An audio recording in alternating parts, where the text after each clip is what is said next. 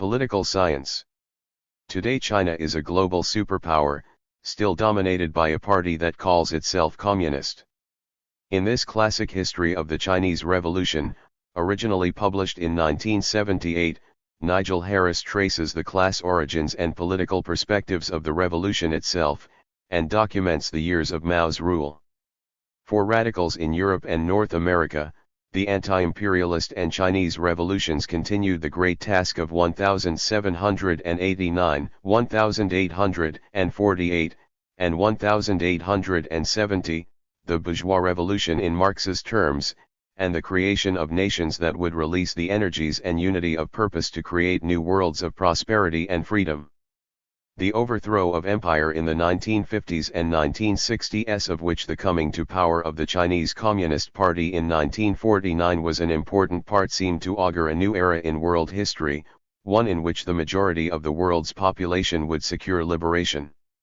There was perhaps a sense in which this was true, but the reality for the majority was far removed from this giddy hope. And in the case of the ordinary Chinese, the newly liberated regime proved far more brutal and exacting than those that it had replaced. In China, the Great Famine of 1958-62 was only the most spectacularly cruel and gratuitous product of that new order. For the former inhabitants of the old empires, national liberation turned out to be not liberation of all, but the creation of a new national ruling class, as often as not exploiting its position at home to make fortunes then smuggled abroad. From the preface to the 2015 edition. The Mandate of Heaven. Marx and Mao in Modern China. Nigel Harris. With a new preface by the author. Contents. Preface to the 2015 edition. Point 7 Preface. 13 Notes for the reader.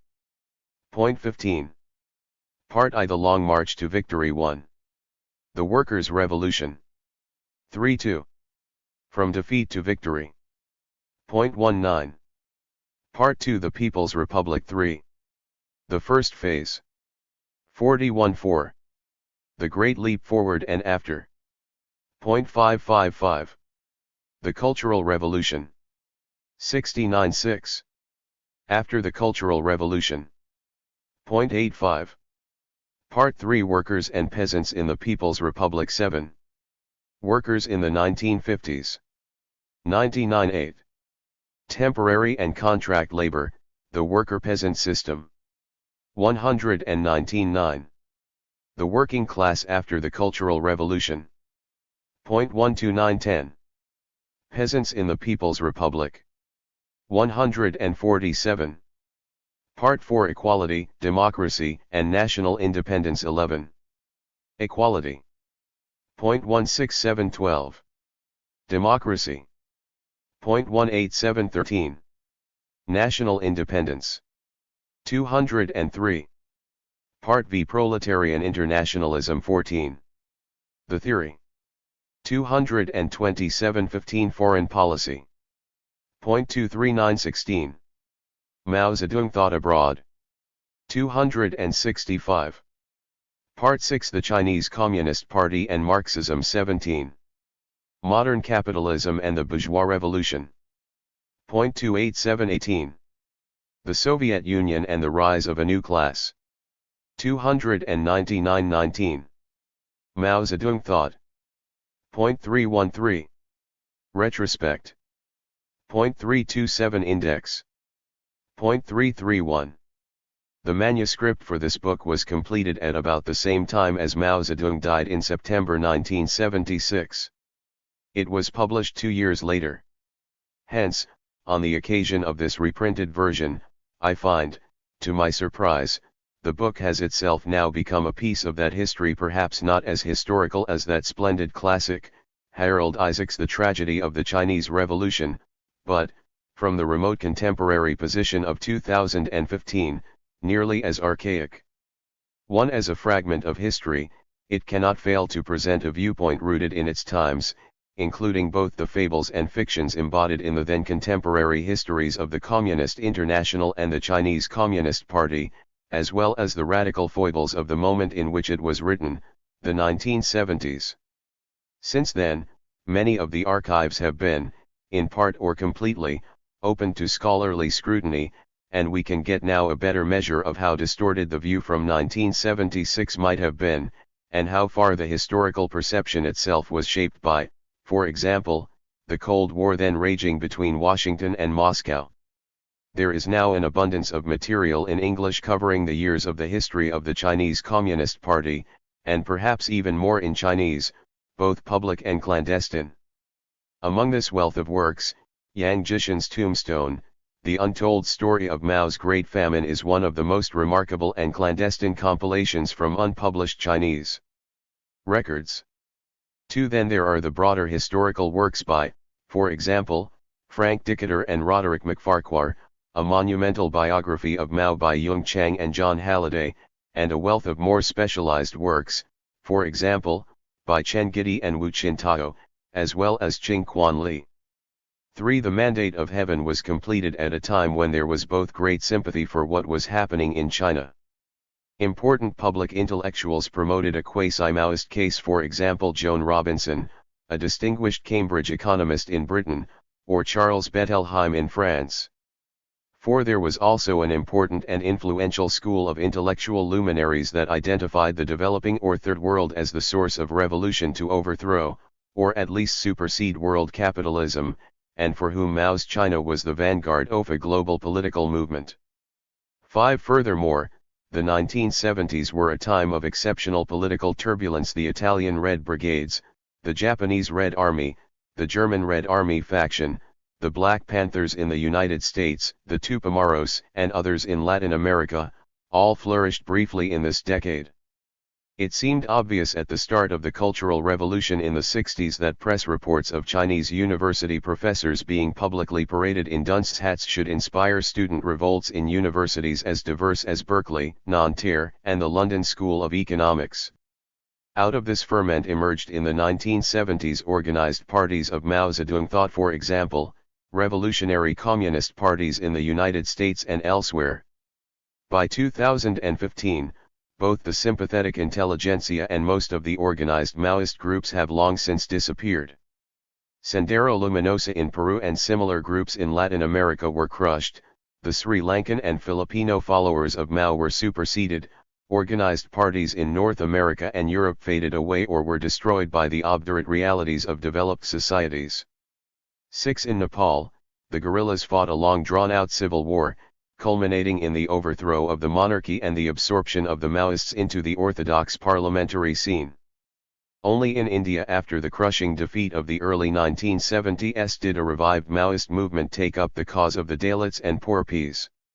Ants of some of the most backward districts in India, a heroic and romantic cause but remote from the realities of Indian, let alone world, politics. Meanwhile, in China, it is said, Maoism survives as the secret faith of a tiny left. When Bo 11 Lai, Prince Sealing boss of Chongqing City region in 2012, attained some national renown for his energetic anti-corruption drive, he called for a revival of the red culture of the Cultural Revolution, including singing publicly Maoist anthems. He is said to have briefly become the darling of this left.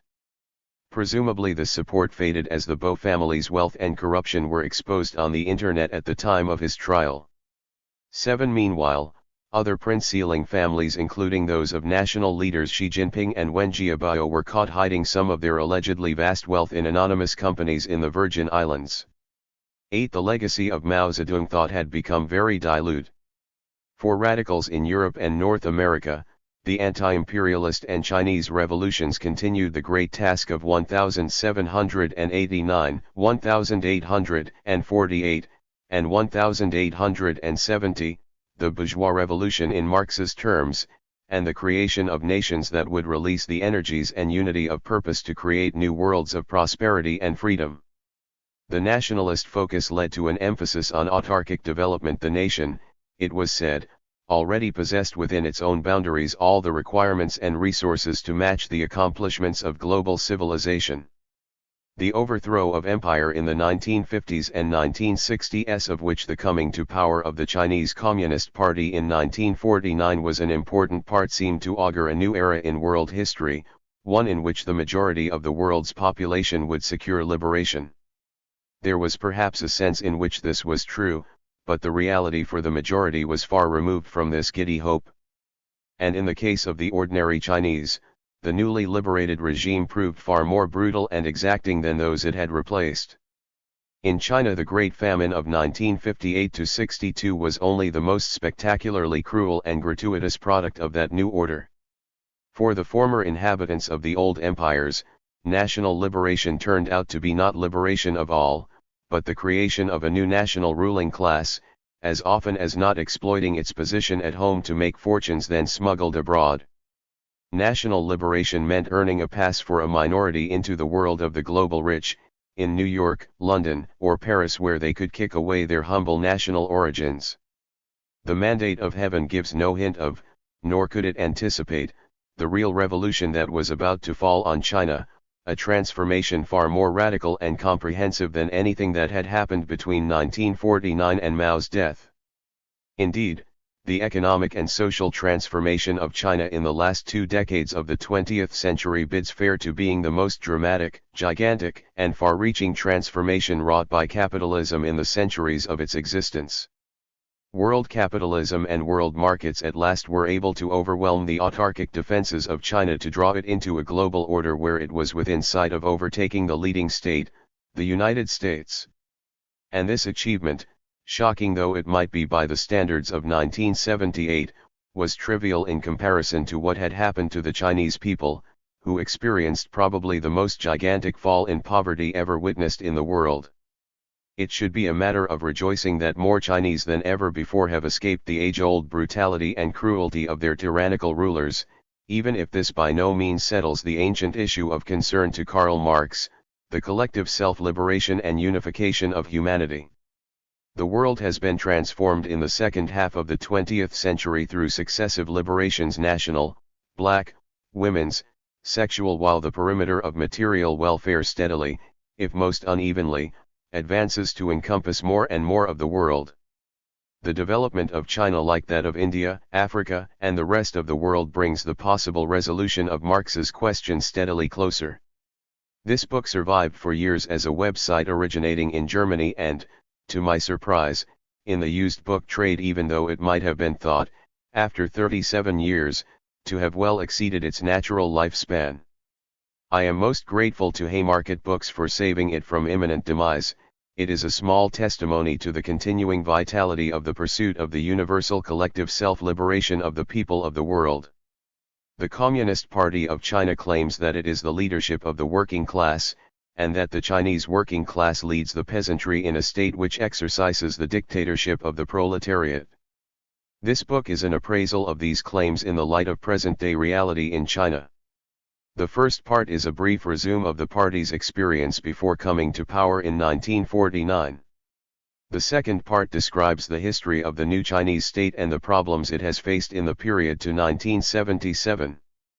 Part 3 then examines the party's relationship to workers and peasants in the People's Republic. Part 4 appraises the degree of equality and democracy in China, and the ability of the new state to protect its hard-won national independence. Part 5 assesses the significance of China's foreign policy and the activities of the supporters of Mao Zedong thought abroad. Throughout this account, a number of problems arise in relating the claims of the Chinese Communist Party to the known record. Part 6 takes up these themes and attempts to offer an explanation of the past and the present, and so a suggestion as to the future course of events. I am grateful for the discussions I have had with many people over the issues involved. Particular gratitude is due to Tony Cliff for his work in reading earlier drafts of the manuscript. London, 1978. Preface. Part I. The Long March to Victory. In 1921, when the Chinese Communist Party was formed, China was in a state of grave crisis. The collapse of the old empire in 1911, the cumulative effects of foreign penetration, the impact of the First World War and the Russian Revolution, all posed severe problems and released new social forces. On the one hand, the old ruling order could not re-establish its power. Local warlords, petty gangsters, and landlords filled the vacuum, dominating the countryside. Foreigners controlled the great cities of the eastern seaboard. On the other, the nationalists, the Kuomintang, under their leader, Sun Yat-sen, could not mobilize sufficient military power to overcome local and foreign contenders for China's territory. The war had vastly expanded China's industry, which was heavily concentrated in the maritime cities. By 1917, a new force was making its appearance: the Chinese working class. In 1919, the Versailles Treaty transferred Germany's holdings in China, not to the weak Beijing government, but to the new imperialist power, Japan. The student agitation against the treaty, known as the May 4th movement, rapidly drew into its ranks workers, merchants, and businessmen, and spread to attack the privileged and dominating position of foreigners in China. It was the first anti-imperialist movement the country had seen. The 12 founding members of the Communist Party were active participants in the May 4th movement. The Russian Revolution was a powerful inspiration. Not only had the overthrow of the old Tsarist M.1 the workers' revolution. 3. Here produced a regime confident and strong enough to defeat Russia's white warlords. The new Soviet government had repudiated the Tsar's claims on China's territory and promised to return all his thefts of the past. The Russians had also pledged their support to all oppressed peoples in the struggle for national independence.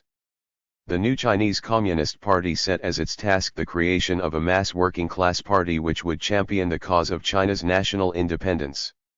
To achieve victory, the party leadership acknowledged that it would have to displace the Kuomintang and give up the illusion that independence could be secured simply through military conspiracy. The party, though ambitious, was but a small group of intellectuals who lacked support among China's workers. Harried in the north by warlords and the satraps of foreign powers, the communists were struggling for political identity against the currents of anarchy and bourgeois nationalism. In 1921, the party claimed 57 members, and 432 in 1923. Despite its small size, the party participated in the strike wave of the early 1920s, which led to the first Great Hong Kong Strike of 1920-21. The party also experienced the sudden downturn of 1923, when employers and warlords inflicted massive repression to win back control of the workplace. Unused to the rise and fall of popular struggle, the party was plunged in gloom. Without military security and guaranteed civil rights, it seemed, the labor movement could not be built. The strike wave had other effects. The success with which workers paralysed the British colony in Hong Kong impressed the Kuomintang leadership, who had their headquarters in neighboring Guangzhou. They contributed to strike funds, encouraged the workers to use Guangzhou as their base of operations, and welcomed the labor leaders under the Kuomintang banners. The strike wave and the Kuomintang response also impressed the local representatives of the Communist International, the international party set up by the Russian Bolsheviks in 1919. Mering visited Sun Yat-sen in Guangzhou during the Hong Kong strike. His report to Moscow stressed that only a popular nationalist force was capable of standing up to the warlords and foreigners. The Kuomintang, already famous throughout China, was just such a force. It was, Mering said, the instrument not of a particular class, but a block of 4 classes: intellectuals, overseas Chinese capitalists, soldiers, and workers. But it was a loose organization, and could be influenced by the Communist International from without and the Chinese Communists from within. By August 1922, the Communist International seems to have been urging the Chinese Communist Party to enter an alliance with the Kuomintang. But the alliance was not to be a tactical collaboration between 2 separate organizations. Communists were to join the Kuomintang as individual members, while the Soviet Union provided material assistance and advisors to the Kuomintang leadership. The Executive Committee of the International changed its evaluation of the Kuomintang.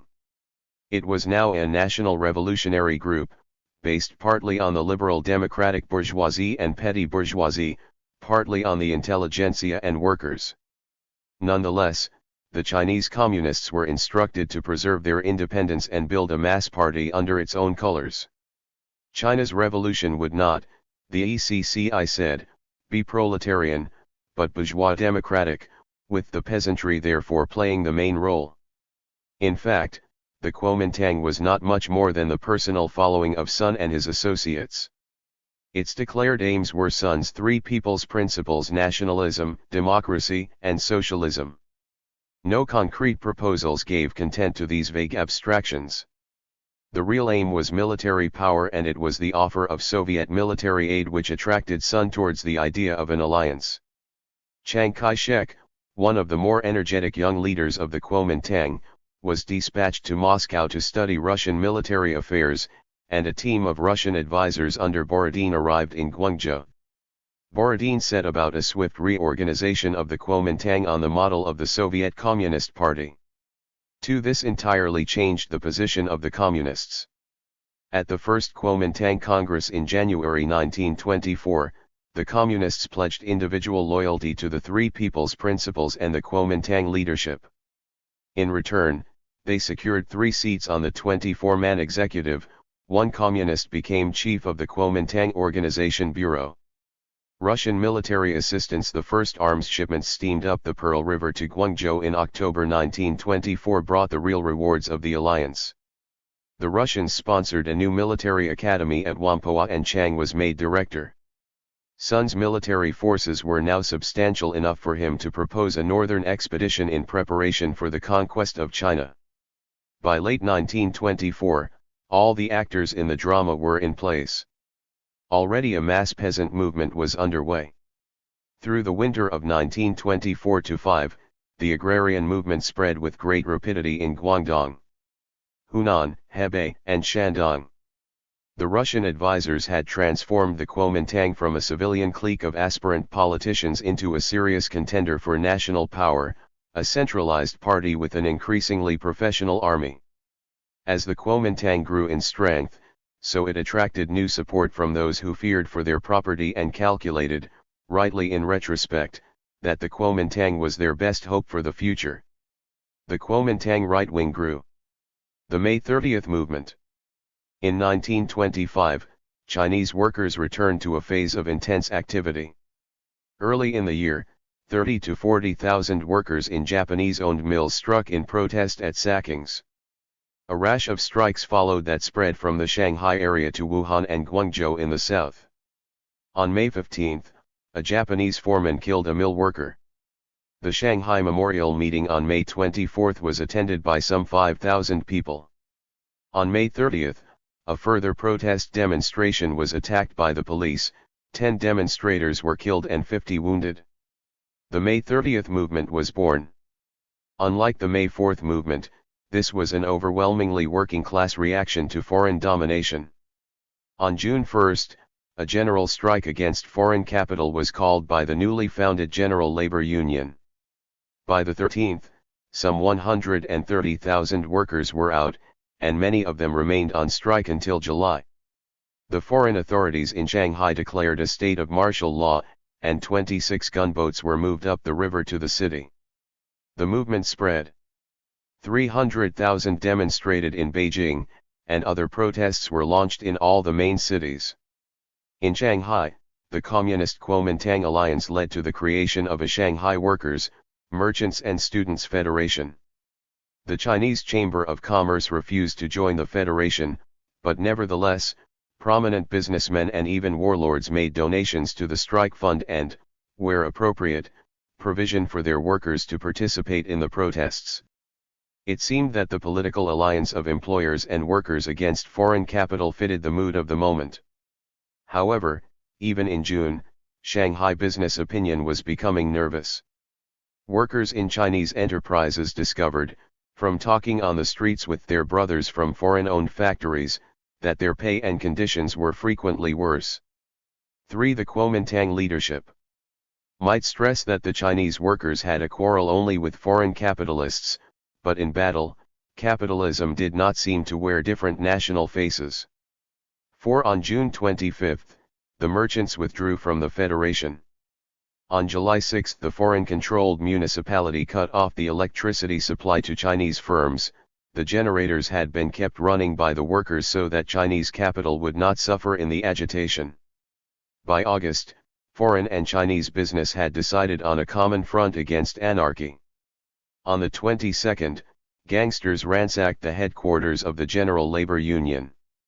The strikes continued, but the workers tired as the tide of police, gangster, and military violence rose. In mid-September, the military banned all trade union organization. In the factories, the employers had built up private armies to intimidate the workforce. The setback was temporary. The link between the first and the second waves of activity in Shanghai was the revolt in Hong Kong. There, on June 19, the General Federation of Labor called a protest strike over the deaths in Shanghai. Seamen, telegraph workers, and printers responded, and demonstrated in neighboring Guangzhou with the support of the Kuomintang. The demonstrators marched past the British and French concessions in Guangzhou, Shamian Island, and the watching foreign police opened fire, killing 52 and wounding over 100 marchers. A general strike broke out in Shamian, and this spread into an overall boycott of Hong Kong and British goods. By July, 50,000 workers were on strike.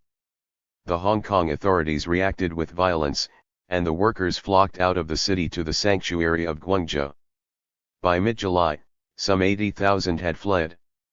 The strike and boycott lasted 15 months. It was a disaster for the Hong Kong economy. As the historian E.H. Carr concludes, the boycott proved by far the most effective weapon wielded by the nationalists in their struggle against British imperialism, and the Kuomintang could hardly do other than applaud and support it. 5. The movement was extremely well organized. The strike was directed by a committee of 13, responsible to a delegate conference of 800, meeting twice a week. The committee supervised the feeding, housing, and entertainment of the strikers. It requisitioned gambling and opium dens in Guangzhou as dormitories, restrooms, and education centers. It published a weekly newspaper. Strikers were organized to undertake voluntary work, which included building a road from Guangzhou to Whampoa. By April, the strikers had set up a workers' college with 8 extramural schools for adult workers and 8 primary schools for their children. These activities were financed by donations, fines and the sale of seized merchandise. To police the boycott, the committee maintained a force of several thousand uniformed and armed pickets and set up courts to deal with those breaking the regulations. It also maintained a fleet of 12 gunboats to apprehend river smugglers. Furthermore, strikers spread to the villages to raise support for the boycott and advance the movement for agrarian reform. The strike committee was indeed, as it was called, a government number 2. It maintained an administration apparently more powerful and of greater honesty, parallel to the Kuomintang regime of Guangzhou. In essence, it was the first Chinese Workers' Soviet, one side of a system of dual power. For the merchants and businessmen of Guangzhou, however, the strike committee was a monster. They initially applauded its assault on British capital, no doubt calculating that what British capital lost, Chinese capital would gain. But as the committee's power grew, business was increasingly constrained. The strike caused a slump in both Hong Kong and Guangzhou. Armed pickets prevented Chinese businessmen reaping the reward. Taxes, fines for evading the regulations, confiscation of contraband, and the burden of dole payments weighed heavily on Chinese capitalists. In 1924, Cantonese businessmen, aping their Shanghai brethren and with British support, set up a paramilitary vigilante force to combat the pickets of the strike committee. The merchant volunteers, as they were called, demanded the government give them arms to maintain law and order. The government dithered, but finally agreed. However, the Whampoa cadets refused to relinquish arms from the armory. The merchant volunteers counterattacked and, at one stage, the government was obliged to flee to the sanctuary of Whampoa, defended by the cadets, the worker pickets and Jiang's troops. The alliance under strain. Businessmen were not alone in being compelled to reassess worker participation in the nationalist movement. In August 1924, Sun's political heir, a well-known member of the Kuomintang left, was assassinated, apparently at the instigation of the Kuomintang right. In November, a substantial section of the leadership, calling itself the Sun Yat-sen Society, met outside Beijing, proclaimed itself the Kuomintang executive and expelled all communists from the Kuomintang. The International was also nervous that worker militancy might drive Chinese employers into the arms of foreign business. It instructed the Communist Party to restrain the workers, to prevent excesses. The Communist Party leadership was equally alarmed, but its reaction was quite different. It proposed to end the alliance. However, Stalin, now supreme in the Russian party, was not prepared to jeopardize the considerable Russian investment in the Kuomintang and its future role in safeguarding the eastern flanks of the Soviet Union, certainly not for a wild gamble on the possibility of workers' power. The movement had to submit to the demands of the Kuomintang and its business allies. 6. Perhaps a policy of restraint would have worked, albeit with severe damage to the popular movement. But the Kuomintang's commitment to a northern expedition upset all calculations. While the Kuomintang felt it needed popular support, it needed the communists, now heavily involved in the leadership of the worker and peasant movements. But as its military power expanded, it could afford to dispense with these allies, particularly if the allies appeared to threaten Kuomintang power itself. The northern expedition contained the threat of substituting military prowess for social revolution. It was not surprising that the communists and the Russian advisors viewed the Kuomintang's military ambitions with suspicion. The northern expedition, they argued, was premature. It required first, complete security in the south, and second, sufficient power to deter foreign military intervention. Not all were agreed. For example, the senior Russian military advisor, General Blucher, was an ardent supporter of the expedition. It is said that Mao was also a supporter. 7. Chiang Kai-shek, who had assumed great prominence, seemed likely to inherit supreme military command. This perhaps consoled the Russians, for he was seen as their nominee in the leadership. However, Chiang was wary of rising communist influence in the Kuomintang. He was instrumental in securing, at the Second Kuomintang Congress in January 1926, an obligation by the Communists to limit their membership of Kuomintang committees to 1/3, and to submit a list of Communists in leading Kuomintang positions to the leadership. If the Communists were worried, none of their fears were permitted public expression. The Soviet Party's message to the Congress was all EU 9. Foria, to our party has fallen the proud and historic role of leading the first victorious proletarian revolution of the world. We are convinced that the Kuomintang will succeed in playing the same role in the East. 8. On such an assessment, the Chinese Communist Party had apparently no role. The first coup. On March 20, 1926, Chiang Kai-shek took the first step to establish command. On the pretext of a left-wing plot to kidnap him, he introduced martial law and arrested his Russian and Chinese communist advisors and staff. The communists were caught completely off guard, and Chiang swiftly ended all opposition to the northern expedition. At the same time, Chiang arrested the strike committee, the government number 2, and eliminated the trade union movement in Guangzhou. The communists gave no lead in opposition, for they had been instructed to preserve the alliance. Indeed, they retreated. They promised not to criticize the Three People's Principles, to divulge full membership lists to the Kuomintang executive, to submit all Comintern instructions to the Kuomintang for permission to implement them, and to remove all communists heading Kuomintang departments. Finally, on the instructions of the delegate from the Communist International, they made a formal apology to Chiang for their misdemeanors. The weakness of the Russian advisors and the Chinese communists was revealed. The Russians had only one card to play: the termination of military aid, and they were not prepared to play it. The power of the communists lay in the worker and peasant movements. But to use it entailed breaking the alliance. The party proposed this to Stalin, but it was reproved as ultra-leftism. Instead, Moscow dispatched a new Communist International delegate, Vodinsky, to correct ultra-leftist, anti-Kuomintang tendencies in the party. The Comintern banned any news suggesting a rift between Chiang and the Communists. The rumors that circulated in the Western press were denounced as imperialist fabrications, maliciously put about to wreck the revolutionary alliance. 9. The Politburo of the Soviet Party did not discuss Jiang's coup, nor was it mentioned in the long resolution. 1010. Considered by the 7th ECCI in November. Secrecy had become vital, even though it disarmed the labor and peasant movements in China. It was not simply a result of the need to preserve the alliance in China. Indeed, it had little to do with China at all. To admit Jiang's coup was for Stalin to admit that the criticisms of the opposition in the Russian party, and above all the brilliant critique of policy by Trotsky, were correct.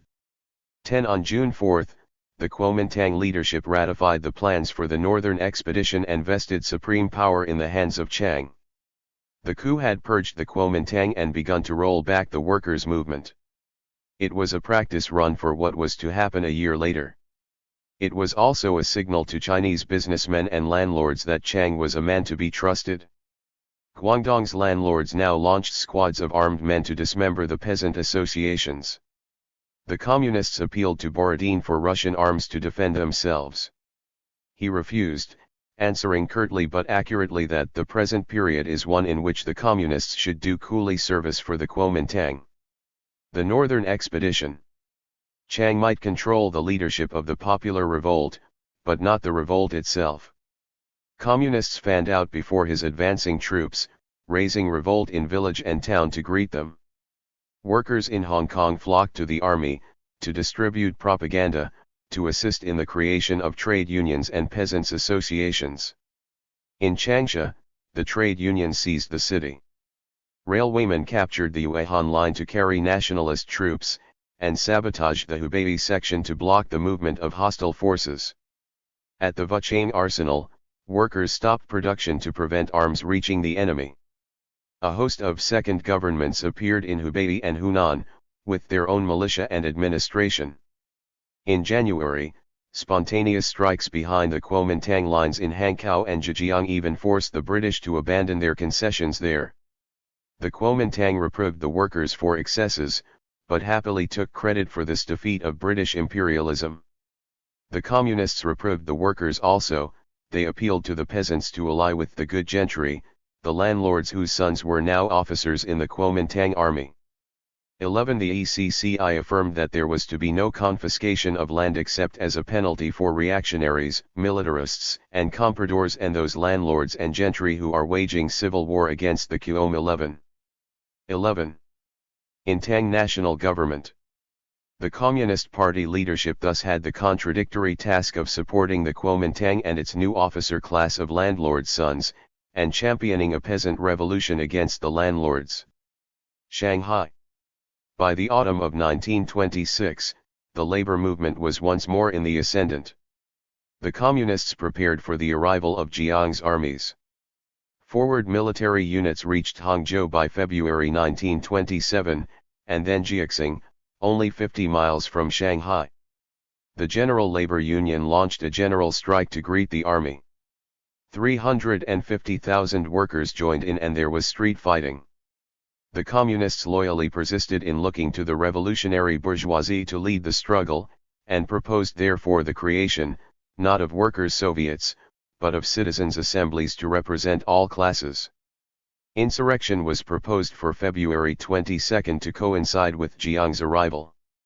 However, Chiang had been advised by the revolutionary bourgeoisie to keep his troops out of the city lest they be infected by the Bolshevik virus. In the interim, warlord troops, police and sundry gangsters blunted the edge of worker militancy. For a whole month Jiang's troops delayed while warlord soldiers endeavored to master the city. A foreign correspondent noted the paradox: many people were arrested because they carried handbills which read, "Welcome, Chiang Kai-shek, gallant commander of the Cantonese." They were found guilty and executed on the spot. 12 On March 20, forward Kuomintang troops reached Lunghua on the edge of the city and halted to negotiate with the warlord troops in occupation. On March 21, the General Labor Union again called a general strike.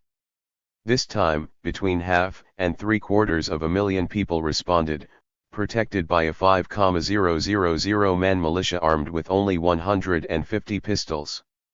Street fighting broke out, but now the pickets seized the police stations and military posts and helped themselves to arms. the troops fled for protection to the foreign-controlled districts, the international settlement. The General Labor Union set up a provisional municipal corporation and, on the basis of this apparent victory, ordered the workers back to work. On March 26, Chiang entered the city. On the 27th, he imposed martial law, arrested communists and Kuomintang left-wingers, and banned trade union and student organizations. For the communists, it 1212 was not entirely unexpected, since Chiang had followed exactly the same procedure wherever his troops had taken over. In Jiangxi, his armies eliminated the labor and peasant movements as soon as they had secured control. But news of these events had been suppressed in the press lest they jeopardize the alliance. The General Labor Union was shut down and, on April 12, Chiang launched his counterattack, arresting, killing and disarming the pickets. The leadership of the Union again called a general strike, demanding the return of the arms and punishment for Jiang's underlings. Too late and too little. For the party still refrained from appealing to its known sympathizers in the Kuomintang armies, which would have blown the alliance apart. 100,000 responded to the strike call, but Jiang's troops were now ready and machine-gunned the crowds. Some 5,000 were slaughtered, many of them publicly executed on street corners. The leadership of the strongest center of the Chinese working class had been decapitated. In Moscow, as in the first coup, rumors of the disaster were denied. Stalin insisted that the alliance was still to be maintained. Chiang Kai-shek is submitting to discipline.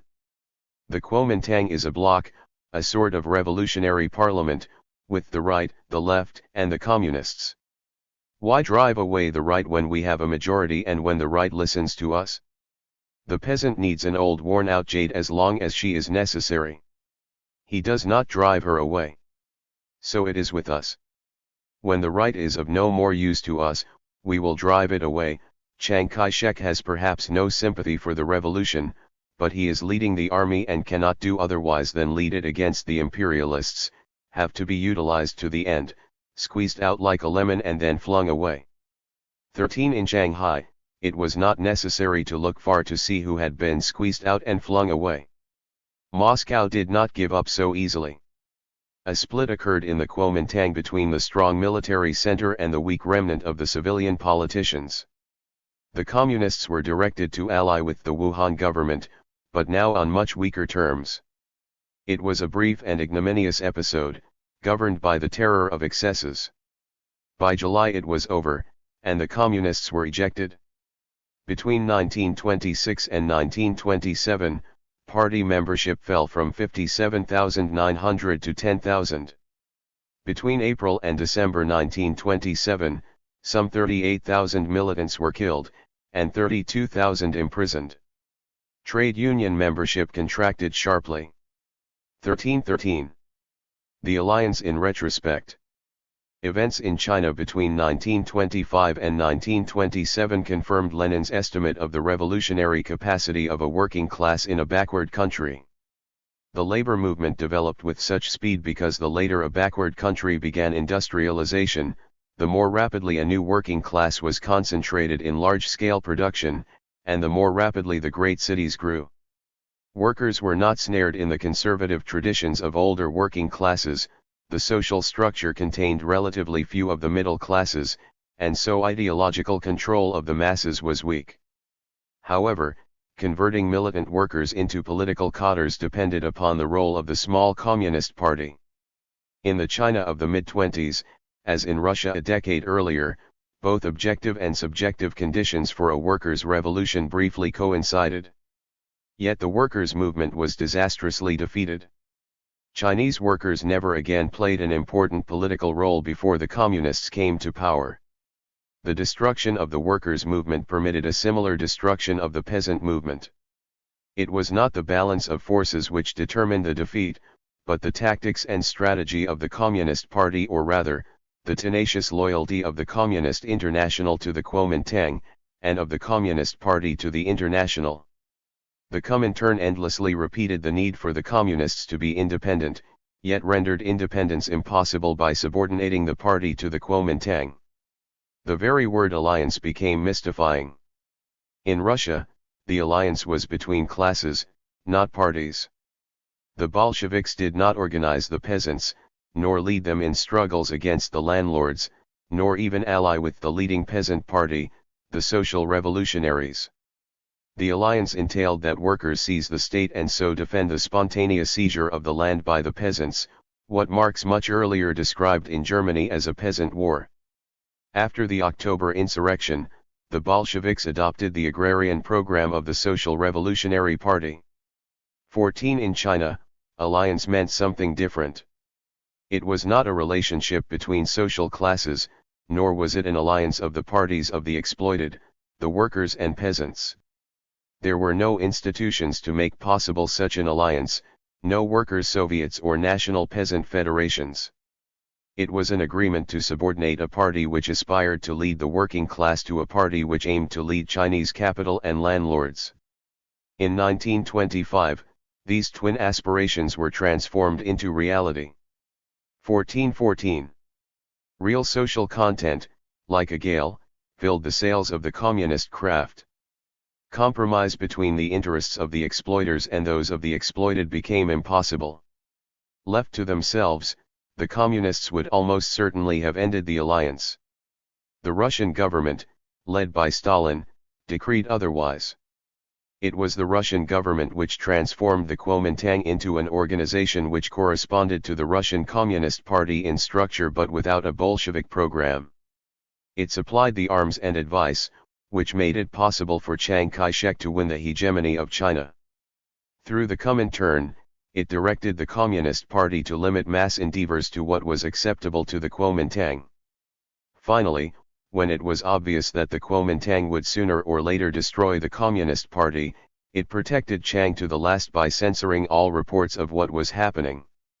Throughout, it invented labels to justify its strategy by describing the Kuomintang, in Stalin's words, as a workers' and peasants' party, which thereby rendered the Communist Party obsolete. 15 The Kuomintang was whatever the tactics of Stalin required. Stalin subordinated the Chinese Communists to the interests of the Soviet state and Russian foreign policy. To do so, he required a theoretical justification. The form this took was that China faced a bourgeois revolution which must, contrary to Lenin's formulation in Russia, be led by the Chinese bourgeoisie. In Russia, in March 1917, when Stalin advanced a comparable formulation concerning the provisional government, it was described as Menshevism. But in China, no April theses reversed the dominant party position. As a result, the party was compelled to accept the doctrine of stages. First came the defeat of imperialism and feudalism, then the development of independent socialist forces. The task of the workers' movement could not be fulfilled until after the Kuomintang had won power. Until then, workers must be restrained. The act of popular self-emancipation was detached from the conquest of state power and indefinitely postponed. Yet in Russia in 1917, the act of seizing power was the seizure of the state, the workers seizing the factories and the peasants the land. The revolution was a mass action, not something undertaken by a special political or military group on behalf of the masses. The communists slipped further from the leadership of the popular movement as it developed. It was leadership by default, bending all its efforts to curb the militants. The leadership was obliged by the alliance. 1515. Not to champion the most advanced demands, but to fight against them, to reserve the right to decide what popular interests were tolerable. The party's verbal demands, for example, land to the tillers, were rhetoric, not to be taken seriously. In practice it meant no more than a 25% reduction in rent, and government confiscation of the land of wicked landlords. Yet in conditions of revolution, it was the slogan which caught popular imagination, not the fine print. Then the slogan bounced back like a bomb into the middle of the alliance. It could not be claimed that Stalin and the leadership of the International lacked adequate information. Trotsky had far poorer information than Stalin, yet he identified the impending catastrophe as flowing necessarily from the conjuncture of the alliance and a popular revolution. The whole experience of 1917 stood as an object lesson of the need for the independence of the workers' movement and party. Stalin did not make an error. He pursued a strategy totally at variance with the declared aims of the International. As a result, what Lenin identified as the role of the Soviet Union in the world revolution, making the greatest national sacrifices for the overthrow of international capitalism 16, became reversed. The Chinese party was required to make the greatest international sacrifices for the preservation of Russia's National Socialism. 17. The third period. The defeat of 1927 was severe. For the Kuomintang, the terror of revolution rang down the years, exaggerated by world economic crisis, Japanese invasion, and the onset of a new world war. As Trotsky had predicted, the Kuomintang became an unstable coalition of warlords, capitalists, and landlords, preserving its power by compromising with the imperialists. In the fight against Japan, Chiang substituted intrigue for defense. The 1933 Tanggu Agreement was part of the continuing efforts by Chiang to accommodate Japanese depredations. Chiang formally recognized the Japanese puppet state, Manchukuo, in return for promised Japanese aid to consolidate Kuomintang power in China. The victory of the Kuomintang in 1927-8 reversed all the gains made by workers in the preceding 3 years. Wage cuts followed the coup in Shanghai. Rising inflation robbed real wages, and unemployment rapidly increased in the wake of the world slump. With Jiang's patronage, gangsters created alternative trade unions. They acted as employment agents, strike breakers, traders in child labor and opium, taking a cut from workers' pay and contributions from employers. 18. However, workers continued to defend themselves. Even the corrupt unions, called yellow unions by the communists, were obliged to fight limited battles on behalf of their members. For example, there was a major post office strike in 1928, and 300,000 Jiangxi porcelain workers followed suit. In 1930, the number of workers who struck reached some 2 from defeat to victory. 1919. 60% of the 1926 level, and in 1935, the numbers were even higher. 19. Such action produced successive government reorganizations of the unions. The workers' actions were defensive, more often limiting defeat than making a positive advance. The tactics communists should follow in such a situation had been outlined at the Third Congress of the Communist International in 1921. The party should try to take up the limited material interests of workers through established trade unions, no matter how corrupt their leadership, to build a defensive united front of all workers in order to restore their confidence in their capacity for collective action. In Tsarist Russia, the Bolsheviks had survived defeat by such methods. 20. The Chinese Communist Party could not follow suit, however, because the International did not permit it. The defeat of 1927 coincided with a premature rehearsal of what became known as the Third Period. Stalin maintained that, in China, there had been no defeat. The movement might be temporarily checked, but the Chinese Revolution was ascending. Armed insurrection, the very final point of revolution, was now on the order of the day. Communists must therefore prepare for armed uprising.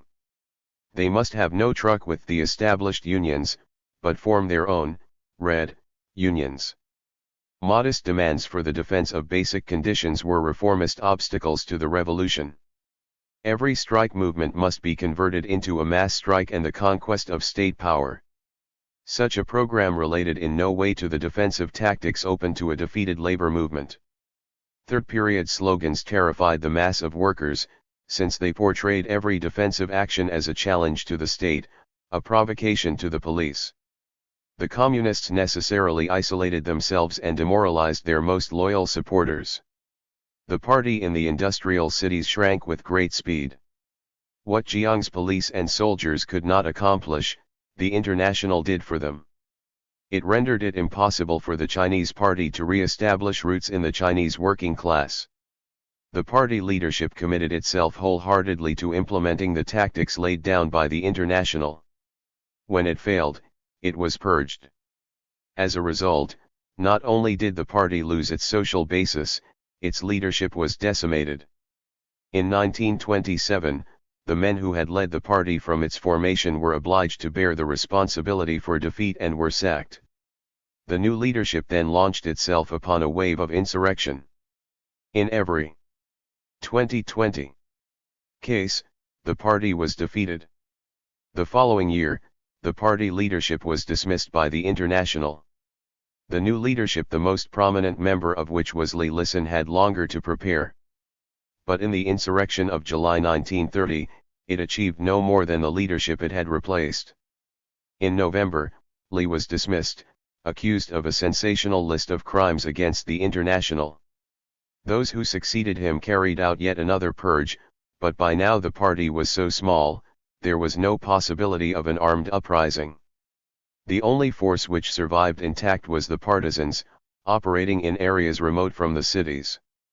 In the autumn of 1932, the Central Committee finally accepted the impossibility of reconciling third-period slogans with the survival of the party. It fled from Shanghai to join the partisans, now based in a small republic in Jiangxi. The Red Partisans. In origin, the partisans were no more than the armed wing of a mass movement about to conquer power. The mass movement and the prospect of power disappeared.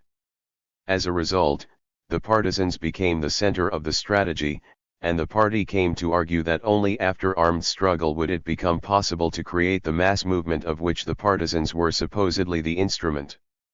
As Mao put it in 1930, only after wiping out comparatively large enemy units and occupying the cities can we arouse the masses on a large scale and build up a unified political power over a number of adjoining counties. Only thus can we arouse the attention of the people far and wide. 21. It followed that urban workers became no more than ancillary.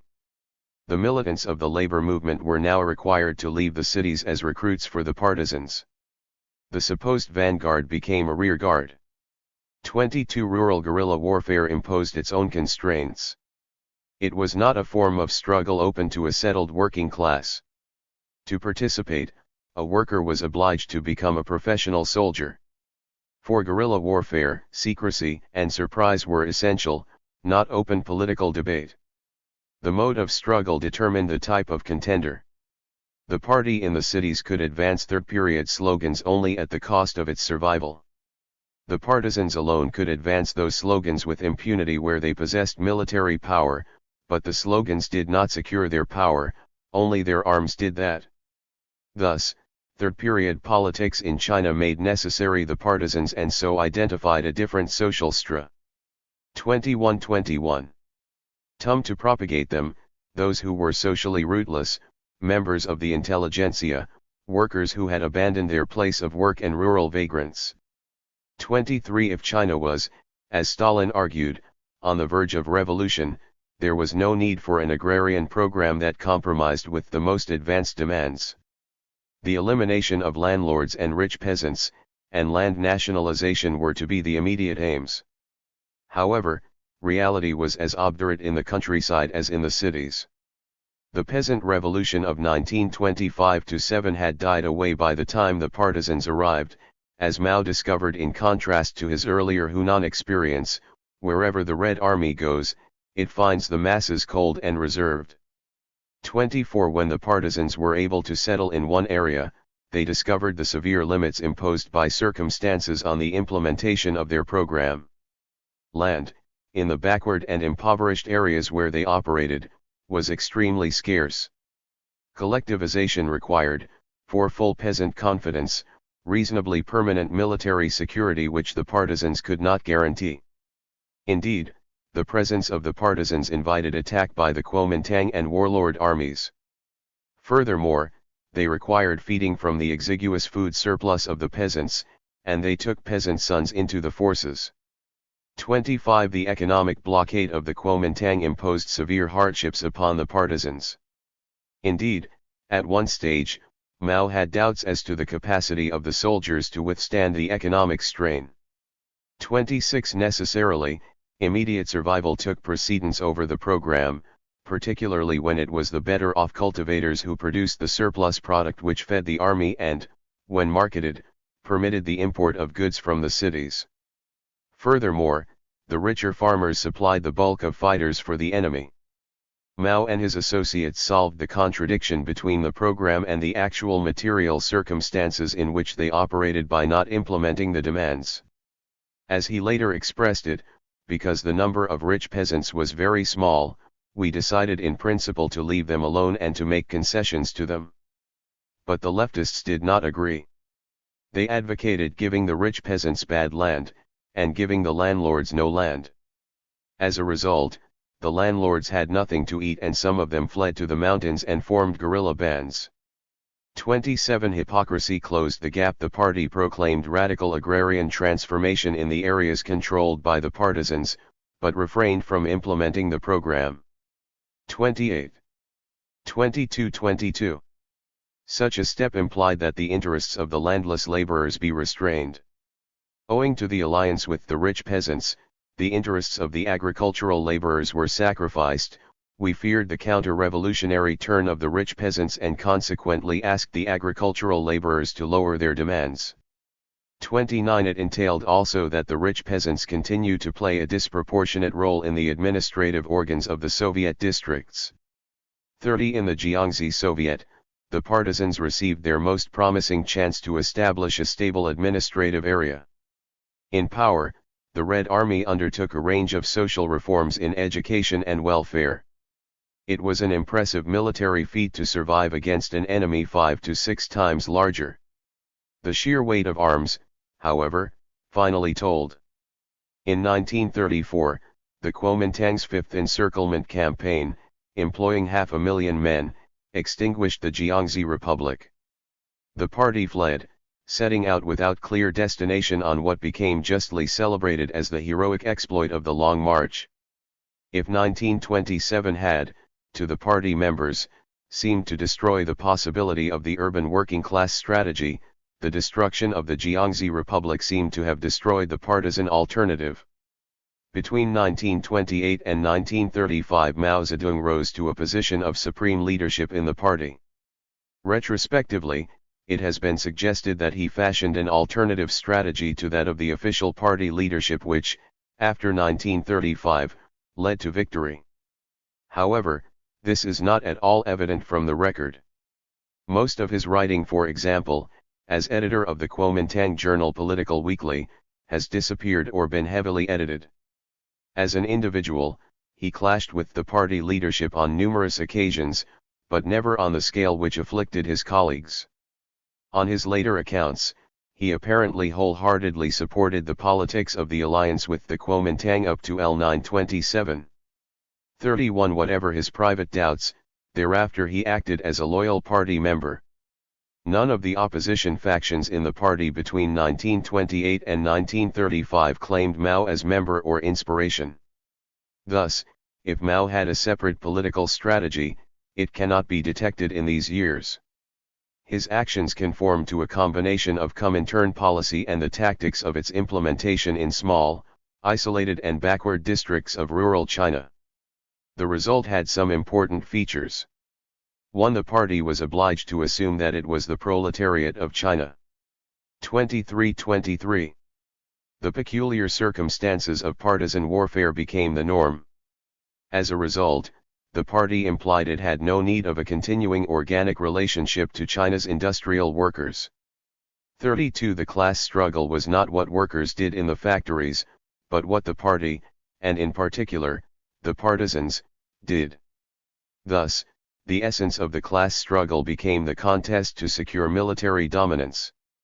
Only after military victory did the old sort of class struggle, workers fighting employers, become possible. 2.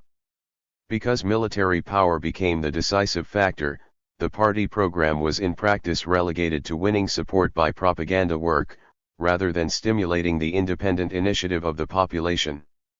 The slogans became part of the party's public relations work, and subordinate to the main questions of power and military strength. One aspect of this was the combination of radical slogans with relatively conservative practice. On the one hand, land to the tillers and down with landlordism, on the other, a limited administrative reform rather than a popular seizure of the land. These were not peculiarly Chinese communist inventions. They reflected the changes impelled in the international by its Russian patron. The same points emerged in the writing and speeches of Stalin. But Stalin was not making a revolution, he was using the state to industrialize backward Russia. Material force backed his words. By contrast, the Chinese party was struggling for survival against extremely threatening forces. Its temporary foothold in Jiangxi was far too small to constitute a political alternative. For that, it needed a political case that simultaneously appealed to a mass audience but was not inconsistent with the imperatives of the international. After 1934, that became possible as the result of events quite outside the party's power. The United Front from 1932 to 1933, the Russian leadership became increasingly alarmed at the drift of the world powers to war, and at Russia's diplomatic isolation. Russian foreign policy became directed to securing alliances with leading powers against Nazi Germany, and in 1934 it entered the League of Nations, a body once described by Lenin as the League of Imperialist Bandits. In the Far East, policy became preoccupied with preventing an alliance between Kuomintang China and Japan. To this end, the Soviet 24-24 Union recognized the Chiang government in Nanjing and concluded a non-aggression pact. The International was similarly instructed to bend all efforts to securing Russia's safety. Communist parties in industrialized countries must now reverse the slogans of the Third Period, and enter popular fronts with the parties of the bourgeoisie against the threat of fascism. In Asia, the aim must be a united front with all patriotic forces against imperialism. The change of line occasioned some embarrassment.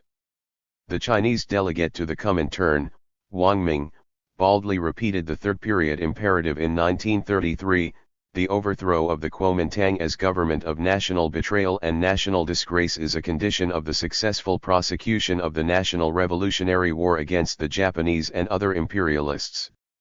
33 But, by 1935, he was indignantly denouncing the idea that communists call for the overthrow of the Kuomintang as an absolutely false and unfounded legend spread by pro-Japanese elements, a slander, a provocation.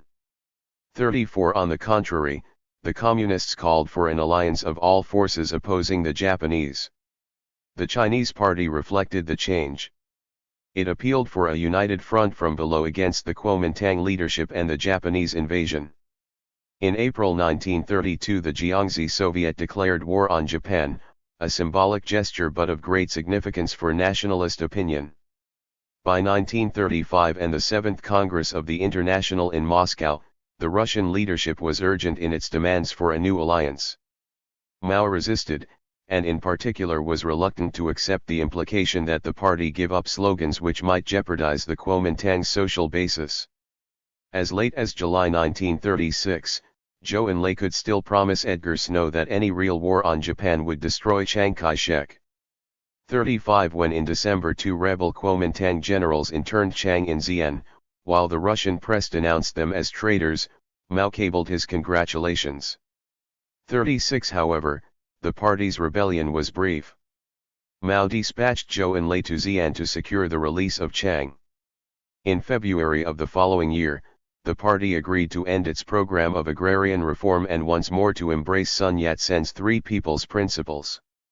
In sum, Mao promised, "We have already accepted a decision not to confiscate the land of rich peasants, and if they come to us to fight against Japan, not to refuse to unite with them. We are not confiscating the property and factories of the big and small merchants and capitalists. We protect their enterprises and help them to expand so that the material supply in 25-25. The Soviet districts, so necessary for the anti-Japanese campaign, may be augmented."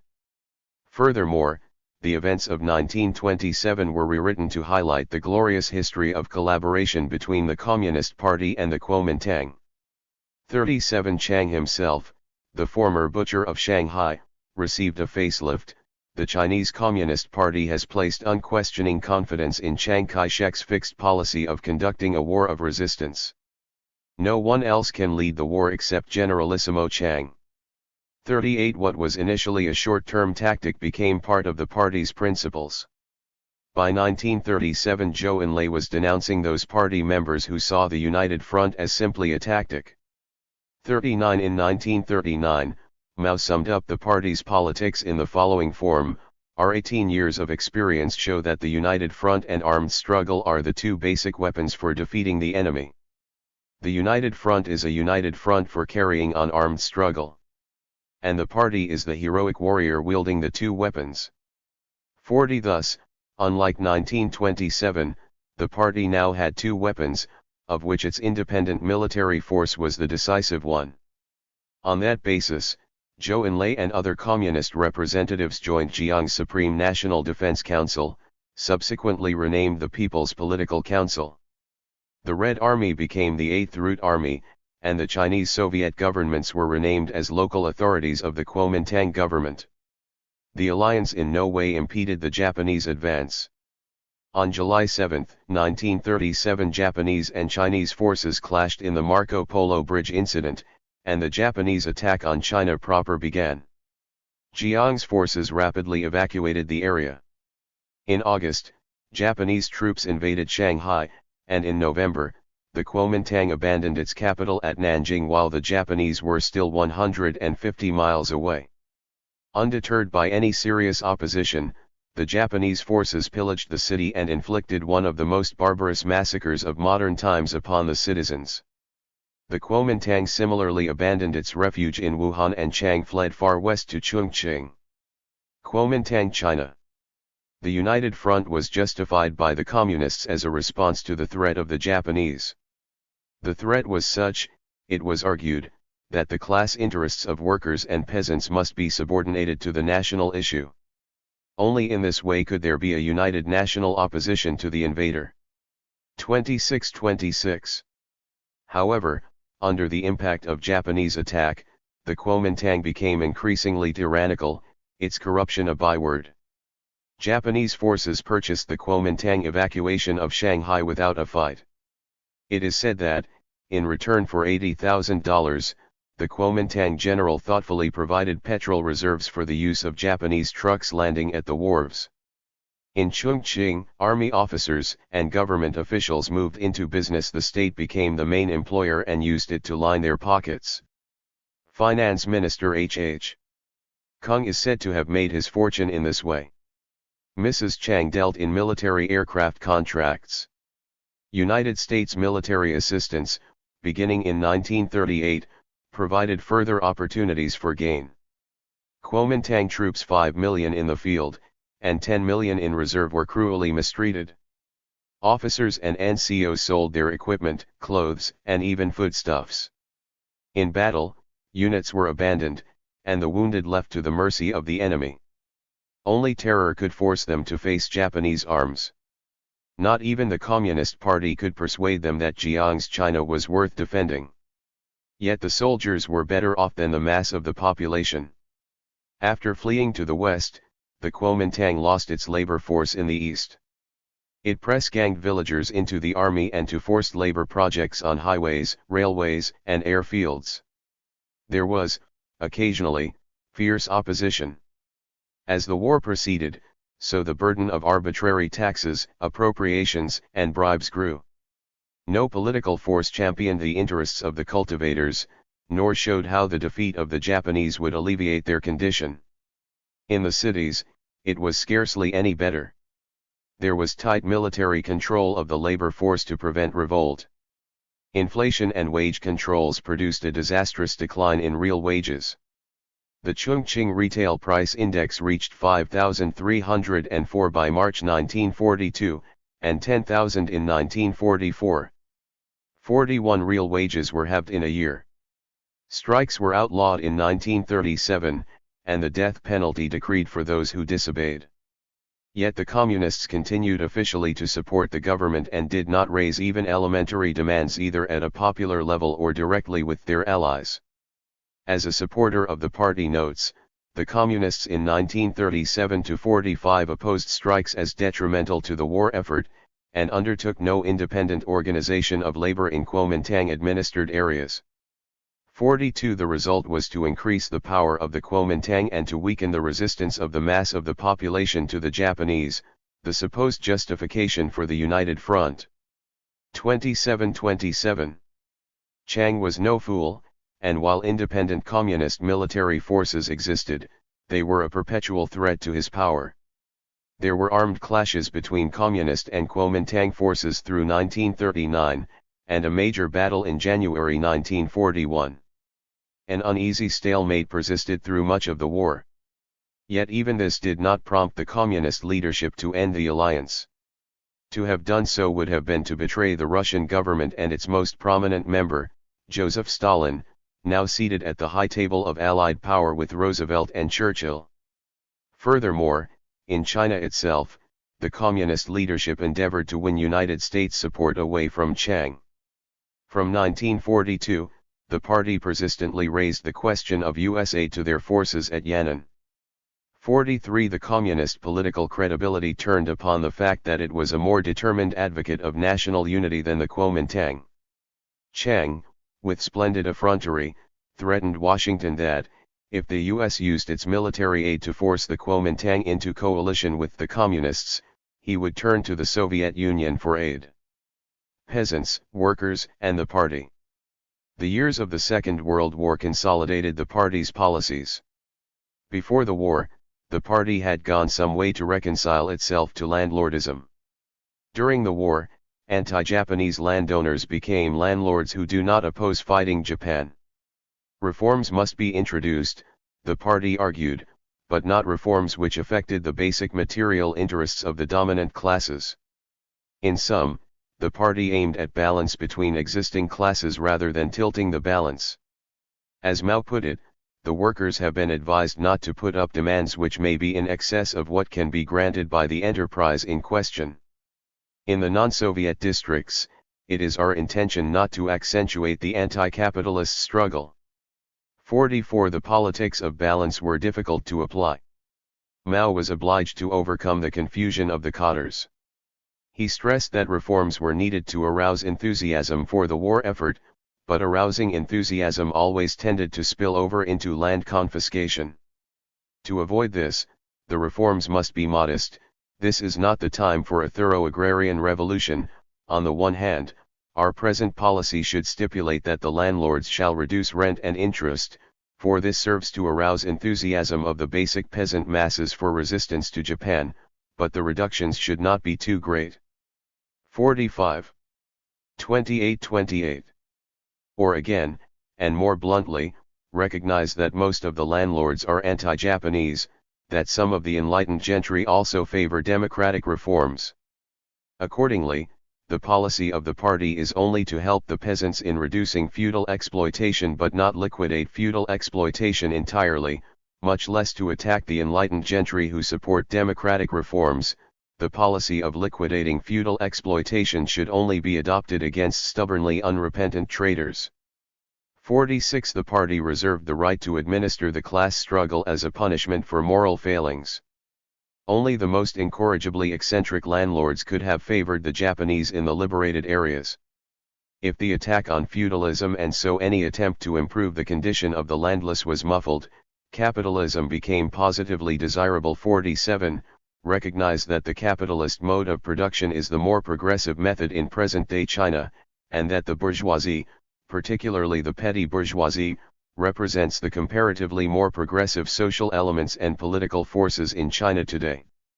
48 They should be encouraged, and state activity curbed, to stimulate private enterprise. In like fashion, foreign investment was to be welcomed in the new China. 49 In the liberated areas, life was hard but ordered, austere but adequate, in striking contrast to the squalid corruption and barbarities of the Kuomintang areas. The land revolution might be postponed, but nonetheless, party rule ended famine and oppression, and improved educational and health facilities. For those who escaped Kuomintang or Japanese rule, these were tangible benefits. In Yan'an, the party grew for the first time since 1927 into a significant political force.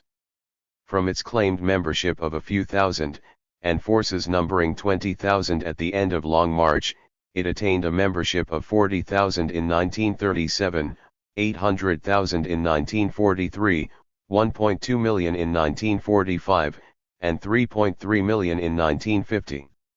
The central cadre was quite small. Mao estimates that only 800 members survived from the early 1930s to 1945. 50 The 70 leading figures in the party were overwhelmingly drawn from the respectable classes, the Shuizhang. 51 The party was a qualitatively different organization to that of 1927. In late 1944, it was estimated that 93% of party members had joined since the outbreak of war, and 90% of the Re. 2929 recruits were of peasant origin. By 1945, the party had acquired a distinctive style, with a recurrent stress on education, rectification through cultural reforms and manual labor in the villages, continual campaigns against bureaucracy, authoritarianism, arrogance, and a growing cult of Mao Zedong thought. Civil War and victory. The end of the World War found both contenders for China's national power poised to race eastwards to establish their claims. The first phase of hostilities ceased on American initiative in January 1946. By March of the following year, the pause and the united front with the Kuomintang was over, and civil war broke out in earnest. Both the Soviet Union and the United States had endeavored to create a coalition between the two forces, while offering main support to the Kuomintang. In August 1945, the Soviet Union signed a new treaty with the Kuomintang which restored Russian rights in Manchuria. Privately, Stalin advised the Chinese Communists to join the Chiang Kai-shek government and dissolve their army. 52 The victories of the People's Liberation Army received no mention in the Russian press until the last year of hostilities. Indeed, in May 1949, when it was already clear that the People's Liberation Army was about to win the whole of China, the Russians renewed one of their treaties with the Kuomintang government. When Nanjing fell on February 2, the Russian ambassador, N.V. Roskin, was the only diplomatic representative to the Kuomintang government to flee with Chiang Kai-shek to Guangzhou land. Despite the end of the alliance, agrarian policy remained strikingly conservative between 1937 and 1945. Enthusiasm required rent reductions for the peasants, but the landlords must be permitted to make a living or they would join the Kuomintang. Furthermore, Mao said, without rent reductions, the masses in the newly liberated areas will not be able to tell which of the two parties, the Communist Party or the Kuomintang, is good and which is bad. 53 In the Northeast, the party confiscated and redistributed Japanese land. It encouraged landlords everywhere to move their assets out of land into urban industry, operating a tax policy and denationalizing some government assets to encourage them. 54 When peasants shall 30 lend this as a maneuver to escape retribution, Mao instructed the party to defend the urban properties of landlords. Rent and interest reductions were invariably described as solving the land problem. However, in May 1946, the party proposed a scheme to purchase the excess land of landlords, and sell it at half price to peasants with the funds to buy it. 55 At the end of the year, a draft law was issued for the compulsory purchase of excess land in the Shaanxi-Gansu-Ningxia border region, indicating that in an area held by the Communists since 1935, the land had not already been redistributed. In October 1947 a quite different land law was published.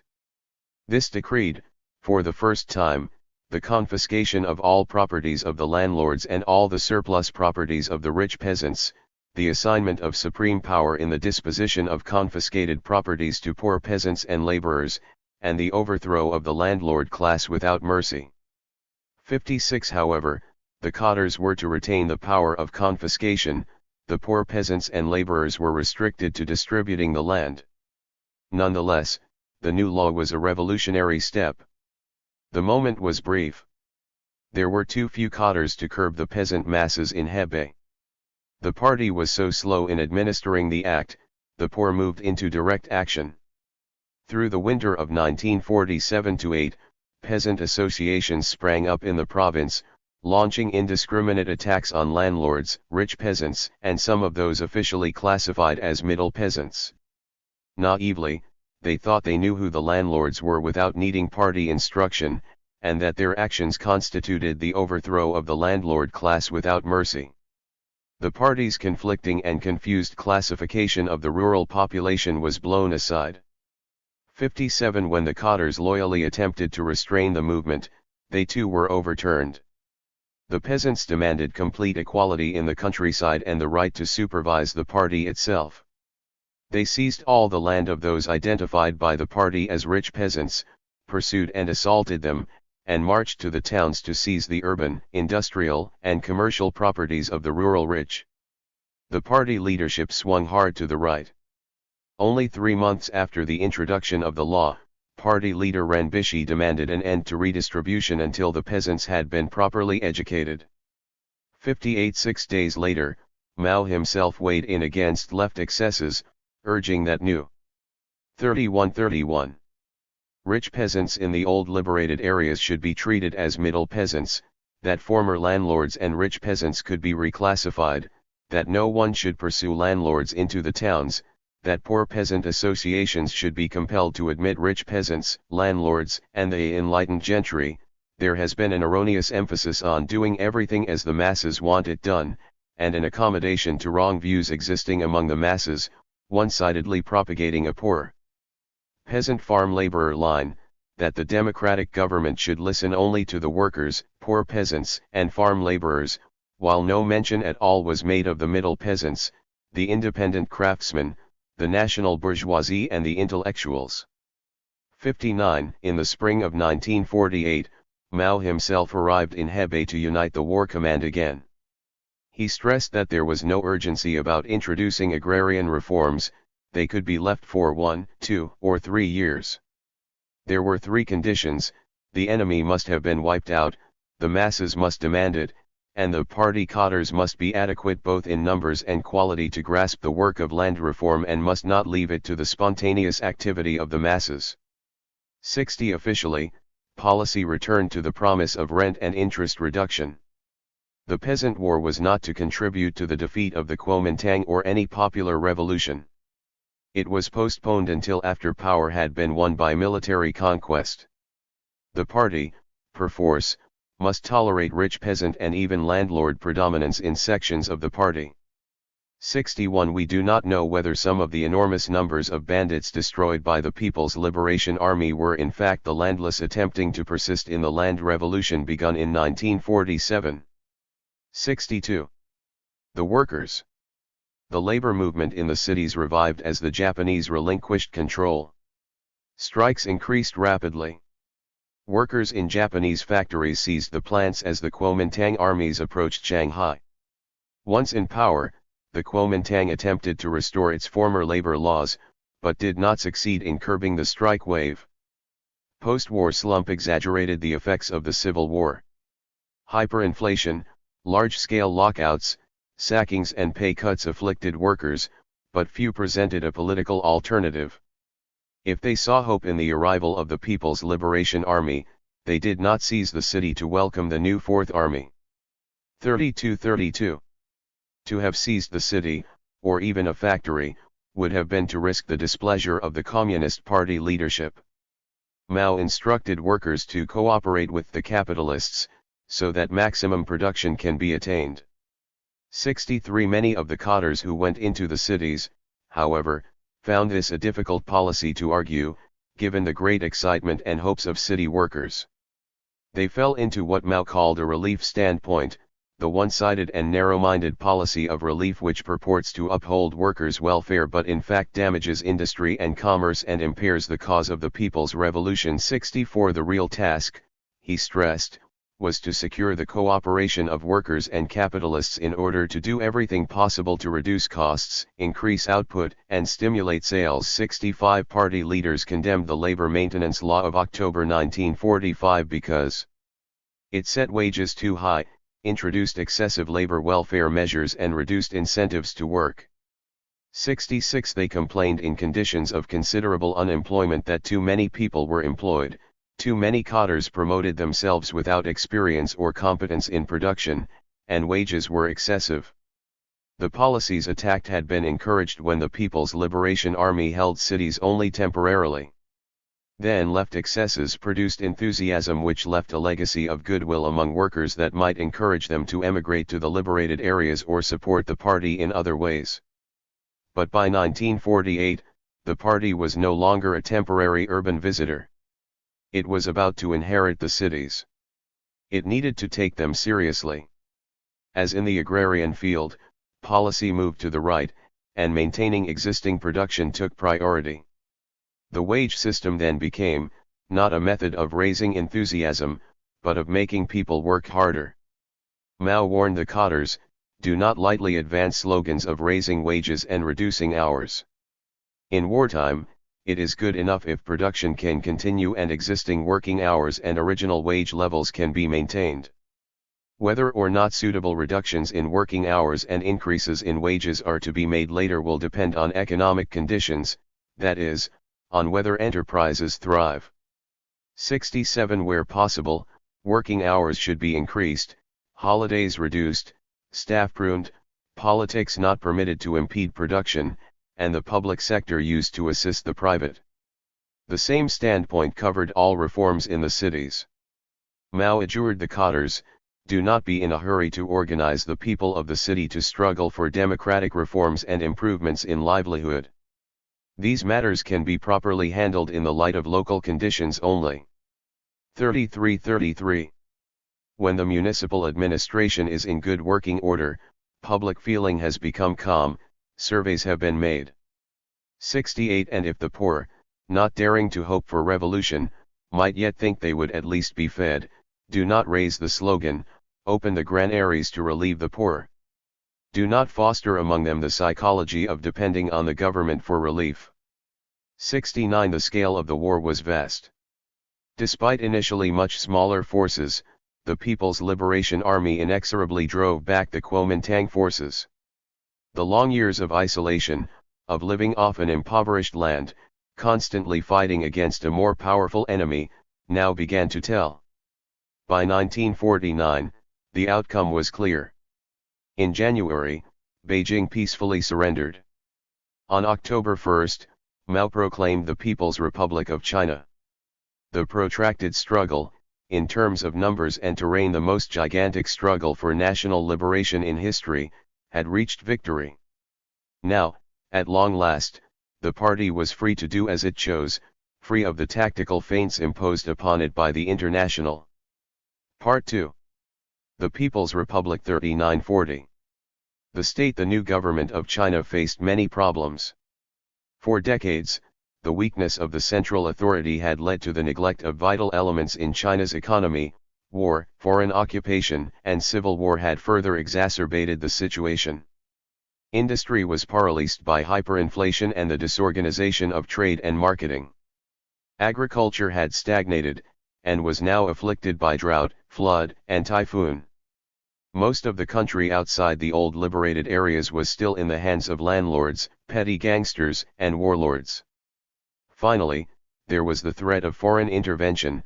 The United States blocked the passage of the PLA to the last unconquered province, Taiwan.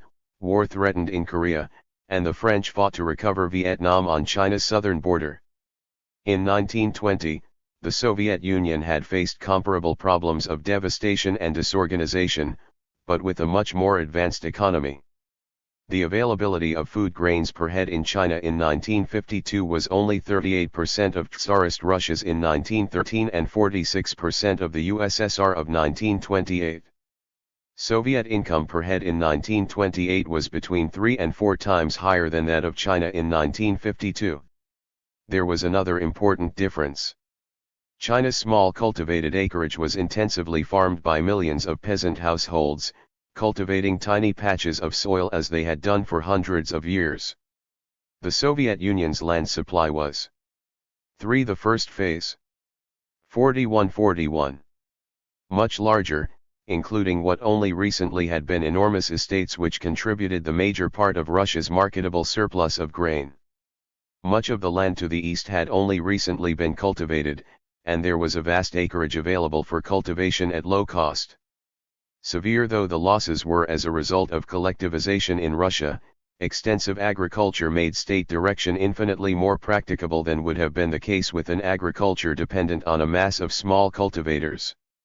Any efforts to impose detailed control in China involved a vast network of supervisory cadres, and could only be brief since increased appropriations directly sapped peasant incentives, producing either a decline in output, or increased concealment.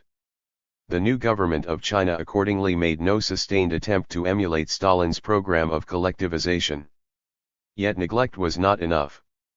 For the more the state tolerated the leakage of the surplus into consumption, the more pressure on food supplies to the cities, the stronger the stratum of relatively well-off farmers, and accordingly the greater the danger of a political and social challenge from China's kulaks, expressed through demands for greater district and provincial autonomy. The state was thus obliged to intervene, even if briefly, to curb such processes on the countryside, only to draw back rapidly when output or appropriation seemed threatened. It was the problem of intensive agriculture which gave policy the appearance of zigzags and irresolution. The issue was never settled, nor could it be until an adequate flow of investment reached rural China and the supply of jobs outside agriculture expanded rapidly enough to employ a large part of the rural labor force. By contrast, Stalin was not obliged to draw back. Once committed to collectivization, he was able to persist. What was a loss to the Chinese state was of considerable value to the Chinese peasants. Stalin's devastation of the Russian peasantry was not repeated. Conditions in China were rendered more severe by the care with which the party had avoided or prevented the mobilization of those class forces which could have accelerated the achievement of power and the rehabilitation of China's economy. Without the spontaneous initiative of the masses of poor peasants to settle the question of landlordism, of workers to seize factories and start production again under their own control, the regime was dependent on its own administrative capacities, on its followers and those that joined it. All changes were necessarily slow, and dependent on the restoration and expansion of production. 42. In Russia in 1917, Lenin continually stressed the need to destroy completely the old Tsarist state and those that then directed it, the provisional government. A new workers' state had to be constructed, a state appropriate to a new order of class power, the proletariat, if it wants to uphold the gains of the present revolution and proceed further to win peace, bread, and freedom, must smash, to use Marx's expression, the ready-made state machine and substitute a new one for it by merging the police force, the army, and the bureaucracy with the entire armed people. The proletariat must organize and arm all the poor, exploited sections of the population in order that they themselves should take the organs of state power directly into their own hands. Lenin spoke of the proletariat, not the Bolshevik party, of a class assuming social power, not a group taking over the old administrative apparatus. It was this which distinguished the socialist revolution. All previous revolutions perfected the state machine, whereas it must be broken, smashed. However, the Chinese Communist Party adhered to a united front, a class coalition. The new democratic state was not to be the instrument of one, exploited, class over the rest. Far from smashing the old Kuomintang state machine, the party aimed to absorb it. In 1952, 3 years after the assumption of power, the regime repeated that the people's government has adopted a policy of taking over all the personnel in the former Kuomintang government offices and educational institutions when the reactionary rule of the Kuomintang collapsed. 3. It followed that there was no question of arming all the poor, exploited sections of the population lest they turn their weapons upon the other participants in the united front. One cause for optimism was the overwhelming military power at the party's command. Another was that the Kuomintang government had already appropriated such a large part of the industrial economy, for example, 90% of the metallurgical industries, 89% of power generation and electrical equipment, 73% of machine building, and 75% of chemicals. Indeed, Chiang Kai-shek had the aim of the state taking over all private capital. Furthermore, the state now acquired the massive share of Japanese industry. With this as the basic economic lever, it was felt industrialization would follow rapidly. A carefully administered land reform would both secure the regime in the loyalties of the rural majority and break the power of 43-43. The landlords. Beyond that, only industrialization would permit the expropriation of land. Without the socialization of agriculture there will be no completion and consolidation of socialism. And to carry out socialization of agriculture, a powerful industry with state-owned enterprises as the main components must be developed. The state of people's democracy must step by step solve this problem of the industrialization of the country. 5. All efforts must therefore be bent to building industry. The Soviet Union provided the model of how this was to be achieved.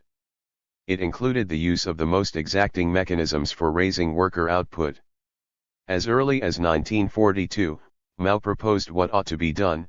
Next, there is the implementation of a 10-hour day and progressive piece rate wage systems using wages to increase production and raise labor consciousness. The egalitarian supply wage system obliterates the distinctions between skilled and unskilled labor and between industriousness and indolence, thereby lowering worker activism. We must replace the supply system with a progressive piece rate system to stimulate worker activism and increase the quantity and quality of output. 6. The first plan. During the period up to 1952, the regime consolidated its power in the countryside. It introduced an agrarian reform to eliminate the old landlord class, and established control of China's borders. In October 1950, the government dispatched volunteers to defend areas beyond its borders in Korea. The Korean War imposed an increased degree of centralization on the country and was an important factor in obliging the state to extend the public sector of industry. The state's share of national industrial output increased from 37% to 61% between 1949 and 1952. On the official figures, defense spending took between 15 and 18% of the national income even after 1952, and 20% of the national budget in 1956. 7. Defense deterred invaders, but did not prevent an use of U.S. bases round China's coastal waters: Korea, Japan, Okinawa, Taiwan, Guam, Philippines, and Thailand. The effort took scarce resources out of civil investment, and skilled labor from the civil workforce. Despite these heavy burdens, China, like many countries, experienced a remarkable expansion in output in the immediate post-war period. By 1952, output in many sectors had been restored to its pre-1949 44-44 peak, and the government began to undertake planned growth. The first 5-year plan embodied the promise of the revolution. Zhou Enlai, citing Mao, put it in this form: the fundamental aim of this great people's revolution of ours is to set free the productive forces of our country from the oppression of imperialism, feudalism, and bureaucratic capitalism and, eventually, from the shackles of capitalism and the limitations of small-scale production. 8. The core of the plan was the building of heavy industry in public hands to accelerate industrialization. 58% of the planned investment went to industry, 89% of it in the state sector. Much of the rest went to communications, transport, and defense, with 7 to 8% for agriculture. Such a plan imposed some hardship on the people. As Zhou Enlai admitted, it is of course true that heavy industry needs more capital, takes longer to build and yield profit, and that most of its products are not for direct consumption by the people. Consequently, in the period when the state concentrates its efforts on developing heavy industry, the people have to bear some temporary hardships and inconveniences, notwithstanding the corresponding development of light industry and agriculture. Such temporary hardships would be alleviated by foreign aid. But this was the period of the Cold War, and assistance could be expected only from the Soviet Union and its allies. However, Russia was itself under pressure in its military competition with the United States and, for what assistance it gave, imposed fairly tough terms. Nonetheless, between 1949 and 1958, Russia and its East European allies made available 12,300 technical experts to work on a number of projects.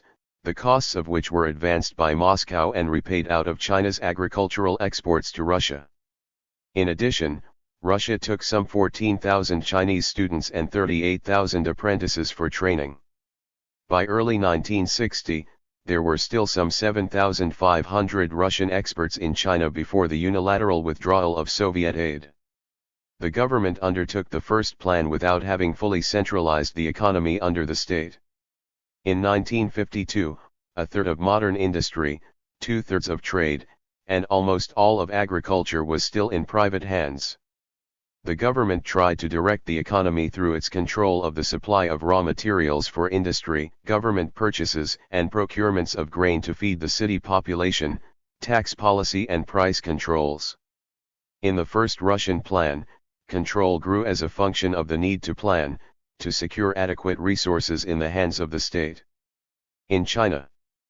45.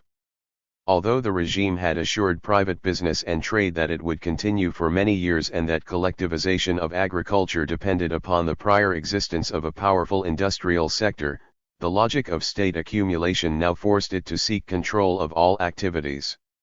It did so hesitantly, pragmatically, preoccupied at every stage with the need not to disturb production.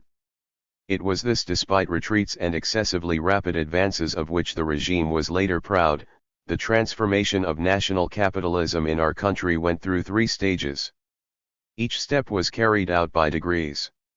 This kind of method made it possible to suffer no disruption and to develop during the course of improvement. Private business. The party had regularly stressed its promise to encourage the growth of private capitalism and, initially, the government was as good as its word. A prominent Hong Kong business journal concluded early in 1950 that the new regime has so far brought prosperous living conditions to all and sundry, the bankers and traders have no reason to complain, and, in fact, no substantial complaints are ever heard.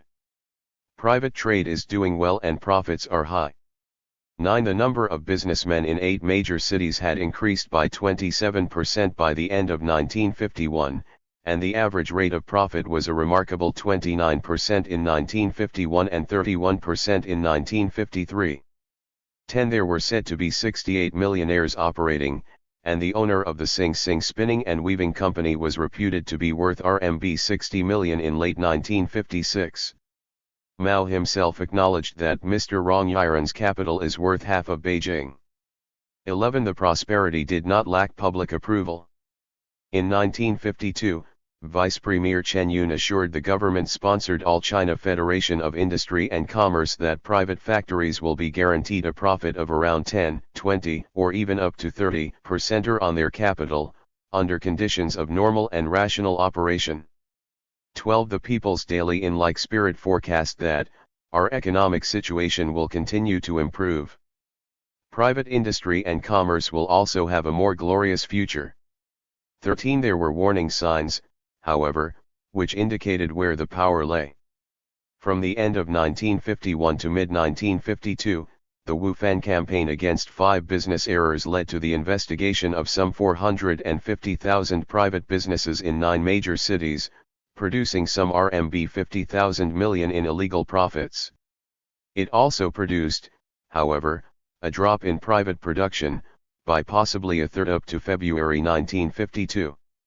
The government relented by cutting the fines imposed, offering businessmen financial help and increasing the volume of state purchases.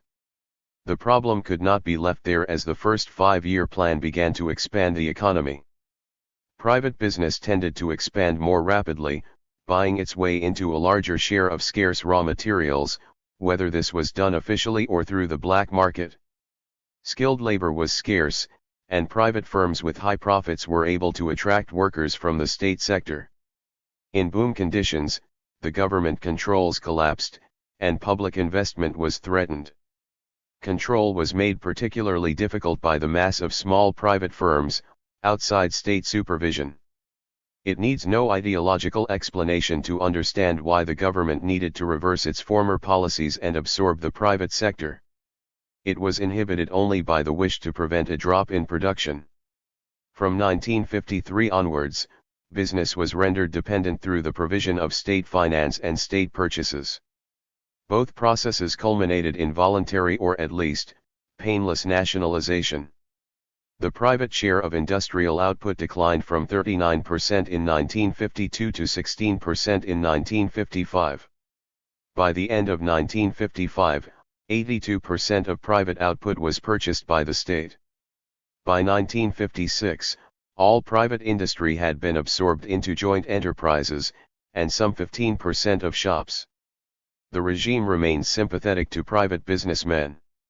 It paid compensation, guaranteed interest payments on the private capital appropriated, and it employed the former private businessmen at relatively high salaries as managers of the new joint or state enterprises. Initially, interest on capital was promised up to the end of the second plan, but when many businessmen protested in the spring of 1957, the government relented and promised that interest payments would continue indefinitely. Mao was similarly sympathetic when he addressed China's leading businessmen in late 1956, "We have reformed all capitalist industrialists and businessmen, eliminating them as a class and taking them all into our fold as individuals. We cannot say the bourgeoisie is useless to us, it is useful, very useful. The workers do not understand this because in the past, they have had conflicts with the capitalists in the factory.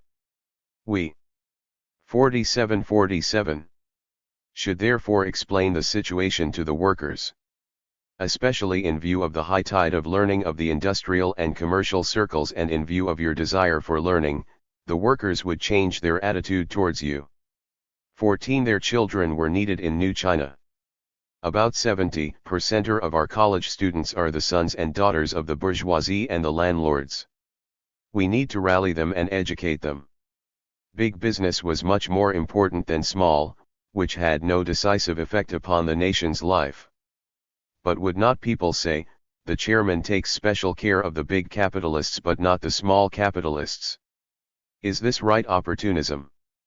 Paying interest to big business on its capital would help to keep up output. The small enterprises and workers will object. The workers will say we are making it too advantageous for the capitalists. In their opinion, the interest payments should be cancelled immediately. The workers would have to be convinced that we should not do anything detrimental to the interests of the large capitalists for they are beneficial to the state. Are we becoming a capitalist party? We have to explain to them that what we are doing is beneficial to the entire nation, to the workers, the peasants, the petty bourgeoisie, and the medium and small enterprises. They may not understand what beneficial is at the moment. 15 The Cultural Revolution myth that Mao was prevented at this time by Liu Shaoqi from liquidating interest payments to private capital seems to have little basis in fact. Mao's fear was clearly absurd. No doubt his audience laughed politely at his humor. There was as little truth in the proposition that the Chinese state or party was controlled by private capitalists as there was in the idea that workers directed it.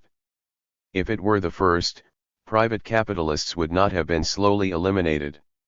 If it was the second, as Mao admits, there would have been no interest payments, and no delay in expropriation in the immediate aftermath of 1949. Nor was the state balancing between these rival claims simply in order to survive. It had another and separate interest, rapid expansion. It made or withdrew concessions entirely in the light of this central aim. Agriculture and employment. The party's approach to agriculture, to the movement from low-level traditional peasant assistance to state-guided cooperatives, was governed by similar considerations. In this case, it was 48. The urgent need to secure control of industrial raw materials and foodstuffs for the urban population which forced the moves to cooperativization and state monopoly trading in agricultural commodities. By early 1956, a quarter of China's peasant households were in cooperatives, and by May of that year, 91%. The government began to assume control of the grain trade in 1953, and then moved on to establish a monopoly of trade in cotton and cotton cloth, oil-bearing crops, and the urban rationing of grain. In August 1953, the first steps in rural grain rationing began. The first year of real peace was 1954 and, In 1955, industrial output was accelerated, a speed up that continued through to 1956. By the standards of a poor country, the effort involved was very great. Up to 1957, the level of investment approximated to that of Japan in the last quarter of the 19th century. The acceleration of 1958 to 9 carried it up to the Soviet level of 18 to 19% of national income, roughly comparable to that of Japan after the Second World War. Over the period 1949 to 57, industrial output grew by roughly a fifth to a quarter on average each year, and industrial employment by 12.6%.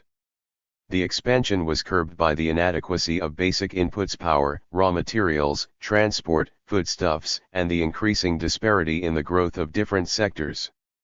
The growth in industrial employment and the flight of peasants from agriculture as a result of cooperativization led to a massive increase in the city population, all needing to be fed from the public granaries. The 1949 city population of 49 million nearly doubled by 1956 and reached 130 million in 1961. 16. The supervisory bureaucracy swelled rapidly. The expansion of higher education produced a stream of educated labor beyond the supply of jobs. Unemployment became severe. The state's compulsory procurement of agricultural goods weighed heavily on the peasantry without providing sufficient food for the cities. In the winter of 1955-6, the peasants in certain areas rebelled. As Mao put it, old women blocked the way and wouldn't let the food be taken. 17. Grain was burned and livestock slaughtered to prevent the government taking it. This added a meat shortage to the grain shortage in the cities. Neither the black market nor early morning queuing resolved the problem, and workers and students took protest action. At the time, Mao warned the cotters to be careful. Troublemaking by the people is 49. Worth looking into. This is a new problem. In the past, we stood side by side with the people to struggle against the enemy. The people are staring at us with hostile eyes. We should prepare for constant troublemaking by a small group of people. 18. The leadership recognized the problem but kept up the pace. Minister of Finance Li Xianese boasted that the profit derived from state industries in 1955 was over 10% in excess of the target set, and that labor productivity should increase by 17% in 1956. 19. But the chairman of the State Planning Council acknowledged that there had been too much pressure on the peasants, and in 1955, in particular, the adjustment of wages and the construction of living quarters were ignored to some extent, thereby preventing the workers and staff showing enthusiasm for work. The party Congress briefly relaxed controls on small private traders and free markets in 1956, but the basic drive remained the same. Mao urged the cotters, "We should pay attention to food grain production. It will be disastrous if we don't. When we have food, we have everything: food to eat, raw materials for industry, a rural market for industrial goods, and agricultural exports to purchase imports for the development of heavy industry." 20. In November 1957, Mao flew to Moscow, officially for the World Conference of Communist Parties, but perhaps also to plead for Russian aid to sustain China's industrialization. Otherwise, there seemed no alternative but retreat. In 1957, the pace was slackened, heavy industry curbed, and the output of consumer goods increased. A succession of revolts in Eastern Europe, Poland, East Germany, and Hungary in 1956, were danger signals. Mao introduced the 100 Flowers campaign to allow public expression of grievances. As he put it, there is advantage in having 100 schools contending, for then all the evil elements will be exposed. 21. Later he claimed over 400,000 rightists had to be purged. Between 1955 and 1958, the government developed a set of policies to deal with immediate obstacles to building heavy industry, policies which came to be seen as a distinctive Chinese model of development. There were three immediate problems: the growth in consumption by city dwellers, the growth in their numbers, and rural unemployment. All three were related. Rural unemployment produced peasant migration to the cities, which strained food supplies. Unemployment, the incapacity of the productive base to provide work for all the available manpower, was particularly pressing. In January 1956, Zhou Enlai St. 50-50 made it that agricultural production required 30,000 millions 8-hour labor days, but 45,000 millions were available in the rural areas. 22. The government planned to increase the number of labor days by 15,000 millions, so that all adult males would work 250 days per year, females 120, still a high level of underemployment. To limit the growth in the city population, the regime introduced the use of ration cards, residence permits and movement passes to prevent newcomers entering the cities illegally, controls over managers to prevent them hiring labor, with occasional bans on hiring rural workers for city work. The government also fixed the volume of output of firms, the number of workers, and the total wage bill, while banks were instructed to exercise tighter controls over firms' finances, and a new form of sending down labor from the cities to the rural areas, Xiafang, helped to thin non-productive labor, and strengthened the cadres on the rural production front. These measures limited urban consumption. But in addition, the government tried to achieve overall control of wages through its major wage reform of 1956. With this reform impossible without state control of all industry, the regime also adopted a policy of keeping the lowest rate of city wages close to rural earnings. However, controls on entry to the cities created an artificial labor scarcity which sooner or later would have produced wage pressure. The government escaped this by diluting the relatively high-cost permanent city workers with much lower-cost temporary and contract workers who numbered some 12 millions by 1958. 23. To tackle urban educated unemployment, the government reformed the educational system to reduce the numbers and relate education more directly to production needs. Mao issued instructions that middle and primary schools should contract with rural cooperatives to supply them with labor. Universities and urban middle schools should start their own factories, workshops, and farms. To tackle rural unemployment, efforts were made to create jobs without calling on central funds, through the decentralization of 1957, which increased local decision-making powers at the provincial level, but retained central control of heavy industry and accumulation, as Mao put it in 1958. Concentrate important powers in one hand / diffuse less important ones, through the dispersal to rural areas of some light industrial, warehousing and storage activities, and through campaigns to reduce rural hoarding so that funds would be available for local investment. 51-51. Many of the items will be discussed later. It should be stressed that the measures were not part of any general model or plan.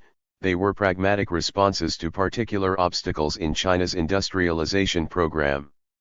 Only in retrospect do they form a whole, the maintenance of the drive to build industry in conditions of great backwardness. 52-52. China's economy is backward and China is materially weak. This is why we have been unable to take much initiative. We are spiritually restricted. We are not yet liberated in this sense. We must make a spurt. We may have more initiative in 5 years and more still in 10.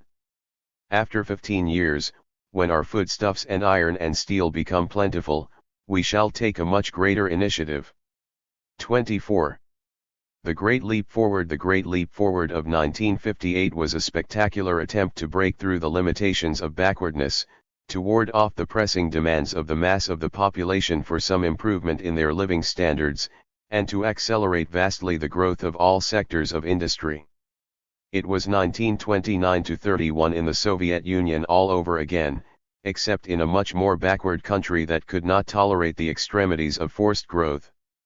Intensive agriculture and the albeit modest incentives of millions of peasant households provided no long-term basis for a war communist supply system, with all subordinated to serving the state. As a result, whereas the Russian regime was able to persist in the acceleration, China was forced very rapidly to retreat. Up to mid-1957, the regime was officially committed to a temporary relaxation in the final phase of the first 5-year plan, and to the commencement of the second, which would carry the country through to 1963. By September, however, there was a certain reorientation. The day for the great leap forward and after 55 mans, that the supply of consumer goods be increased and living standards improved, continued. The Eighth Party Congress noted the need to increase consumption, otherwise there would be a serious contradiction between the party and the masses which would lead to unforgivable errors. 25 But at the same time, Mao was preparing a complete reversal of any such trend. He dismissed the complaints of the rural party cadres with, what kind of people were these cadres? They are well-to-do peasants, or formerly poor and lower-middle peasants who had become well-to-do. 26 He attacked the Politburo of the party itself for conservatism and lack of boldness, complaining that his orders were diluted and the committee just a voting machine. As a result, he was on strike for 2 years. I have not read your documents and I do not expect to read them this year either. 27 What alternative was Mao proposing? It is not clear that he had any coherent plan, only the belief that the campaigning spirit could break through bottlenecks and beat back the demands for increased consumption. Nor is it clear how he managed to sweep away the anxieties of the party leadership. Certainly, they must have agreed when he formulated the slogan, "Catch up and surpass Britain in the output of major industrial goods within 15 years. Shortly afterwards, he reckoned this slogan had itself become conservative. It looks as if in 3 more years we can overtake and surpass Great Britain. As the cadres strained their muscles, or rather, strained the population's muscles, the ambitions soared. With 11 million tons of steel next year, and 17 million the year after, the world will be shaken. If we can reach 40 million tons in 5 years, we may possibly catch up with Great Britain in 7 years. 28 That was in May, but by December he was speaking of 50 to 60 million tons of steel by 1962. He later confessed that he had hoped for 100 to 120 million tons. 29 By the mid-1970s, China's steel output had reached the very creditable level of some 25 million tons. The Party Congress in February 1958 was persuaded to demand a great leap forward. The targets were all to be raised steel by 19%, to 6.2 million tons, and in August, to 10.7 million tons, electricity generation by 18%. The cadres were instructed to ensure that workers surpassed all previous records. The provincial party secretaries competed to outdo each other. Some promised to meet 1967's targets in 1958. The 14.6% target for overall industrial output ratified at the February Congress was in March 56 raised to 33%. By the end of 1958, some 500,000 small factories and workshops had been set up in Hebei province. By October, 600,000 small blast furnaces, many in rural areas, were at work. To achieve the expansion, all rules had to be scrapped. Management in urban industry was pushed into the background in order that cadres could press workers to exceed all records. The safety, rest, and recreation of workers were inevitable casualties. Quality collapsed as output rose. The mines met their impossible targets by loading rubble. The rural areas were mobilized in even more radical fashion.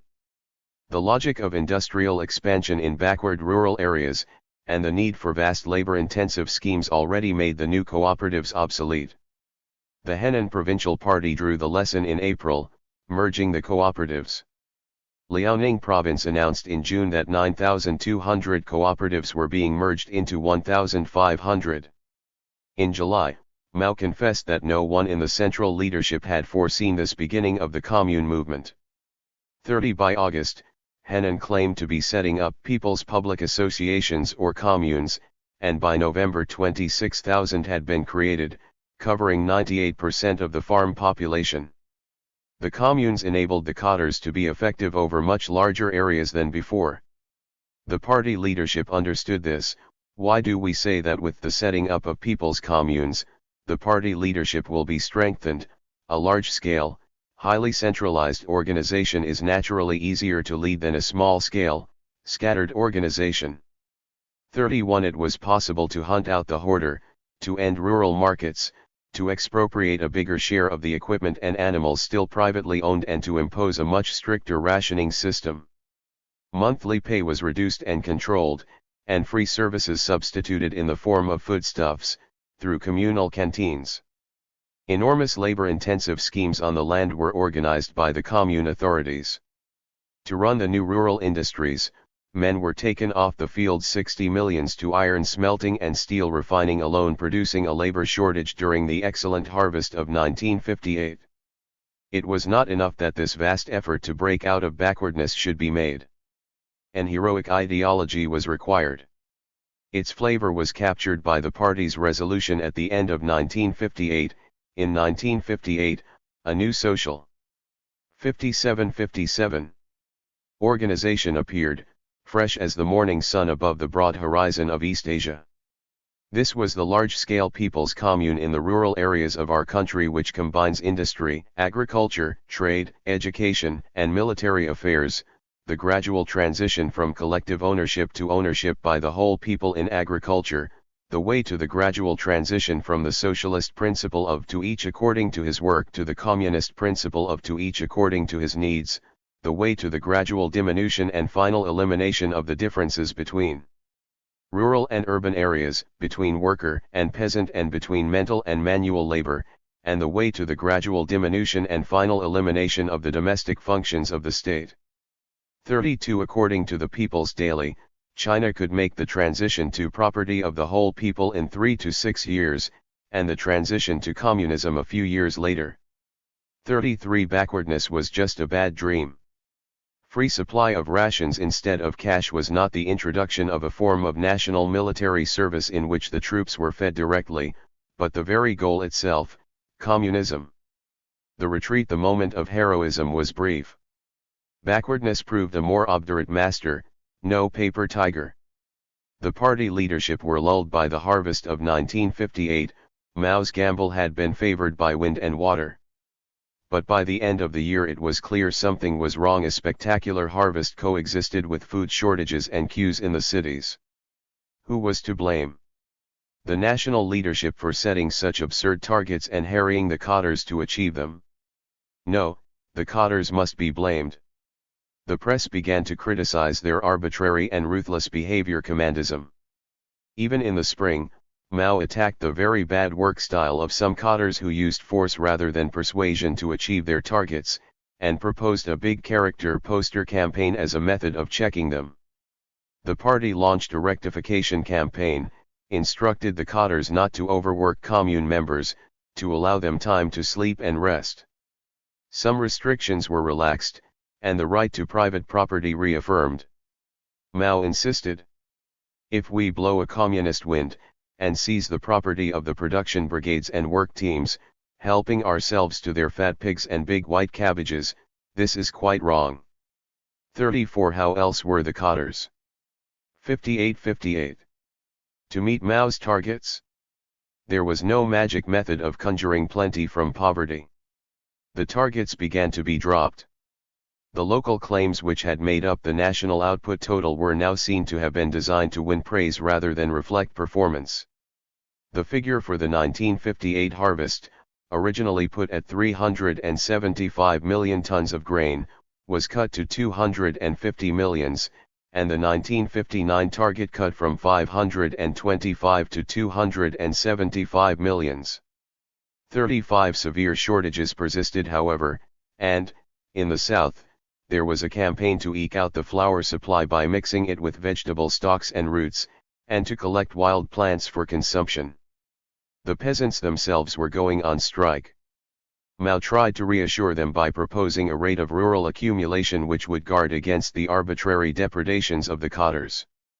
By May 1959, he had decided the government could not persist in the expansion of heavy industry without some improvement in consumption, the conclusion of 1957. The retreat had begun, we have to restore the primary market in rural areas. 36 The supposed communist achievements of the Great Leap Forward now came under attack. The party inspection teams dispatched in 1959 to implement the rectification campaign were instructed to combat egalitarianism, as Mao put it, it would be unreasonable to use equalization on the poor and rich brigades and the poor and rich villages, it would be banditry, piracy. 37. Authority must be centralized once more, removed from the commune leadership, for, there is now semi-anarchism. We have granted too much of the four powers and too soon, causing the present confusion. We should now emphasize unified leadership and centralization of powers. Powers granted should be properly retracted. There should be proper control over the lower level. 38. The communes in their original form were scrapped. The name continued to disguise the defeat but now referred to little more than the lowest level of the administrative structure, covering a much reduced area and with drastically curtailed powers. Mao indicated the failure was not unexpected, we were prepared for the collapse of half of them, and if 70% collapse, there would still be 30% left. If they must collapse, let them. 39. Henceforth, the production brigades and in some cases, the production teams corresponding to the old cooperatives, became the basic accounting unit, the locus of rural power and economy, as Mao summarized the change, the COM. 59. Mune became no more than a federation of brigades, far from the old sprouts of communism. 40. There was a similar retreat in industry.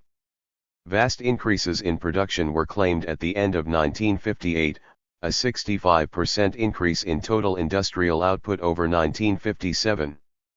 But severe disproportions between sectors had arisen. The stream of capital goods could not be used because of the lack of complementary inputs. The growth of local metal refining led to a lack of transport throughout the economy, curbing the modern industries. Mao put it vividly, coal and iron cannot walk by themselves, they need vehicles to transport them. This I did not foresee. INXX and the Premier did not concern ourselves with this point. I am a complete outsider when it comes to economic construction. 41. Quality had suffered severely. In August 1959, it was officially admitted that the 3 million tons of iron output from backyard furnaces, a quarter of national production, was too poor in quality to be refined further. 42. The lack of investment in the small plants, of proper engineering design and skilled metallurgical workers could not be made up simply by cotter enthusiasm. The 1959 steel target was successively dropped from 30 to 13 million tons. By the end of the year, the government was rationalizing all backyard furnaces from 600,000 claimed at the height of the Great Leap Forward to 1,300 by April 1960. Central control, managerial authority, the restoration of 1957 incentive payment systems, and the restoration of factory rules, were now at a premium.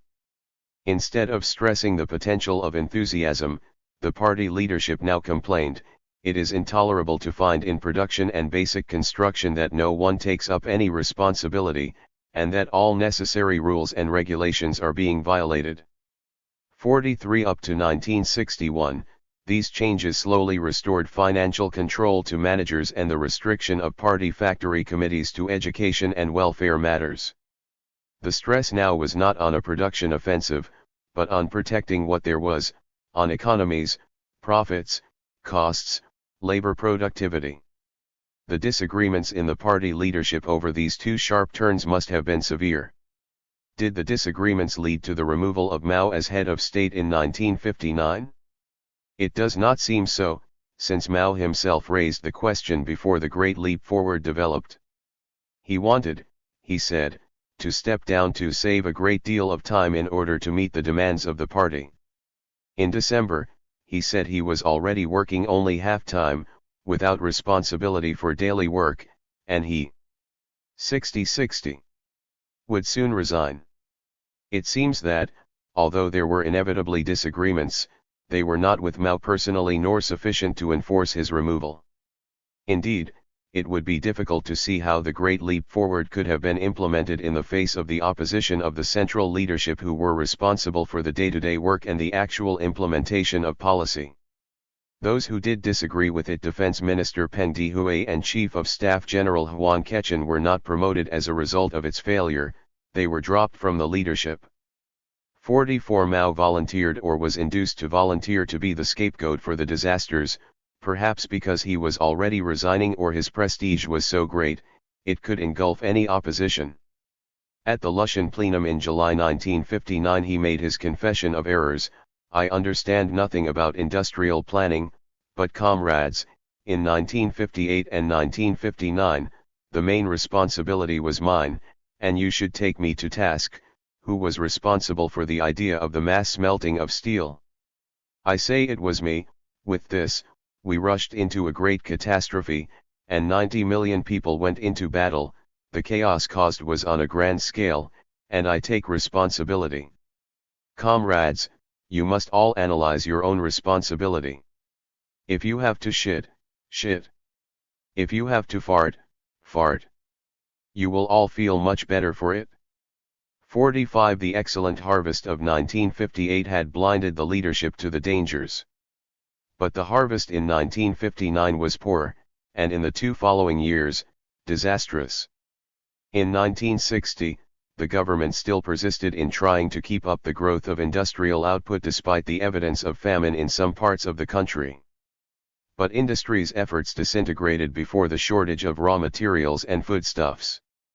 The value of 1960's agricultural output was considerably less than 1957's. 46 In the middle of the year, the sudden withdrawal of Soviet assistance, including the technicians manning Soviet-sponsored projects, exacerbated the downturn in the heavy industrial sector. Retreat became a rout, recession a slump. At long last, 4 years too late, the government curbed the expansion of heavy industry, and increased its assistance to light industry, handicrafts, family sidelines and suburban agriculture in a general policy of readjustment, reinforcement, and improvement. Without special permission, all basic construction work was suspended, loss-making industrial units closed and managers forbidden to hire rural labor for 3 years. In March 1962, Zhou Enlai urged a further contraction in basic construction work and a cut of 20 million in the size of the urban population. 47 Private. 61. Handicrafts would, it was now said, continue for a long time to come. Private markets and private cultivation were fully restored. The party duly produced an obscure phrase to suggest that the changes were all part of the plan: agriculture as the foundation of the national economy, with industry as the leading factor, and walking on 2 legs, as if walking on 1 leg had ever had much sense. Stalin was never obliged to formulate such obscure phrases. Once collectivization was launched, although the pace might be varied, there was no reversal. The Russian peasantry never had such power to oblige the General Secretary to retrace his steps, to use both legs. Reality had caught up. Now, instead of breaking the grain bottleneck, China was compelled to import grain in massive quantities from Canada and Australia, 16 million tons between 1960 and 1963. The time horizons lengthened dramatically. In 1955, Mao had proposed that 10 years would be required to build socialism, and 50 to 70 years to catch up with, or overtake the United States. 48 But by 1962, the prospects were less sanguine. As for the construction of a strong socialist economy in China, 50 years won't be enough, it may take 100 years or even longer. China has a large population, resources are meager, and our economy backward, so that in my opinion it will be impossible to develop our productive powers so rapidly as to catch up with and overtake the most advanced capitalist countries in less than 100 years. 49 No more was said of making the transition to communism only a few years after the communes had established property of the whole people. Even by the spring of 1959, Mao was advising the cadres, at the moment, too much activity should be avoided. The 3 hard years tested the party severely. There was rebellion on the western border province. 50 peasant grievances in 1960–61 spread into armed rebellion in at least 2 provinces, Henan and Shandong, involving mutinous members of the rural militia. 51 In 1962, there was a massive flight of refugees from China to Hong Kong, encouraged or tolerated by the desperate local authorities of neighboring Guangdong province. The drop in farm production paralyzed the whole economy. A foreign estimate put the cost high. The Great Leap Forward may have cost a decade of economic growth, for the gross national product in 1965 does not seem to have been above the 1958 level. 52 Yet party control survived intact and the strategy remained the same, even if pursuing it now demanded a diversion. Mao described what the strategy was, r. 62-62. Method is, on condition that priority is given to the development of heavy industry, to enforce the simultaneous development of industry and agriculture. If agriculture does not turn up, many problems cannot be solved. If we want heavy industry to develop rapidly, we must make everybody happy and enthusiastic in his work. And if we want this to happen, we must promote industry and agriculture, and light and heavy industry simultaneously. 53. The socialist education campaign material backwardness and intensive patterns of cultivation in national isolation are constantly tending to recreate the social formations of a small producer economy. In China, the process was variously described in the 1950s as the revival of a rich peasant economy on the one hand, and the corruption and decay of the rural party on the other. Campaigns and the high rate of expansion in the first plan did something to curb both trends, and the Great Leap Forward was a sustained assault on the imperatives of peasant agriculture. But the forced retreat of 1959-62 either permitted the open expression of what had existed covertly before or created a situation in which the power of the party in the rural areas appeared threatened. The power of the party leadership to curb, let alone eliminate, the trends was limited, which is why it so frequently relied on moral exhortation. Too severe a threat to the rural cadres could destroy or demoralize party authority in the rural areas altogether, thus endangering the supply of foodstuffs and raw materials to the cities, and raising the possibility of peasant rebellion. Alternatively, the cadres might unite with the rich peasantry to defend local autonomy, a situation which, when matched by the resistance of provincial leaders to central control, raised the hydra of what were attacked during the Cultural Revolution as independent kingdoms, warlordism in the party itself. On the other hand, toleration of rural decay would sooner or later threaten the national power of the party and the strategic aim of state accumulation. A set of party documents from a county in Fujian Province 54 gives some idea of the problem. The commune was densely populated, and employment in the public sector yielded an inadequate income. As a result, there was much absenteeism among the peasants. 63-63. Many turning to private work during the day and making up on public work at night. The range of private jobs was wide: sewing, knitting, beekeeping, peddling, odd laboring jobs, stonemason work, money lending. Legally, peasants were entitled to cultivate privately between 5 and 7% of the total cultivated acreage, but the average was nearer 9.5%. Reclaimed land and the area for fodder growing were excluded from these calculations and were wholly in private hands. In all, some 30% of the total crop area was privately cultivated, and for some teams, over 50%. Other sources make even larger claims, for example, that in 1962 Yunnan's private grain harvest was larger than the collectives, and privately cultivated land in the province was half the total, that as late as 1964, in Guizhou and Sichuan provinces there was more private than collective cultivated acreage. 55. The income received from these activities was put at RMB 88 per year per head for the peasants, and RMB 130 to 53 for party cadres. However, cadre real income was increased by a number of malpractices: the usurpation of public property, use of public funds and foodstuffs for private celebrations, participation in, or favoring, private enterprise, speculation, peddling, gambling, illicit brewing, and slaughter of livestock. In sum, traditional practices of Chinese rural clan rule were threatening to re-establish themselves, complete with appropriate ideological forms among the cadres' religious festivals, paying bride prices, spiritualism, and witchcraft.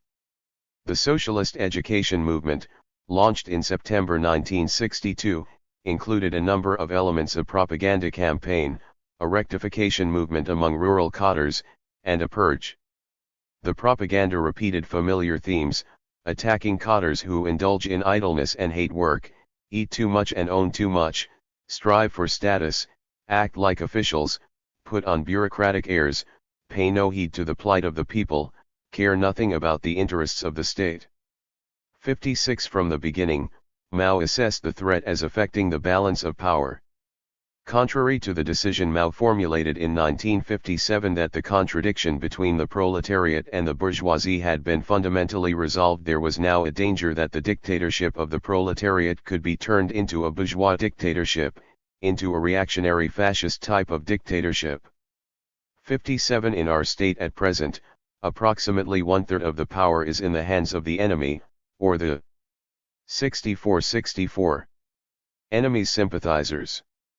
We have been going 15 years, and we now control two-thirds of its realm. At present, you can buy a party secretary for a few packs of cigarettes, not to mention marrying a daughter to him. 58 And again, middle and low-ranking Kuomintang officers, secretaries of Xian party offices etc., have all crept in. No matter what guise they have been transformed into, we must now clean them all out. Everywhere there is class struggle, everywhere there are counter-revolutionary elements. 59 It will be recalled that it was party policy in 1949 to absorb the former Kuomintang officials. The statistics were wrong, for now it could not be taken for granted that the social classification of the rural population had been reliable.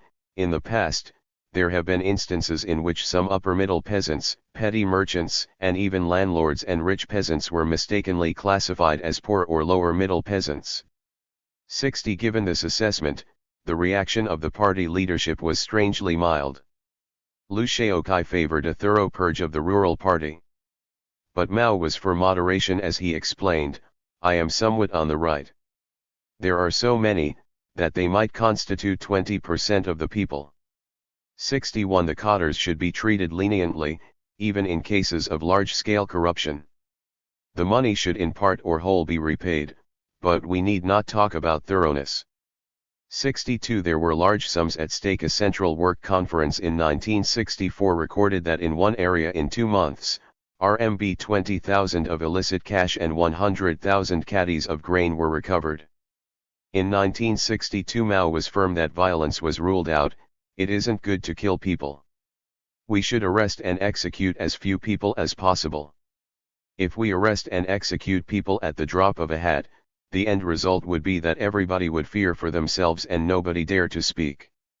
63 But by 1964 he is less sure. It is impossible for us not to kill, but we must not kill too many. Kill a few to shock them, the one killed by mistake won't resurrect. 64 The work teams sent to investigate were apparently not effective. The poor and middle peasant associations that had been set up to supervise the cadres were selected by the cadres themselves. Liu Shaokai and his wife, Wang Guangmei, stepped up the disciplinary element in the campaign. In mid-1964, Wang addressed 3,000 cadres in Shanghai on her Taiyuan experience after staying 6 months in a Hebei production brigade. 65 She concluded that 40 of the 47 brigade 65 and team leaders were corrupt and needed to be replaced by hand-picked cadres through a process of mass struggle rallies, public accusation meetings and forced confessions. In July, Liu and Wang traveled in the south-central region, and concluded that possibly a third of the cadres were corrupt, and a much longer period of reform was required. Unless the Central Work Team returned to an area to check its earlier recommendations had been implemented, the peasants would remain intimidated. Higher-level cadres would ignore them in order to protect the lower cadres upon whom the administration depended. The purge began in September, and one estimate suggests 70 to 80% of sub-village level cadres were removed, a powerful source of hatred towards Liu and Wang. The revelations of corruption, bribery, and extortion mounted. 66 There were cases of physical assault by the peasants on the cadres, and of cadre suicide.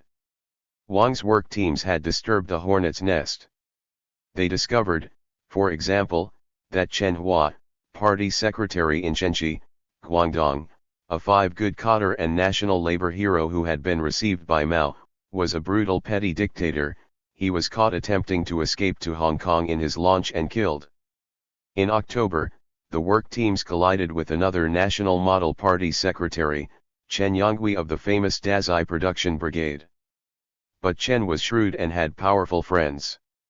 He gained an audience with Mao, and was nominated, perhaps as a result, to the Presidium of the Third National People's Congress. Dazai was praised publicly in Zhou's report to the Congress. Chen was permitted to make a speech, and a photograph of him with Mao appeared on the front page of the People's Daily.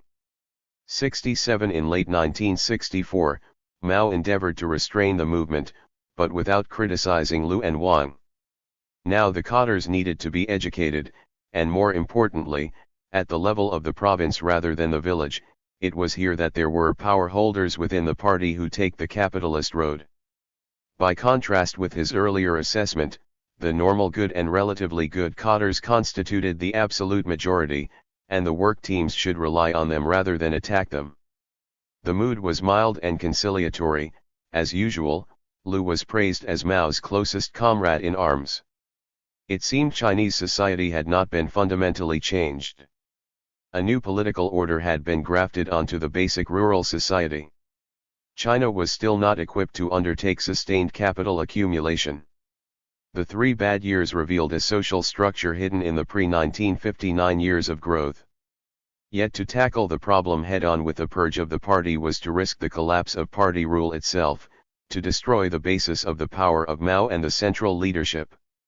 Mao instinctively opted for a classical reformist strategy: the transformation of education, not the distribution of power.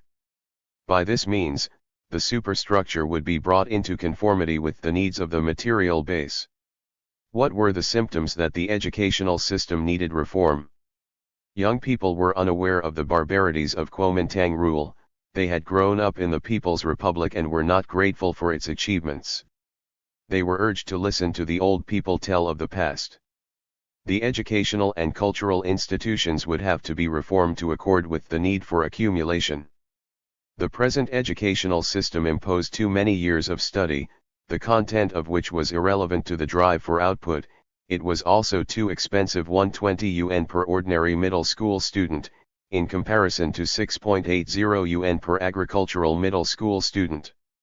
68. The educational curriculum must be changed, shortened, and lightened, not in order to eliminate expert technical knowledge but to oppose the cult of the expert, the demand for special privileges and consumption on the basis of formal qualifications.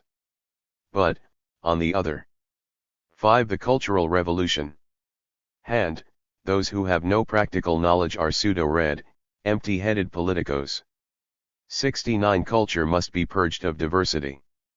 The reality of life in China, such of it as was still reflected in literature, opera, film, and radio, must be eliminated to create simple sagas of moral heroes totally devoted to the interests of the state. The changes in Chinese opera were only one form of this aligning of the superstructure. Pre-1949 writers, including some, like Confucius 70, much praised by Mao himself, were banned.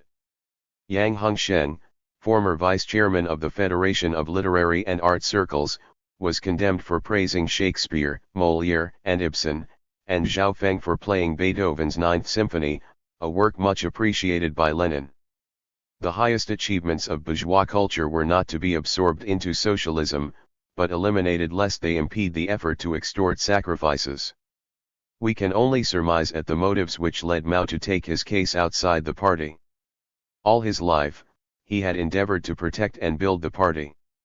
The disputes inside the party were not broadcast to the world at large until after they had been settled, when ignominy would be publicly heaped upon the defeated. But in the winter of 1965-6, Mao went far beyond this procedure to appeal to an audience outside the party to settle the dispute within it. Even the arguments within the party are not clear. We have only Mao's side of the case. His closest followers for many years remained loyal to his own record. They attempted to defend the party against radical change lest it destroy the party and so the very basis for Mao's own influence. Did Mao hope to create a new party from the youth, a body of cadres completely devoted to the cause of accumulation, or did he hope to do no more than scourge the provincial and national leadership as the basis for establishing a stronger loyalty to them and so the stability of the regime after his death?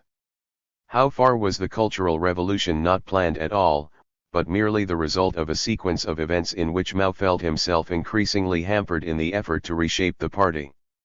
Without access to the inner party discussions, the answers cannot be verified. The recorded pretext was slight. Mao's wife, Jiang Qing, claimed that in the autumn of 1965, a number of articles in literary criticism by Mao were refused publication in Beijing. Mao was obliged to have them published in Shanghai. 71 Possibly on the basis of this experience, he concluded, the Central Ministry of Propaganda is the palace of the Prince of Hell. 70. A cultural revolution was required, that is, a purge and rectification in the fields of propaganda, education, and cultural work. The resistance of the Beijing party was another problem, affecting directly the senior party leader concerned, Peng Zhen, Deputy General Secretary.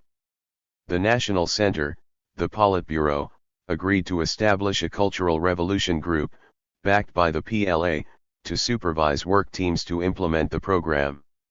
However, as in the socialist education movement, the work teams compromised with leading officials. From April 1966 Mao publicly attacked particular individuals Peng Zhen, Lu Dingyi, and now Luo Ruqing, PLA Chief of Staff. In May, Mao secured from the Politburo dissolution of the Cultural Revolution Group, a revocation of its report, and the closure of all institutions of higher education for 6 months in order to reform the curricula. The students must be involved in the reform, and as an inducement, it was promised that students of worker or peasant origin would receive preference in higher education. The revolution. There was another audience for these disputes within the party, the students themselves. Elements of what Mao had to say appealed directly to them, although for quite different reasons. The students were for revolution, but for the emancipation of people rather than productive forces. Indeed, many of them supported Mao in order to fight the social obsession with accumulation, the tyrannical work disciplines made necessary by that obsession. Some of them pursued aims the precise opposite to those of Mao, the desire for privilege without having to acquire technical competence. Now at last they were given an opportunity to torment their tormentors, the local instruments of the national plan, teachers, headmasters, professors. They were the tangible persons in authority taking the capitalist road, and any form of discipline must represent capitalism. From May, groups of students began seizing the schools and the dossiers upon which their future careers depended. 72 The work teams of the party attempted to defend a stable administration, and, as a result, were attacked both directly and through the big character posters that blossomed on the walls of the cities. The work teams likewise must be those taking the capitalist road inside the party. The work teams appealed to the party center, which in turn attempted to defend the administration, without which the central production control system would break down. The anti-party group now came to include all or part of the central leadership of the party. A Beijing student Nigel, in collaboration with Mao, provided the signal for an explosion of student militancy. Mao's excitement was extreme. He had apparently found a brand new counter force outside the old party. Nigel big character poster of May 25 is the declaration of the Paris Commune of the 60s of the 20th century. Its significance far surpasses that of the Paris Commune.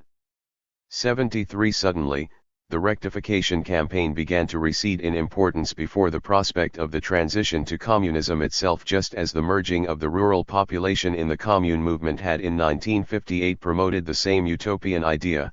The present cultural revolution is a heaven and earth-shaking event. Can we, dare we, cross the pass into socialism? This pass leads to the final destruction of classes and the reduction of the three great differences. 74 Mao and the students might raise the slogan, but workers and peasants still had to report for work each day. The maintenance of China's output also required that the party continue its supervision, and if the party faltered under attack, the People's Liberation Army was required to maintain elementary administration. The PLA, under Defense Minister Lin Biao, Mao's strongest supporter at the center, was not attacked. Indeed, military discipline without talk of pay or reward had become increasingly the ideal put forward by the party.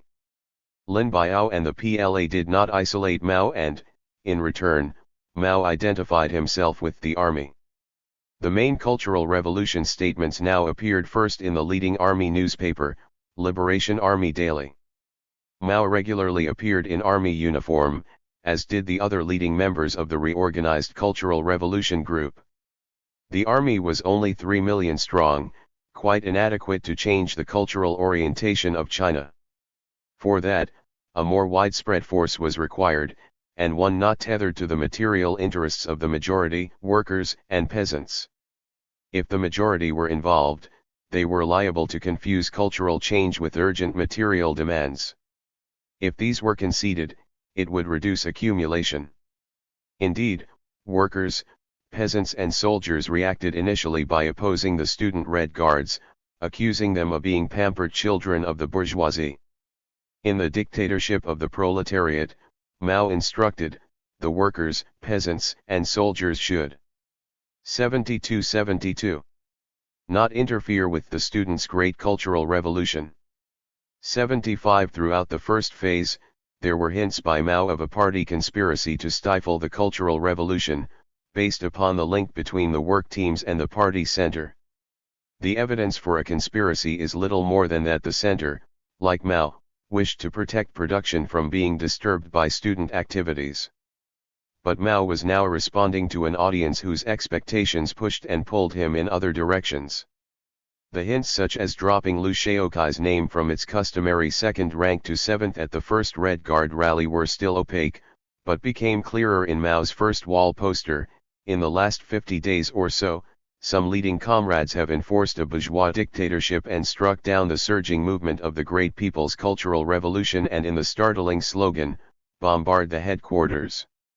76. There is a gap between the comrades criticized and the rhetoric of enforcing a bourgeois dictatorship, a gap of vagueness which permitted Mao complete freedom to maneuver, to speak the language of revolution while persisting in a program of limited reforms. The 11th plenum of the party, when the Central Committee permitted admission to unelected Red Guards, sanctioned a 16-point program to guide the movement. The program limited the socialist education movement to basic production units, and the Cultural Revolution to cultural and educational bodies and leading party and government organizations in the cities. The Cultural Revolution should not be launched in basic production units, a point firmly repeated by Zhou Enlai when he forbade Red Guards to enter factories and villages. 77. Mao must have been already sensing the possible divergence of interests in the Red Guard movement and the potential for open warfare both between Red Guards and party and between different Red Guard factions. On the draft 16 points he scribbled, "Do not beat people up." 78. Sound the retreat. By the autumn of 1966, with some 11 million students visiting Beijing and others in other cities, with fighting between different Red Guard factions, with transport and food supplies strained to serve the students, Mao began to draw back, as quickly as he had done in 1947-8 when faced with the beginning of a peasant revolution. I had no idea that one big character poster, the Red Guards and the big exchange of revolutionary experience would have stirred up such a big affair. Some of the students did not have a terribly good family background, but were our own family backgrounds all that good? 79. As at the Lushan plenum, to the senior leaders of the party he again confessed, "Since it was I who caused the havoc, it is understandable if you have some bitter words for me. Perhaps the movement may last another 5 months, or even longer." 80. In fact, it was to last another 2.5 years. The Red Guards achieved another unexpected result. They forced a defensive reaction by the party leadership. Mao disingenuously complained, "I wanted to establish their prestige before I died. I never imagined that things might move in the opposite direction." 81. Thus, on his own estimate, there had been no longer-term capitalist road conspiracy in the party, no permanent struggle between two lines, that was to be invented in later years, weaving past and current disagreements into a consistent historical record. Mao resented the defensive reaction of the provincial leaders, setting up independent kingdoms, like their warlord predecessors, and their failure to consult him. It's not so bad that I am not allowed to complete my work, but I don't like being treated as a dead ancestor. 82 Nonetheless, the irritations, despite the grandiose language which caught the imagination of the students, still did not mean that the top persons should be cast out. Cliques and factions of whatever description should be strictly excluded. The essential thing is that they should reform, that their ideas should conform, and that they should unite with us. Then things will be all right. We should allow Lu and Deng to make a revolution and to reform themselves. 83 Or again, we shouldn't condemn Lu Shaokai out of hand. If they have made mistakes, they can change, can't they? When they have changed, it will be all right. Let them pull themselves together, and throw themselves courageously into their work. 84 The language of bourgeois usurpation of the proletarian state suddenly faded into mistakes. Apparently, the potential capitalists could cease to perform their social role just by trying. There were now many other forces and motives at work. Lin Biao and his supporters saw the chance to remove their main rivals within the party, Mao's heir Lu Shaokai and General Secretary Deng Xiaoping. Lin Biao would then stand close to inheriting the supreme leadership on the retirement of Mao. Secondly, the party cadres disgraced by Lu and his wife during the So. 74-74. Chalist education movement now had a chance to destroy Lu, and secure their rehabilitation. Finally, the Red Guards, young and innocent, were prey to any ambitious leader prepared to speak in extreme terms. By October, the numerous Red Guard factions were involved in almost continuous warfare among themselves, manipulated by different party leaders. The one thing that could unite them was a common enemy, a scapegoat. Thus, there were already powerful forces striving for Liu's destruction. In October, Mao decided that the sacrifice of Lu, Deng, and the rest was required as the price of the survival of his own authority. Lu and Deng were obliged to make a public confession, accepting a version of the past that was clearly false, for example, that they alone were responsible for the changes introduced after the Great Leap Forward. The confession did them no good. Mao could no longer protect them. From December, Lu ceased to appear in public and retired to his state villa in Zhongnanhai. Thus the head of state, Central Committee member, and heir to Mao, suddenly became a capitalist roader, the source of all ills for hundreds of millions of Chinese. Workers intervened. From November 1966, the party center made strenuous efforts to end the Red Guard movement. The students were directed to leave Beijing, to go on a long march to wherever they came from. To no avail. Having escaped from the dreary routine of school, the youth would not lightly return. Furthermore, their agitation was drawing in young workers, resentful that the new freedom to travel, discuss, and avoid the tedium of work was restricted to those in full-time education. Once workers were involved, a mass of new demands appeared, no longer confined to the area of education.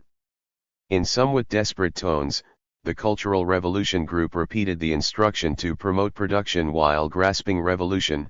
The production command system of the factories must not be interrupted. It was too late. Workers did leave production. Delegations flocked to Beijing to present their demands, to show how they had been oppressed by Lu Shaokai with poor wages and conditions.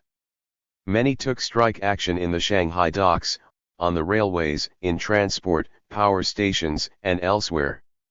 85 Free rail travel permitted thousands of those exiled to the rural areas to return to their cities legitimately, and to fuel the growing militancy on the streets. The party center denounced the agitation, blaming the strikes not on the objective conditions facing workers, the result of the state's accumulation drive since 1949, but on the handful of party persons in authority taking the capitalist road. These capitalist roaders have been even fomenting strikes, instigating the masses who do not understand the actual situation to flock to the banks and withdraw their deposits by force. 86 In the state where supposedly the self-conscious masses governed, it seemed absurdly easy to mislead them. The army must save the country. The PLA endeavored to hold the line. It was the only secure base of power for the leadership. but it was small, spread thinly, aware of the dangers lurking beyond China's borders, Russian troops in the north and east, and a major U.S. military operation in the south in Vietnam. Furthermore, some of the rebels attacked the soldiers, and possibly some of the soldiers were infected with the radical demands. They had their own persons in authority taking the capitalist road. The central authorities might urge that no person or organization may attack the organs of the PLA, that radio stations, prisons, warehouses, roads, bridges, banks, and other important installations were out of bounds. They might forbid soldiers to participate in the Cultural Revolution. 87 But a real class struggle had broken out, and it was not to be tamed by edict. The PLA was instructed in January 1967 to intervene, not just to separate belligerents or protect installations, but to lead all legitimate organizations. In all institutions where seizure of power has become necessary, from above to below, the participation of the PLA and militia delegates in the temporary organs of power of the revolutionary Triple Alliance is indispensable. Factories, villages, institutions of finance and commerce, of learning, party organs, administrative and mass organizations, must be led with the participation of the PLA. Where there are not enough PLA representatives, these positions should better be left vacant temporarily. 88 The task was to implement Mao's latest thought, economize on consumption and carry on revolution. Protect the property of the country.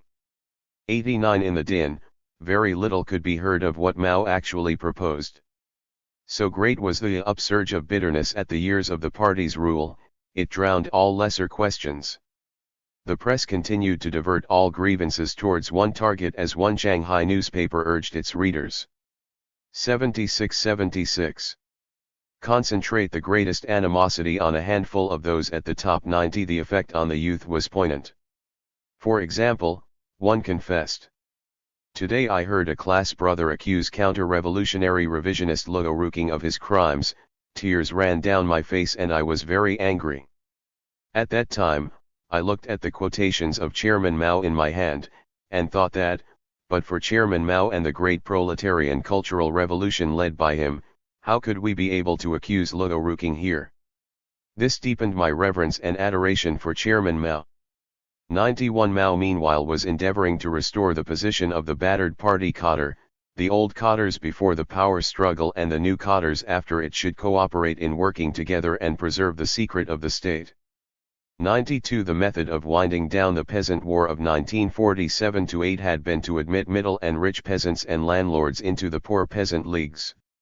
Now Mao attempted a similar tactic to build a new organization with the old party and the new rebels, held together by the PLA, a triple alliance which subsequently became the Revolutionary Committees.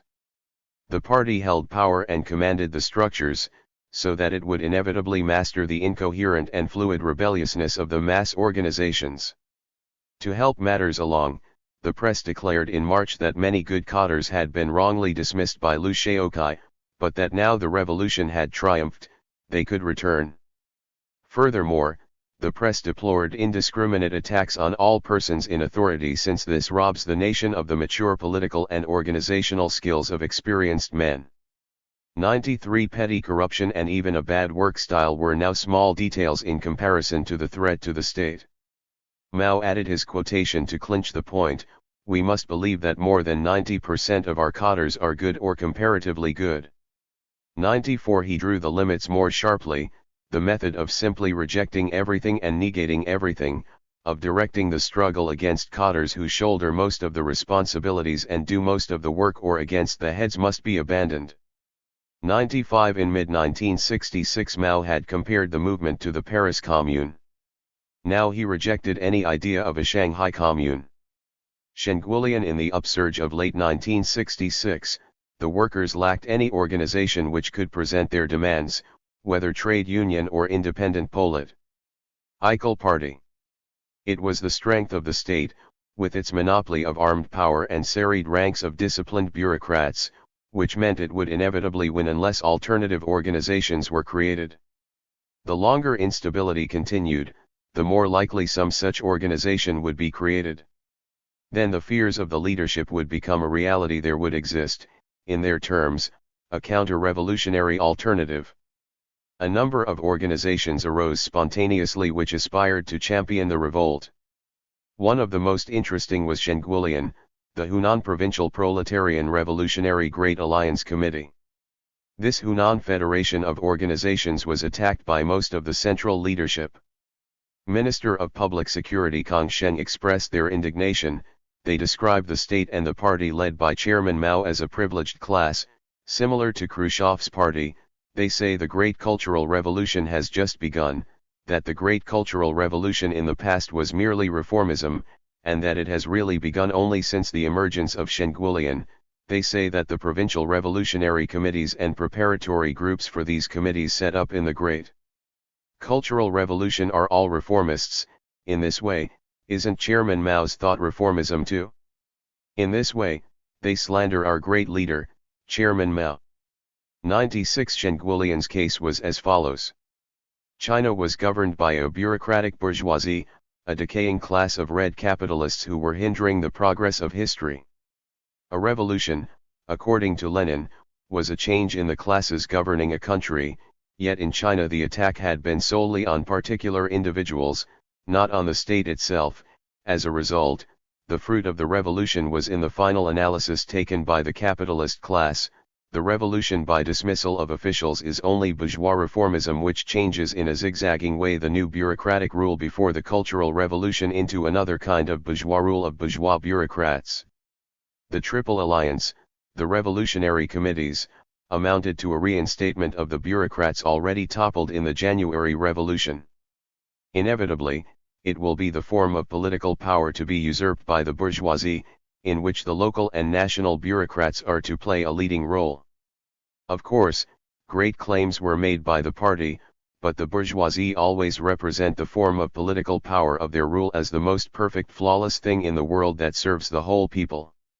The new bureaucratic bourgeoisie and the brutes of the right wing of the petty bourgeoisie who depend on them are doing exactly that. 78. As a result of this analysis, the real revolution, the revolution to negate the past 17 years, has basically not yet begun. Its task was not reform or the removal of selected individuals, but, the rule of the new bureaucratic bourgeoisie must be overthrown by force in order to solve the problem of political power.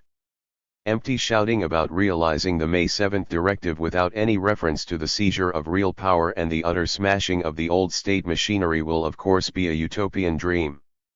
The question therefore became one of armed struggle against the party. Before the Cultural Revolution, the bureaucrats dared not really hand over arms to the people. The militia is only a facade behind which the bureaucrats control the armed strength of the people. It is certainly not an armed force of the working class, but a docile tool in the hands of the bureaucrats. The aim was to destroy the bourgeois class, to create a new society free from bureaucrats, one people's commune of China. 97 It is understandable that the party leadership were alarmed at this startling reappearance of Leninism after all the years of cultural control and social discipline. All efforts were now bent to root out this counter-revolutionary hodgepodge as a leading Hunan newspaper described it. The long march back the rebels became more violent and embittered. They had been promised a revolution, but were now faced with most of the old faces at the local level. The PLA could provide no guide as to what Mao Zedong thought meant. General Chen Kaidao, the Wuhan commander, backed the wrong group, the 1 Million Heroes rebel group for the Triple Alliance, and was said to have imprisoned Beijing's emissaries who were sent to remonstrate with him. The Red Guard stayed in Beijing, fighting, attacking foreigners, and in August sacked the office of the British charge d'affaires, to the government's embarrassment. In the summer of 1967 Mao made a tour through China. He concluded, "It is said that there is no civil war in China, but I think there is. This is an armed struggle." 98 Lin Biao reported that 1,000 houses in Guangxi had been razed to the ground because no one would let the firefighting equipment be used. Jiang Qing said the siege of Guangxi had lasted 2 months, and Mao reported that in Sichuan, the fighting is real war. Each side has tens of thousands of men. They have rifles and cannon. He deplored the way cottars were forced to kneel and wear dunce hats, for they were not the same as landlords, yet it was Mao who had identified bad cottars as an exploiting class, the bourgeoisie. There were even people, he said, who instigated the soldiers to oppose their superiors, and saying that while you are making only 6 yuan a month, the officers are making much more and enjoying the luxury of riding in automobiles. 99 a year later, he was again attempting to force the Red Guards back to their localities of origin. He summoned the 4 leading members to tell them firmly, "I am the Black Hand that suppressed the Red Guards." 100 less they lied when they reported back to their followers, he had the reproof tape recorded, otherwise you might just quote what you pleased on your return. If you do, I'll just release the recording. 101 progress was, for the leadership, agonizingly slow. 22 revolutionary committees were to have been created by January 1968 but, in fact, only 7 existed by then. The old cottars were not easily accepted by the mass organizations, and there were now many new rivals for power, both old cottars and new rebels. The civil war seemed to break out in new areas as soon as it had been mastered in one place. In June 1968, the 41 corpses washed up in Hong Kong bore witness to continuing conflict. There was a conspiracy to seize the railways. In July, railwaymen were said to have attacked a station in Guangzhou, stealing arms and calling the PLA a royalist army. 102 If any faction in the leadership had considered persisting in attempts to unseat the National Center, the Russian invasion of Czechoslovakia in 1968 gave reason to hesitate. The Russian forces concentrated on China's northern borders could be used for a similar exercise against China, and in 1969 armed clashes between Russian and Chinese troops on the Usheri and Amur rivers made it urgent to restore order. In April 1969, the Ninth Party Congress met to clear up the debris, to attempt to restore some of the decimated national leadership in the face of the Russian threat. The destruction had been, whether Mao intended it or not, severe.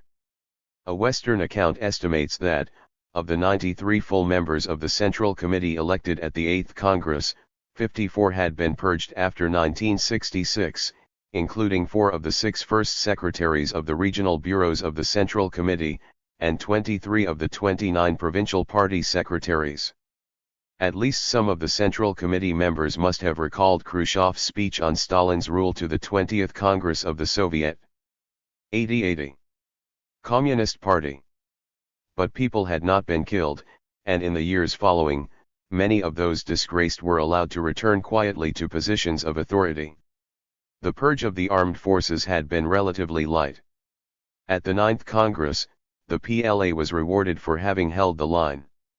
Of the 170 full members of the new Central Committee, exactly half came from the PLA, and only 18% from the rebel mass organizations. On the Politburo, there was again exactly half the members from the PLA, with 9 from the party, and 3 from mass organizations. The Cultural Revolution was important in revealing the reality of China. The twin bases of power, the PLA and the party, survived intact. It would have been impossible to sustain production if either had been seriously damaged. The economy did not go through the wild fluctuation that occurred during the Great Leap Forward in the worst year for external trade, 1967, exports fell by 12%. Other key institutions escaped disruption. Scientific research did not suffer. China made its 6th hydrogen bomb test in June 1967, and there were rumors of a 7th in December. A year later, a test was officially announced. Hundreds of millions of revolutionary people throughout the country are greatly inspired by the happy news that China has successfully conducted a new hydrogen bomb test. 103 We are left with a paradox: a reform movement described in revolutionary terms, moving into a popular revolution outside the control of the party, but eventually frustrated. The paradox promotes self-contradiction as, for example, in the account of a French supporter of Mao, it is no longer possible to dispute that the Cultural Revolution really was a revolution. The movement called into being was so strong that it almost became another revolution, sweeping away the Communist Party. 104 The task, as he saw it, was to awaken political consciousness while saving the revolutionaries from their besetting temptation to exploit the revolution for their own pleasure, or to give the Chinese the taste for peaches, and to keep all the fruit on the tree. The history of the Chinese state after the Cultural Revolution falls into three phases, each punctuated by yet another upheaval in the central leadership. During the Cultural Revolution, Mao did not transform the basic institutional apparatus of state, party, and PLA, but he did graft on a group of newcomers. The first phase consisted of an assault on the newcomers, leading to the downfall of their leader, Minister of Defense Lin Biao.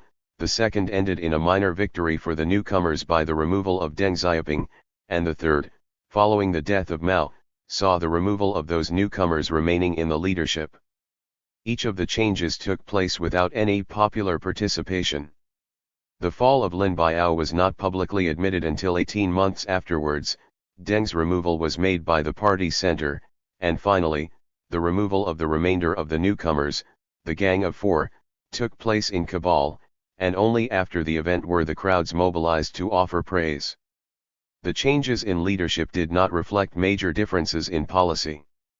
Both sides agreed on the basic orientation, although they disagreed over certain symbolic, and sometimes obscure, issues over works of literature like the novel The Water Margin and the writings of Confucius, or over the role of private plots in agriculture and overtime pay in factories. But the emphases the national government placed on each element did not vary with the leadership changes broadly. Policy was to the right between 1969 and 1973, then moved to the left between 1973 and 1975. The newcomers, the supposed left, were more strongly in power during the right phases, and the right in the ascendant during the left phases of policy. The paradox only arises because the labels are misleading.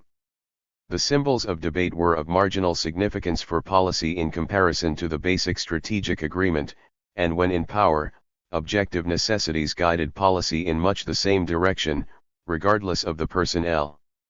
Whether or not people read The Water Margin or farmed private plots was not a decisive question for the difference between socialism and capitalism, except in a demonological universe. The newcomers and the apparat differed more in terms of an aspirant and an established leadership. The outsiders tried to secure a stronghold, utilizing originally forces outside the party, the youth of the Cultural Revolution. They won the mass media as opposed to the established mechanisms of power in party, government, and armed forces. The apparat never lost control of China, and it was vital for Mao's position that they did not do so. The newcomers never penetrated the real centers of authority except in Shanghai, and depended entirely for their influence on Mao's continuing goodwill. The only alternative for the newcomers was to step outside the bureaucracy, and to appeal to the mass. But that demanded both a popular program and a popular revolution. Against just that power order the newcomers aspired to command. The inheritance of the Cultural Revolution is as ambiguous as its meaning. Take for example, the May 7th schools. They were created to provide party cadres working in government with the opportunity to participate in manual labor, but on an exclusive basis. However, quite quickly the schools became simply cadre schools for political training, with an option for participants to do a little weekend gardening if they so chose. 105 The period of education was for a time reduced from 10 to 7 years. Schools and universities continued, as urged by Mao in 1957-8, to run their own factories and farms, to supply students as contract labor to enterprises. The supervision of these activities by factory work teams continued, although the working class as opposed to the party no longer seemed to supervise educational institutions. Students were required to do 3 years manual labor before receiving higher education, a procedure which had the incidental advantage of reducing the numbers applying. The experience in manual labor earned potential. 86 students the title of worker or peasant, rather than that of their original family background. An English student who spent 2 years between 1973 and 1975 at 2 institutions of higher education in China reported that about a third of the students' time was spent on labor projects outside the university. This work also involved participation in political education or criticism sessions. The word criticism in China covers anything from the bitter struggles of the Cultural Revolution to the reading of a stereotyped article on Confucius, and I carry an indelible memory of one factory meeting I attended which resembled nothing so much as a nonconformist weekly religious meeting, not in content, but in the fact that it began and ended with a song in which all present more or less participated. And the middle consisted of the reading of prepared texts on the theme, through which the majority of those present gently dozed. At the end, the chairman said, "We have criticized very well, let's wind up today's criticism here." 106 The work pace in Chinese factories is intense enough to explain the tendency to sleep. It was the same at harvest time on a commune. Many fell asleep, others chatted among themselves and others played with the ever-present babies. Chinese audiences in any case frequently give disconcerting evidence of inattention. It seems that politics for much of the time is what the cottars choose to do, and patriotic citizens, or, at least, those without strong objections, tolerate their rituals. Another visitor makes a more general point: people whose sole contact with China has been through articles in the press beginning "The Chinese people are advancing inexorably towards the conquest of nature," are surprised, when they get there, by the stability and tranquility of the social climate. There was a sharp increase in Xiafang in the years immediately after the Cultural Revolution, perhaps in order to break up what was left of the Red Guards, and expel those who had returned during the upheavals, and to reduce the urban population proper. Between 1968 and 1973, 8 million school leavers were sent out of the cities, and a further 2 million in the following 2 years. Shanghai sent fully 1 million, and Wuhan 300,000. There was another sort of sending down in 1972, the highest year since 1962 for legal and illegal immigration to Hong Kong. Half of the immigrants were former Red Guards who had been sent down to rural Guangdong province. 87-87. As in earlier waves of Xiafang, the press urged the young to embrace the task eagerly, to reject Confucian expectations of a white-collar job in the city. The press also urged peasants not to resent the arrival of these extra mouths with untrained hands. People should not seize opportunities to laugh at them or mock them or to take an uncouth attitude to them. 107 The government offered a public subsidy of RMB 200 to 240 per head per year to soften the impact. The Lin Biao affair. The Ninth Party Congress in April 1969 offered only modest rewards for most of the newcomers. Nonetheless, their main leader, a man originally of the old order, Defense Minister Lin Biao, formally secured the position of Mao's heir. But for the rest, it was part of the old apparat, the PLA, which inherited the post-revolutionary order. It took only a few months for a leading cultural revolutionary, Chen Boda, who had been Mao's private secretary for 30 years and was nominated as fourth in the party hierarchy at the Ninth Congress, to become a sham Marxist and political swindler. And 2.5 years after the Ninth Congress, Mao's close comrade in arms, Lin Biao, a leading military figure in the party for 40 years, became that bourgeois careerist, conspirator, counter-revolutionary double-dealer, renegade, and traitor, and his resolute defense of Mao's proletarian line now became trash. The wishes not only of the toppled landlord and bourgeois classes for restoration but also of the new bourgeois elements in socialist society. 108 Either this was libel, or Mao was guilty of criminal negligence in tolerating such a scoundrel for 40 years and permitting him to be promoted to such a high position. The party documents to some extent recognized the anomaly. Party history was rewritten. The triumph of Lin Biao's Civil War career, the victory against the Kuomintang on the Liaoning-Shenyang front, was now abruptly attributed to Mao. It was also now claimed that Mao had secret suspicions of Lin, and a most opaque letter to Mao's wife used in evidence. 109 Clearly politics was not of the kind for mass involvement, but the secret opinions of a cabal. Had it been otherwise, Mao could scarcely have refrained from publicizing his doubts, rather than supporting Lin for promotion to the position of his heir. The credibility gap was not closed by the official account of the conspiracy to murder Mao 110, except to reveal something of the internal relationships of the leadership, and the fact that 88. Despite all the claims for the Cultural Revolution, Lin Biao's 24-year-old son, Lin Likuo, was deputy director of the Chinese Air Force Logistics Department, a surprising piece of nepotism under the dictatorship of the proletariat. The affair took place on the 11th to 12th September, and on the 30th, Moscow announced recovery of a bullet-riddled Trident aircraft from a site in Outer Mongolia. The corpses, it was suggested, were those of Lin Biao, his wife, and Politburo member, Ye Jun, and 7 others, including those apparently involved in the plot, Air Force Chief of Staff Huang Yongshang, PLA General Chiu Huaizuo, Chief Naval Political Commissar Li Zupen, Air Force Chief General Wu Faxian. Subsequently, however, the Russians denied Lin was on the Trident. Was this the first attempt by the old apparat to dislodge the newcomers?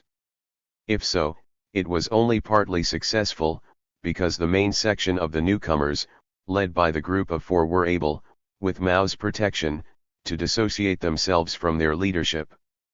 Mao apparently made no effort to defend Lin. He permitted or at least made no public protest against the dropping of a third of the Politburo so recently elected at the 9th Congress. Subsequently, efforts were made to reduce the PLA role in the party in late 1973, 8 of the 11 area military chiefs were posted and, in the process, disentangled from their party responsibilities. At the 10th Party Congress in August 1973, the PLA share of party posts was radically reduced. The cadres of the party were not informed about the events of mid-September until November, and the Chinese masses not for 18 months. Domestic policy. The armed clash with Russia in 1969 had exposed the risks of domestic disunity. Perhaps that is the reason for the conciliatory policies pursued between 1969 and the 10th Party Congress in August 1973. A minor wage increase for low-paid workers was allowed in 1971, and prices were cut for some consumer goods: television sets, transistor radios, silk, watches and bicycles. State purchasing prices for some agricultural commodities were increased by 15% for sugar and 17% for oilseeds. In both cases, the main effects were on the better off, workers able to buy consumer durables, and production teams with high marketable surpluses. For the peasants, private plots became respectable again. In 1971 they were praised and cadres assured that their existence was nothing to 89 do with any capitalist road. On the contrary, they damped down the black market that state procurements with scarcities inevitably tended to create. 111 The People's Daily went so far as to deplore time-wasting meetings in rural areas. 112 In 1969 the government radically cut central expenditure, making communes responsible for spending on social services, administration, and education. This change obliged communes to finance their own expenditure and allowed the government to make a sharp increase in defense spending. It would also have increased the differences between rich and poor areas. In July 1971 the government resumed more central control, perhaps to offset this effect. In the factories, much of the capacity constructed in the 1960s was now brought into production, and industrial output expanded rapidly, assisted by an unprecedented expansion in China's imports of technically advanced goods. Despite the hold of the newcomers on the mass media, there was a cultural relaxation which persisted until 1974. The London Philharmonic, the Vienna Philharmonic and Philadelphia orchestras made visits to Beijing to play the works of capitalist composers. Simultaneously, the party was being restored. By March 1971, 12 of the 29 provincial party committees had been re-established. The party slogan had shifted from "Bombard the headquarters" to "It is the party that exercises leadership in everything." 113,000 of cadres now secured rehabilitation, including the most prominent capitalist roaders. Deng Xiaoping, second in command of the bourgeois dictatorship, appeared at a reception for Cambodia's Sihanouk on April 12, 1973. In May he appeared in the position of honor with Mao at a reception for Bhutto of Pakistan. Lo Ruking appeared on the saluting stand at the Army Day celebrations in 1975. Zhao Ziyang was appointed first secretary of the Guangzhou Party. General Xiao Huari appeared in October 1974, and many more. The former cultural revolutionaries suffered accordingly. Some of those accused of being ultra-left were put on trial in a number of provinces in the spring of 1970, and there was a press campaign against those who negate everything, see only trivial facts of behavior and not a person's integrity, and see only the past and not the present. 114 The May 16 group came in for particularly harsh criticism, being accused of sack. 1990. In the office of the British Charge d'Affaires in 1967. No doubt, restored cadres settled other scores with their former tormentors with less publicity, consigning them to rural areas or factory labor instead of party office. The 10th Congress, having effectively separated the newcomers who achieved prominence in the Cultural Revolution from their base, the 10th Party Congress both recognized the rehabilitation of the old disgraced cadres, then became Deputy Prime Minister and effectively Zhou Enlai's heir, and made room for a larger number of the newcomers. The military component in the Central Committee was reduced to 32% of the total, the newcomers' share rose to 10%, and 40% on the Politburo. Shanghai worker Wang Hongwen, the most authentic of the newcomers, became officially third in the party hierarchy. The Congress also ended the conciliatory phase. There needed to be, once more, a revolution in the superstructure, some unhealthy tendencies in state organs and defects in some links of the state system stand in contradiction to the economic base of socialism, and some cadres still failed to perceive the hindering effect of bourgeois ideology, idealism, and metaphysics on the socialist revolution and construction. 115 Whereas Lin Biao had hitherto been accused of being ultra-left, he was now transformed into opposition from the right. The For Clean UPS campaign against embezzlement, speculation, profiteering and luxury consumption by the cadres had been resumed early in 1970. Class enemies who sought to corrupt and win over cadres, now frequently employ such tactics as giving banquets, handing over gifts, enticing with money or women, or engineering nuptial relations or sworn friendships. 116 Despite the Cultural Revolution, such people, although they have lost their political power, still have money and vast social connections, and these have become the material foundation supplying them with commodities and money for corroding the proletariat.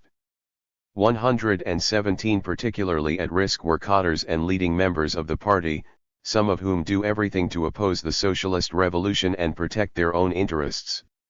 They have good houses, they have cars, their salaries are high, and they have servants. They are worse than capitalists. 118. 91. What sort of cases did the press present? Kader Siehek's son was murdered in December 1974 for trying to stop the use of quarry vehicles to steal rocks for private house building. 119 A Beijing hotel reported how its staff regularly refused invitations to dinner, the offer of tickets to the theater or sporting events, special privileges in buying bicycles and other goods. At one point, some 300 caddies of Tianjin peers arrived from a procurement clerk for the obvious purpose of securing privileges should he stay at the hotel another time. 120 A school in Anhui province found a small number of students who were influenced by bourgeois ideology, indulged in reading bad novels, telling bad stories and singing bad songs. In Hebei, there sprang up in society a gust of wind which claimed that when cadres give up their posts or retired, they could be succeeded by their own children. 121 Finally, there were numerous cases of cadres openly expressing their superior power. Instead of regarding themselves as part of the masses of the people, they put on pompous airs, follow a bureaucratic routine, reprimand the rank and file whenever they feel like it, and are reluctant to treat people on equal terms. Instances like these are too numerous to be cited. 122 big character posters spluttered into life through 1974 and 1975, but were usually under close supervision by the authorities. However, some posters attacked unofficial targets: Generals Yang Qingguo, Yu Lizhai, Zhen Zilian, Shi Zhenhua, and even General Li Desheng and Hua Qiubeng. Posters attacking leading party members were promptly torn down. Other posters criticized managers in Kunming, party cadres for black market trading in eggs and oil, for kidnapping, fraud in timber dealing, the police in Nanchang for arbitrary arrests and brutality. One even claimed that 2,000 had been killed in gang warfare in Rujin. In Beijing, the Golden Monkey, with his or her complaints that the city had been for 18 years under revisionist control, achieved international fame. 123 There were posters which went well beyond these individual complaints. Liege, the pseudonym of three authors, Li Zhengtian, Chen Yiyang, and Huang Ziji, indited the regime on socialist democracy and legality under socialism. A set of 77 sheets posted on the Beijing Road, Guangzhou, in early 1974. The authors argued that the removal of Lin Biao had not changed the system which had created and sustained Lin Biao's social fascist dictatorship of a feudal type. As in the Soviet Union, a new bourgeoisie con. 92 trolled the state, robbing the community and sustaining a quasi-hereditary rule of privilege based upon the arbitrary and brutal use of power. The brief first phase of the Cultural Revolution was the only time when the masses had secured certain minimum rights and liberties of press, opinion, association, and movement. Lin Biao's usurpation of power in 1968 had ended this and restored the old clique to power. The writers appealed to the forthcoming National People's Congress to establish popular control of the state, the right of popular recall of all party and government officers, and elementary civil liberties. It was an echo of the old ultra-left of 1968. Indeed, it is said that Li Zhengtian spent a year in prison in that year for his beliefs. In 1976 and 77, Hong Kong sources claimed the group behind the posters had been publicly attacked as proponents of social feudalistic fascism. Li Zhengtian was said to have been sentenced to indefinite imprisonment, the others to long periods in labor reform camps. Fourth National People's Congress in January 1975. Some 2,864 representatives met at the Fourth National People's Congress to ratify a new constitution for the state and endorse the government. Under the constitution, private farming plots were guaranteed, and the practice followed since the mid-1950s of permitting strikes was recognized. Zhou Enlai, reviving a perspective outlined by Mao in 1965, proposed the building of an independent and relatively comprehensive industrial and economic system before 1980, the doubling of national income between 1970 and 1980, and the mechanization of agriculture. Deng's position was recognized as next in line of succession after Zhou. He was now deputy premier, vice chairman of the party, member of the Standing Committee of the Politburo, and chief of staff of the PLA. One of the newcomers, Zhang Chunqiao, advanced parallel with Deng, a deputy premier and head of the PLA political department. However, when Zhou Enlai died a year later, the press began a campaign against China's second Khrushchev. 1 month after Zhou's death, Hua Qiubeng, himself a relative newcomer, became acting prime minister. It seemed that, in the inner party center, the newcomers had had sufficient power to block Deng's automatic inhering. 93 tense, but insufficient to promote any of the group of four. The press dutifully harried Deng, but insisted that there be no movement of activists between cities, no special groups formed, and the cadres remain fully in control, lest the rightists use the sabotage of production to sabotage the revolution. As in the past, the accused was given no opportunity to present his views, so the mass of the population could not judge the rights and wrongs of the case. Deng had been blocked but not politically destroyed, he remained a candidate of the apparat. In the spring of 1976, his political destruction was achieved in the last coup of the newcomers. At the Qingming Festival on April 4, some 100,000 people gathered in Tiananmen Square to mourn the death of Zhou Enlai, far too many to represent a spontaneous demonstration, but there was no evidence of overt support for Deng. Nonetheless, some force removed the wreaths and posters overnight, as a result of which the largest riot scene in Beijing since 1949 broke out. Vehicles were burned and a public security office sacked. On the 6th, troops occupied the area, facing sullen crowds, when it was announced that Deng had been officially dismissed from all posts. 124 It was a Pyrrhic victory.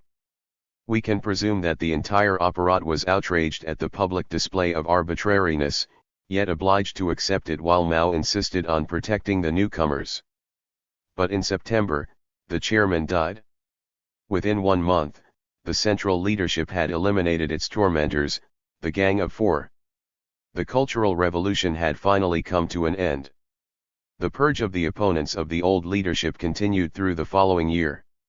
A larger number of people than normal seems to have been executed in this campaign, no doubt old scores were settled. Now all the standard accusations leveled at Liu, Deng, and Lin were directed at the Four, including charges of attempted murder, organizing civil war and high treason. Chairman Hua, like many before him, enthused, genuine Marxism has triumphed over sham Marxism. 10 months later, the party sanctioned these changes at its 11th Congress. Deng became once more vice-chairman of the party, as well as vice-premier, chief of staff of the PLA and vice-chairman of the Meili. 94-94. Tehri Affairs Commission. Most of the newcomers who had achieved prominence at the 1973 Congress were removed from the new Politburo and Central Committee, and replaced by representatives of the old guard, particularly those from the military high command. Shortly afterwards, the Fifth National People's Congress was announced for 1978 to sanction the new hierarchy of the state. Politically, the fitful swing to the right of 1970-74 was resumed, but now with much greater determination. In industry, for example, the leadership made it explicit that profits were to be the key measure of performance, output should determine pay, and that foreign imports were a vital means of modernizing the economy. In higher education, examinations were restored as the primary method of entry, and entry from school, not from manual occupations in farm or factory. For the PLA, the improvement of weaponry became an important element in future planning. None of this was new in the history of China, and there were numerous speeches by Mao to support such policies from the years before the Great Leap Forward as well as from the period 1961-5. But mere restoration showed how shallow the commotion of the Cultural Revolution had been, how utopian the hopes of the youthful rebels of 1966. The events following the death of Mao illustrated yet again the consistency of the history of the Chinese state since 1949. There were many detours, but the central authority never diverged for long from its purpose of building a powerful national state, weaving between the obstacles set by a hostile world order and the obdurate backwardness of China's rural majority. The performance was remarkable, given the scale of obstacles and pitfalls on the way, and the fact that the party itself was not an unchanging entity. The party claimed that the tasks it set itself were laid down and directed by the workers and peasants of China. It was said that, for this reason, although there were many diversions, the basic direction remained true to the original aim. What was the role of these two classes in the new society of the People's Republic? We need now to examine in more detail the position of workers and peasants in order to appraise the legitimacy of the party's claim. 95-95. Part 3. The Workers and Peasants. In the People's Republic 97-98. Restoring production between 1949 and 1953 the economy was restored. The government then began a program of planned expansion, at the core of which so far as workers were concerned were sustained efforts to increase labor productivity. Accordingly a new set of regulations was introduced, the draconian model outline of intra-enterprise discipline rules. 1. The All-China Federation of Trade Unions was required to publicize and assist in the enforcement of the new regulations. Article 17 of the rules reads late arrival or early departure without good reason, or playing around or sitting idle during working hours shall be subject to proper punishment or dismissal as the case may require. Article 21 stipulates that, if due to non-observance of working procedures or irresponsibility, rejects are turned out or the equipment is damaged, the worker or staff member shall be held responsible for part or whole payment of compensation for the material loss as conditions may require, whether he is punished or not. The amount of compensation shall be decided by the management and deducted from his wages until it is completely paid up, but the maximum amount to be deducted each time must not exceed 30% of his actual monthly wages. As if this foreman's charter were not enough, penalties were stipulated for managers who failed to punish the workers concerned.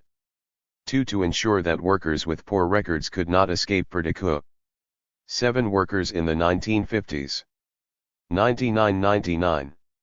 LAR managers. By changing jobs, the Ministry of Labor introduced a labor book containing the worker's record. The worker could not obtain legal employment without presenting the book to his employer for inspection. Special tribunals were created in 1953 to enforce the disciplinary code, with the Court of Final Appeal being the Supreme People's Court. Under supervision by local courts, factory managements were required to set up internal courts with the power to make public criticism of the performance of particular workers, to warn them and to penalize them by cutting pay, demoting, suspending, or dismissing them. For more serious charges, labor correctional camps were created. The ordinary courts took over after that, with the power to imprison or in extreme cases to impose the death penalty. 3. The combined effects of poor machinery, poor health, and the general speed up in production created both high accident and sickness rates as well as forms of worker resistance. In response, the ICTU undertook regular campaigns, not to protect workers by securing a slackening of the pace, but by intensifying discipline and setting up union commissions to try offenders. The press complained regularly of labor indiscipline. One newspaper maintained that, workers in general are late for work and early to go home, and always absent without leave. They break working regulations, disobey transfer orders and technical instructions and resist the authorities negatively, causing a fall in the quality of their work. Sometimes they purposely go slow in their work or even stage a strike. 4. The trade union newspaper explained, since a large number of the new workers who have been recruited by various enterprises come from the petty bourgeoisie or even from the exploiting classes, they brought many backward ideas such as selfishness, irresponsibility, and laziness. 5. As so often, resisting the regime's purposes was attributed to hostile classes. In fact, by 1953 the rapid expansion in employment had not gone beyond taking up the existing unemployed. The press also attacked go-slows and strikes. The People's Daily summarized the irritation of the new government. The phenomenon of idle strikes, insubordination, and violation of labor discipline, are still prevalent among staff and workers in various enterprises, causing tremendous damage to our national economy. 6. The cadres were also guilty of not applying the proper sanctions. The leadership cadres in some of our departments and enterprises have cherished an erroneous conception of the problem of labor discipline, considering that strict implementation of discipline is a capitalist way of 100 management, a warlord style of work, or commandism. Therefore they consciously or unconsciously adopt a compromising attitude towards acts of breach of discipline, nor do they take any drastic action against them. 7. The work performances criticized might have been tolerable had they not been measured against the spectacular output achieved by model workers, the Stakhanovites. Stakhanovism was a feature in the organization of labor in Stalin's Russia. A miner, Alexander Stakhanov, claimed to have produced 102 tons of coal in 5 hours, 14 times the normal output. This model was then employed to force all miners to compete to achieve the new and clearly ludicrous target, raising the norm progressively so that the average miner could never reach it, but productivity went up by leaps and bounds. In China, the model worker concept was used from the beginning with the same aim. By the end of 1950, there were some 200 publicized national and several thousand provincial models as well as model enterprises. By 1958, there were 5.5 million model workers. The Wangjiewan Colliery in Jiangxi province, for example, claimed to have broken the national record 6 times running. 8. In Western countries, rate busting by individual workers is a notorious method of raising output, setting workers against each other, and ruining their health through exhaustion and accidents. But in China, Stalin's formula was described as socialist emulation. It transforms labor from a degrading and painful burden into a matter of honor, glory, valor, and heroism. 9. Pay was geared to reward the rate buster. There were numerous other privileges for model workers: titles, opportunities for promotion, attending conferences, being introduced to national leaders, opportunities to join the party or be elected to political or governmental bodies, special holidays in trade union rest homes, travel privileges, gifts in kind, and perhaps the most important of all, special treatment in the provision of housing. Sometimes the rewards were not to individuals but to a gang or team. In the early 1960s, there was even a family emulation drive in which members of a family working in the same factory were supposed to check each other's shortcomings in order to keep up the family output. 10. There were also interplant contests, and the mass meeting was used to expose the laggards. The model workers system proved a mixed blessing for the regime. Apart from the problem of forged credentials, workers and manage 101. 101. Meant colluding to win prestige. Stable production was often wrecked by individual blitzkrieg tactics. Wang Ronglun of the Anshan Iron and Steel Complex was so far ahead in his work, he would have been halfway through the 4th plan while the rest of the workforce was only completing the 1st, something of a problem if production is collaborative. 11. For different reasons, managers and workers had cause to be hostile to the scheme. Furthermore, model workers had an exceptionally high casualty rate, not a good advertisement for other workers. Of 192 model workers discussed in one source, 76 later collapsed from overwork, and 90 others subsequently failed to make the political or moral grade. 12 efforts were made to lengthen the working day. However, the cost to men and machines was high. As a result, the original 8 to 10 hour day was revived, with, where possible, 3-shift working. However, plant targets remained, often forcing managers to extend working hours well beyond the official period. In 1952 the government reproved the practice, under the slogan of accomplishing the production mission and implementing the economic accounting system. The leadership personnel in certain factories demand an unlimited stretch of labor of the workers, extend their working hours, and encourage them to throw themselves into the boiling water and burning flame. For instance, the brick factory of Majiaka, Jalen, failing to keep up its production previously, mobilized workers to pull bricks out of the hot kiln heated to 130 degrees centigrade in order to fulfill its contract in time to avoid a fine. The result was that 41 of the 43 workers sustained injury through burns, some proving fatal. 13. Despite the reproof, the pressure of targets and the sanction of fines or worse continued to force the pace. The press carried accounts of people working 24 hours or more at a stretch. One railway hero worked for 39 hours continuously. At the Anshan Steel Works in 1955, it was reported that, during a week in April, some workers in this enterprise worked as long as 35 hours at a stretch, others, 17 hours. 14. Even the head of the ICTU, Lai Ruyu, was prevailed upon to complain. There has been no limit to the prolongation of working hours. Individual workers have worked continuously for 72 hours through additional shifts and working hours in order to fulfill their tasks. Individual factories have required their workers to work Sundays for a period of 10 months. As a result of exhaustion, sickness and casualties have been serious. In individual FAC 102. Tories, increased shifts and working hours reached 260,000 hours, but the number of hours lost due to sick leave amounted to 220,000. 15. The government also made continuing efforts to economize on manpower.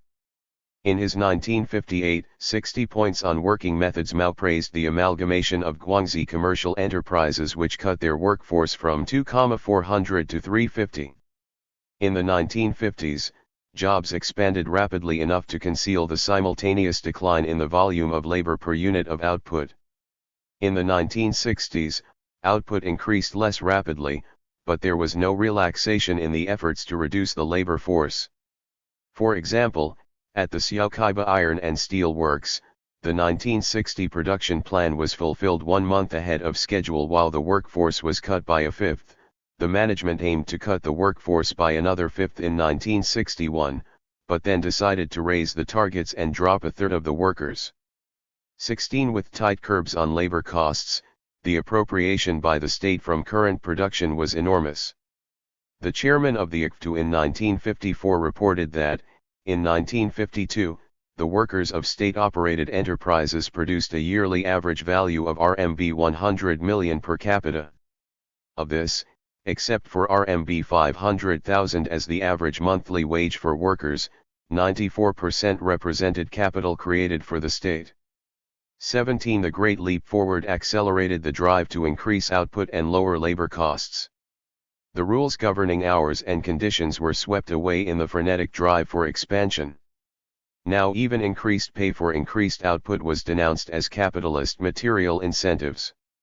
Military and guerrilla imagery came to dominate production model teams, and red banner bearers led surprise attacks in competition with other teams and factories. Combat corps were mobilized for assaults under the slogan, "No respite without victory."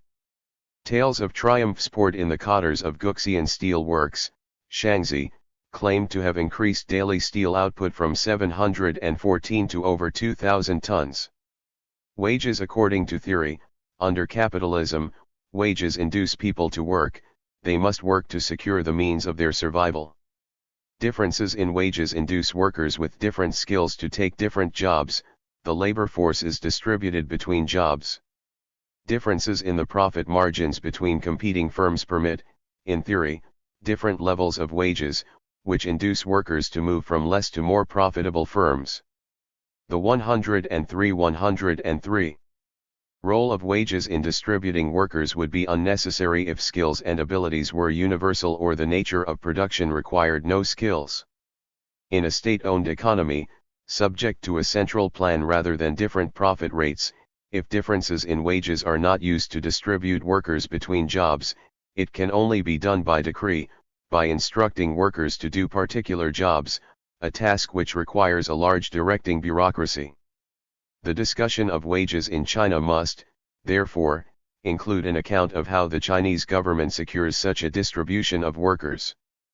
Both the Soviet Union and the United States had, during the main stages of capital accumulation, a relative shortage of labor, especially skilled workers, and in both countries, there was a sustained drive to the most intensive exploitation of labor with sharp differences in wages between workers. In China, like Japan and India, the supply of labor appears in the early stages of accumulation to be unlimited, although there is a grave scarcity of skilled labor.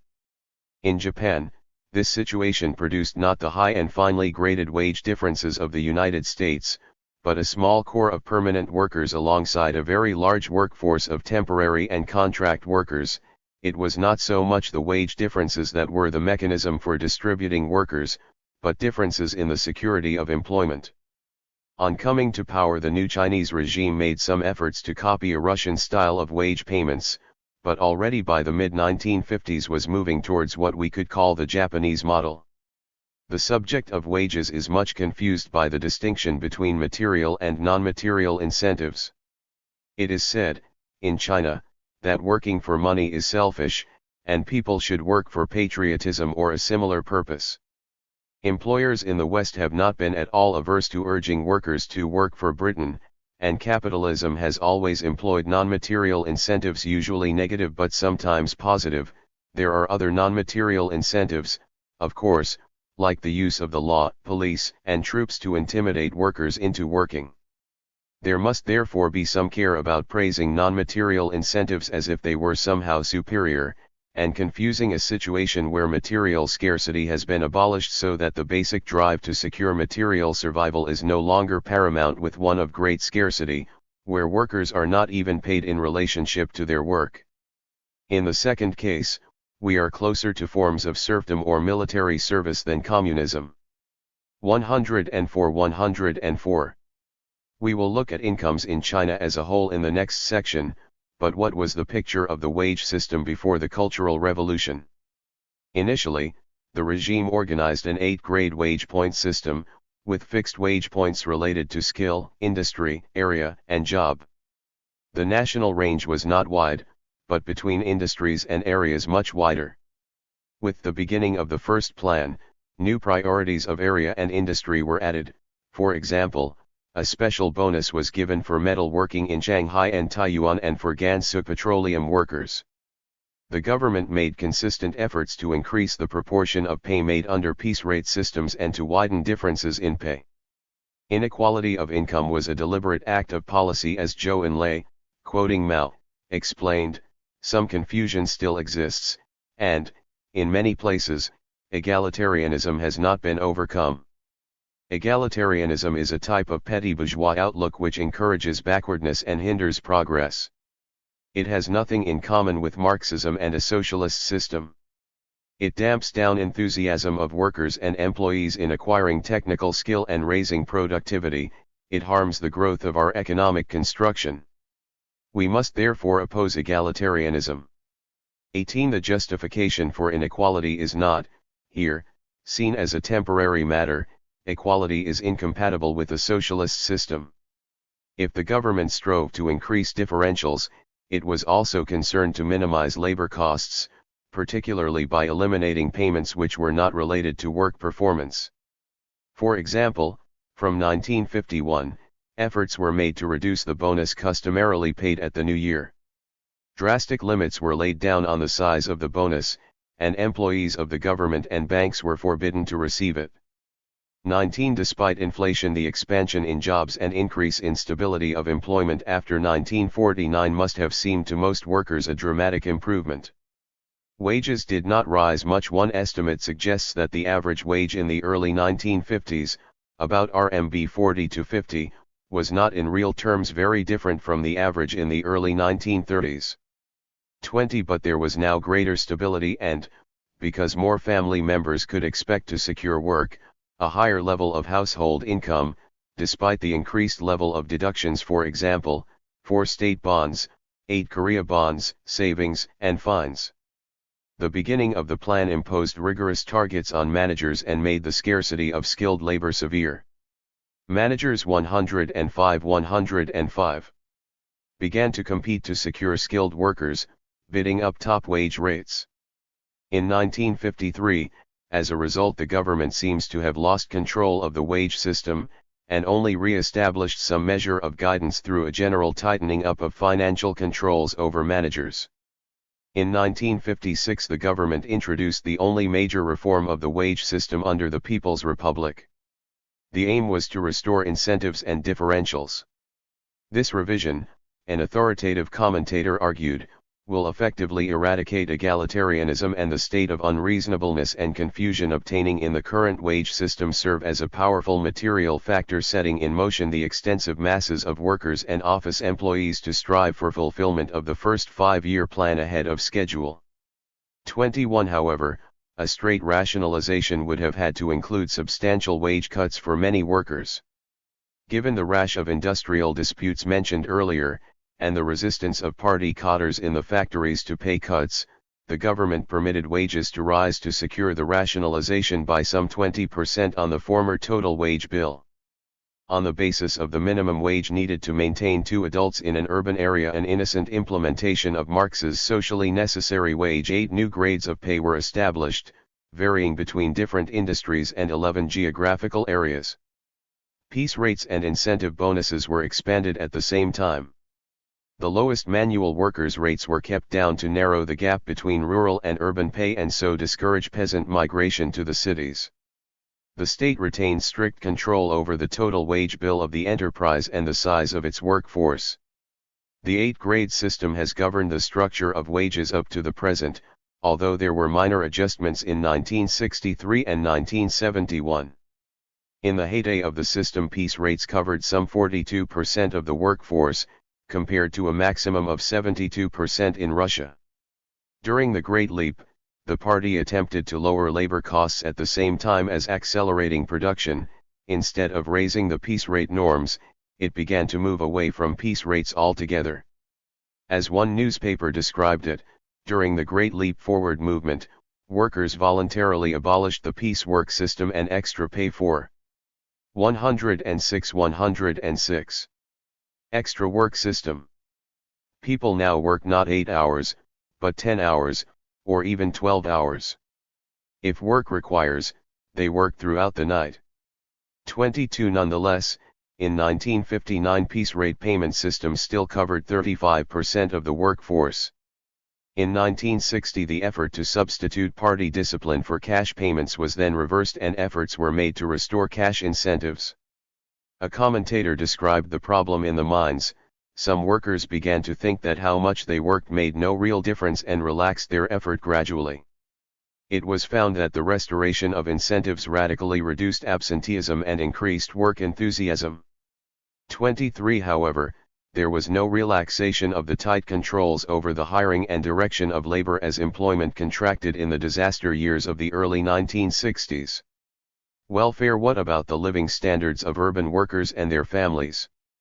Wages are not the only factor in assessing this. The price of goods determines the real value of wages. Since 1949, official food prices have been held stable, and in some cases slightly reduced. Of course, official prices do not indicate whether foodstuffs are available at that price. Speculation in commodities and the smuggling of foodstuffs in the cities have been a periodic preoccupation of the newspapers, indicating that the black market has been important in the supply of goods not available through legal channels. Except in years of exceptionally poor harvest, this applies less to the most tightly controlled agricultural product, grain, and more to horticultural foodstuffs and meat, much of which is raised on private plots by the peasants and traded through rural free markets. The official grain ration, varying with the type of work and age of the consumer, was in the 1950s relatively small, varying between 25 and 55 caddies per month. In 1953 it was estimated that the average adult required 71 caddies per month, with an actual average consumption in 1954 of 49 caddies. 24. Since the mid-1950s, the state procurement of grain has increased substantially, but at a rate not much faster than the increase in population, so that it is unlikely the grain ration has significantly increased. However, the supply of other foodstuffs, meat, eggs, milk, sugar and even edible oils has improved, as has the stability of supply. 107. So that the long queues from 4 or 5 in the morning seen in the big cities in the 1950s are less common today. Housing has remained a problem. The housing stock was disastrously depreciated in the 12 years before 1949, and the new regime directed most of its investment into industrial production. In the 1950s, efforts were made to clear the slums in the largest cities and rebuild at standards which, however, were not met in subsequent years. Since the government has no national housing program, there is little information, but it seems the addition to the housing stock was very small outside a few favored areas. Standards were generally low, 4 or 5 persons per room, and some brand new residential areas, lower. 25. In Taiyuan, for example, housing conditions of workers are deplorable. It is rather a common phenomenon that over 20 workers are crowded into one small room. One room, formerly a toilet, is now accommodating 6 workers.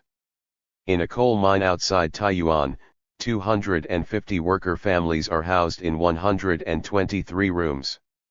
In one room are housed 3 worker families. Most of the houses are leaking.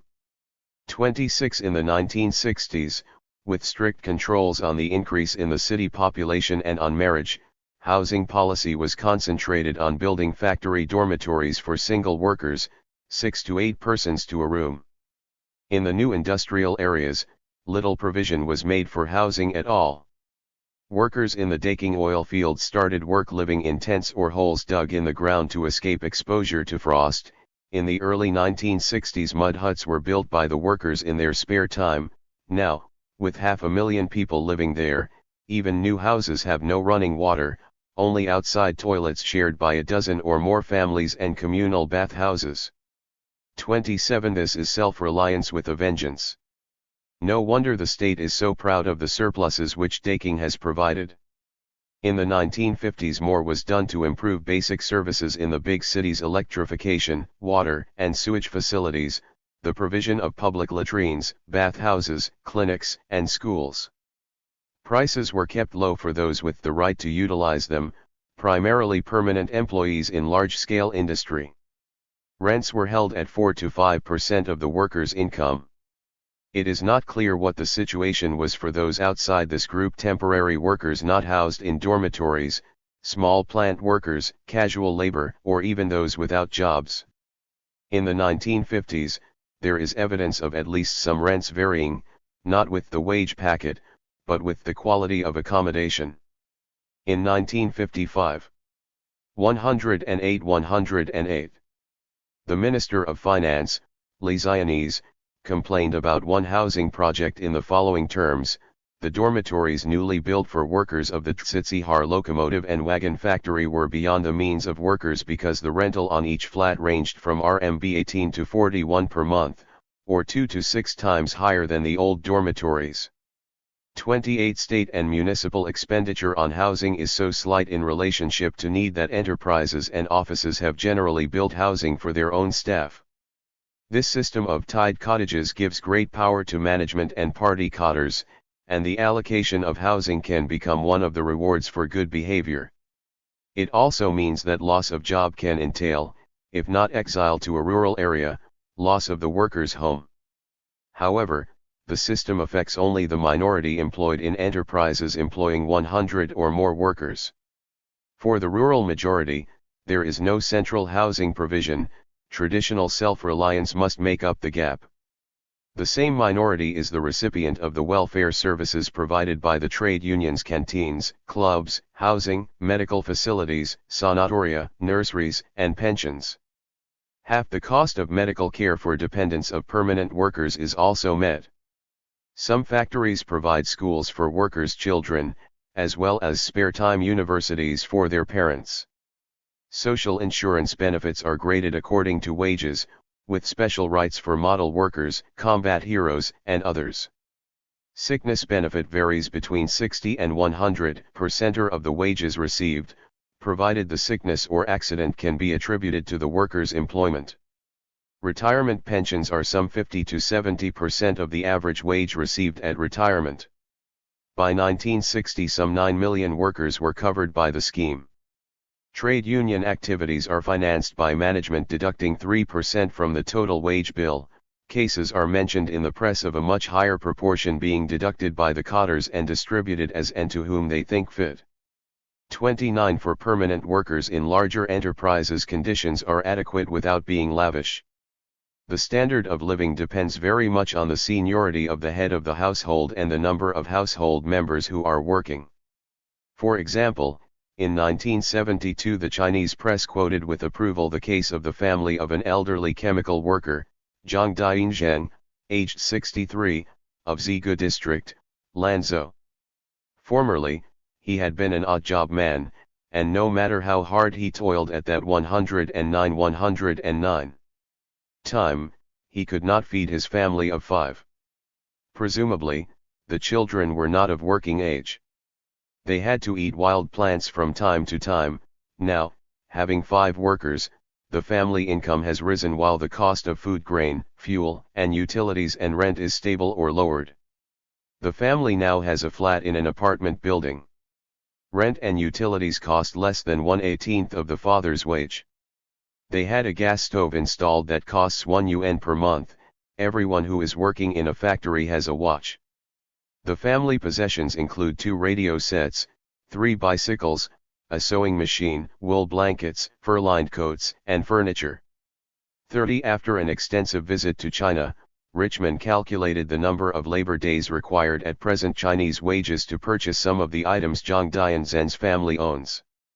We can compare them with how long it takes a British worker to earn enough to make the same purchases: 5 to 6 days for a watch, between 25 and 50 days for a wireless, between 30 and 50 days for a 2-piece woolen suit, between 60 and 90 days for a bicycle, 165 to 425 days for a television set, 12,000 days for a car, if permitted.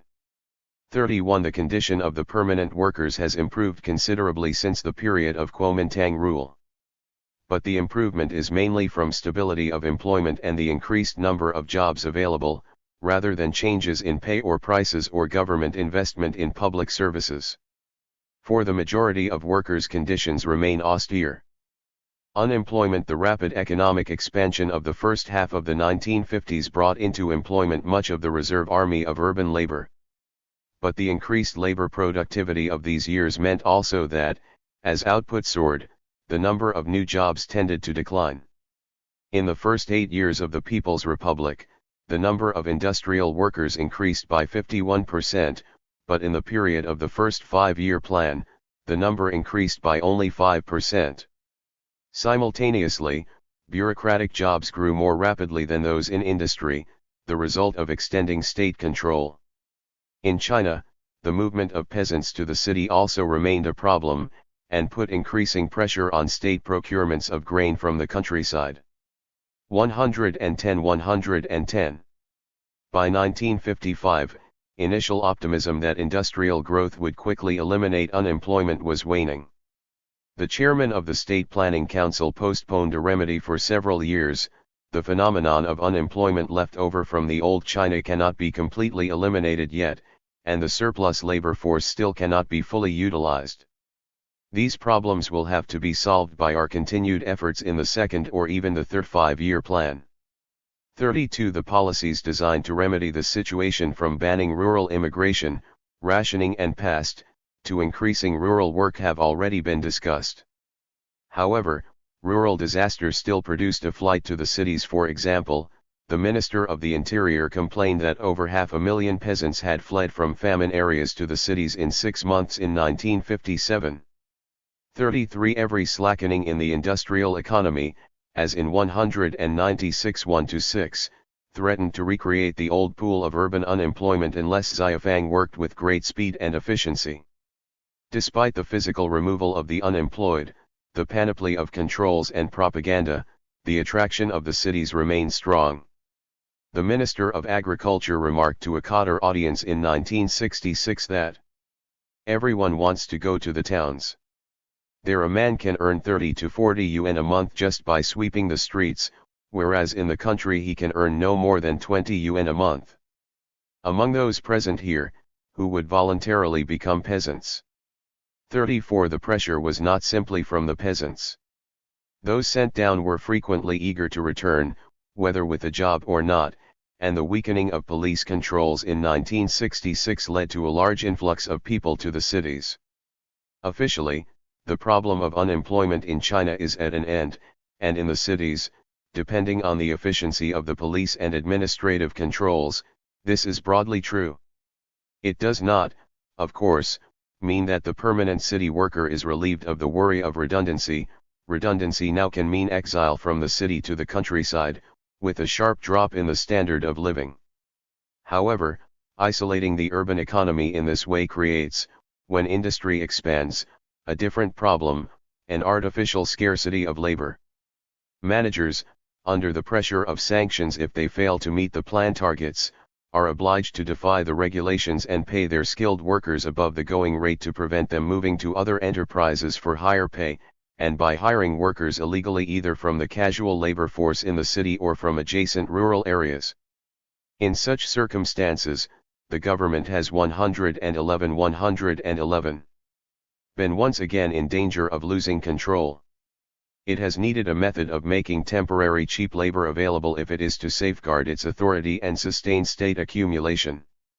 This has been achieved, as we shall see in the next chapter, by the system of temporary and contract labor.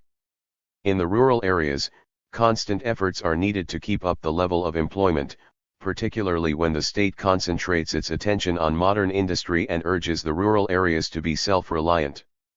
The problem is severe. The working-age population of China has increased by about 20 to 25 million people per year on average since the early 1960s. Not all of them are looking for jobs. Some continue in education, some marry and leave the labor force to raise children, some go into the armed forces, and so on. If we assume, fairly generously, that 10 to 15 million new jobs are needed every year to keep up the present level of employment, we get some idea of the problem. If the industrial economy is expanding, there may be 500,000 new urban jobs created each year. For the rest, the rural areas have to feed them and find things for them to do without permitting them to strengthen the forces of petty capitalism. There is little room to maneuver. Trade unions. What should be the role of trade unions? Organizations supposedly designed to defend the interests of workers in a state embodying the interests of the working class, led by the proletariat. In Russia, there was no definitive answer in the early years. The exigencies of the period of war communism led to the subordination of the unions to military imperatives. But in the retreat of the new economic policy, there was considerable debate over the question. One group, whose most prominent spokesman was Leon Trotsky, continued to defend the position of the party during the phase of war communism. Workers needed no defense against their own state, and therefore the trade unions should be instruments to achieve the production targets of the proletarian state. At the other extreme, the workers' opposition argued that, since the trade unions embodied directly the essential interests of workers, the unions should take over the control of production and, indeed, the state itself. 35. The two arguments ignored the complexities of the new regime in a backward country with a minority working class. They were, in Lenin's term, abstract. The Soviet government, in fact, directed not a workers' state, but a workers' state with bureaucratic distortions. 36. The Dis. 112. Torsions entailed that the unions had a definite role, independent of the aims of the state. Our present state is such that the entirely organized proletariat must protect itself, and we must utilize these workers' organizations for the purpose of protecting the workers from their own state and in order that the workers' organizations may protect our state. Lenin's formulation implied the right of the unions to use what strength they had against the state, to strike, in order to defend their members. Up to 1928, this was indeed the case, although bureaucratization led in practice to the suppression of many strikes. 37. In the first years of the People's Republic, there was no debate on the role of the trade unions. Their role had been defined in the preceding period in the liberated areas. They were instructed to assist in meeting the production targets of the state.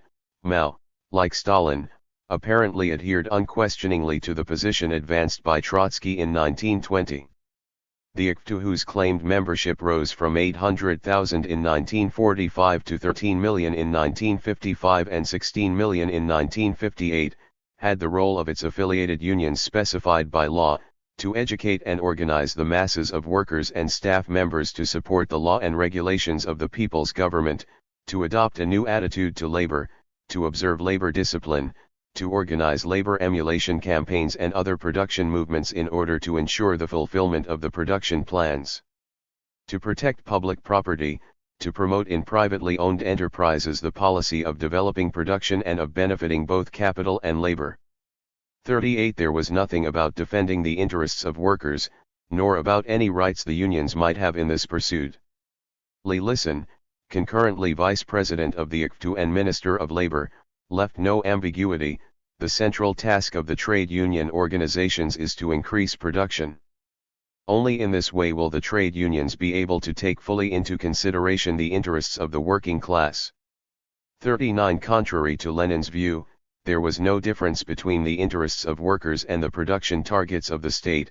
Only later was the halfway house of a non-antagonistic contradiction constructed to shelter strikes. Those entrusted with the achievement of production targets were the managers, and it followed that there was no difference between the interests of workers and managers.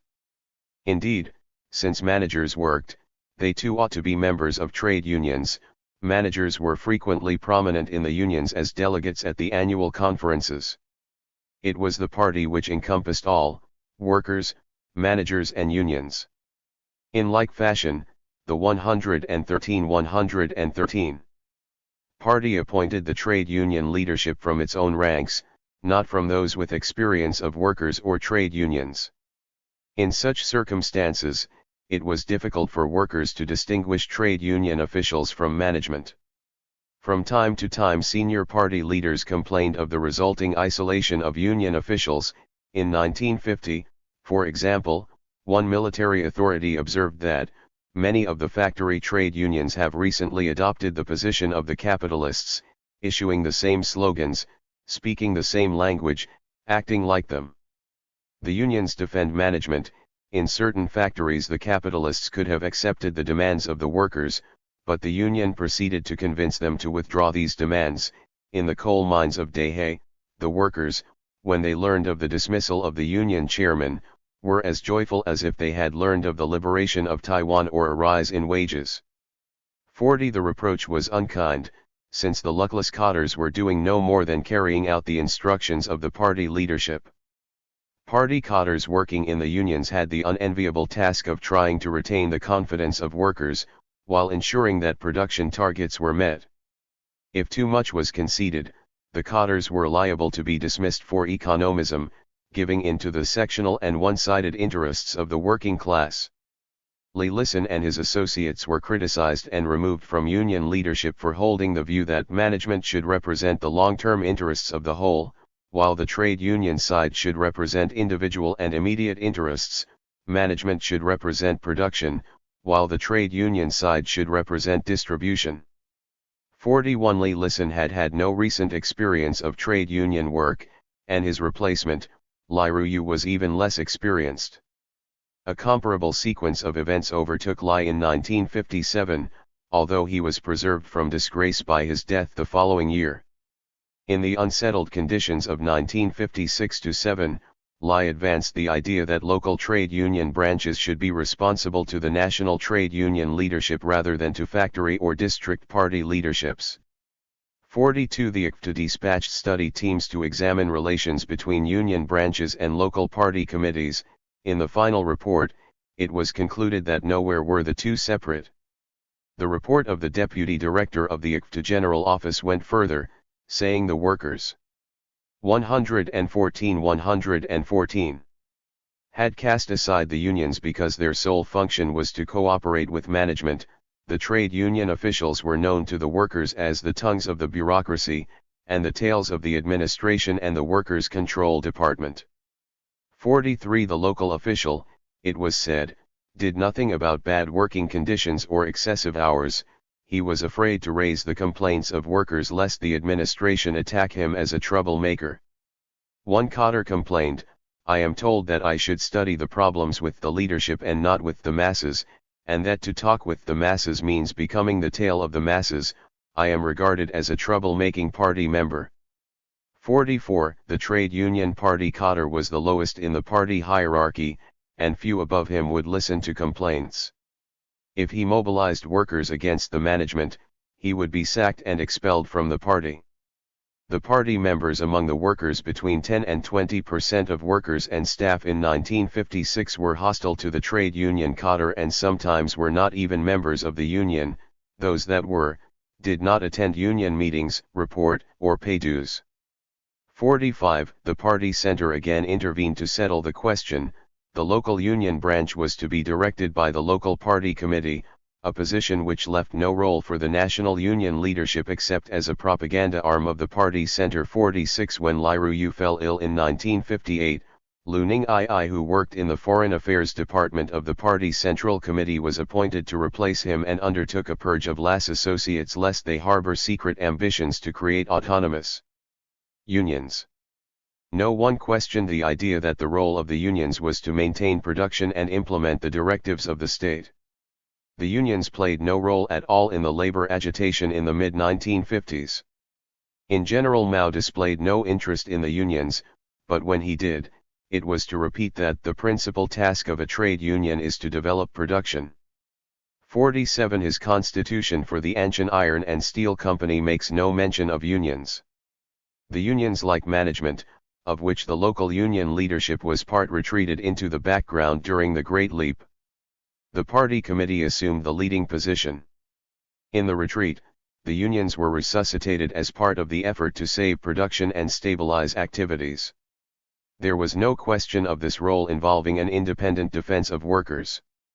The trade union newspaper repeated the official line, "The local union must strengthen its unity with management, for its basic task is the same: to run socialist enterprises successfully by relying on the masses for fulfilling the tasks assigned by the party and the state." 115. However, in the first year of the Cultural Revolution, the trade unions were unilaterally abolished, along with the trade union newspaper and the Ministry of Labor. None of the claimed millions of union members protested.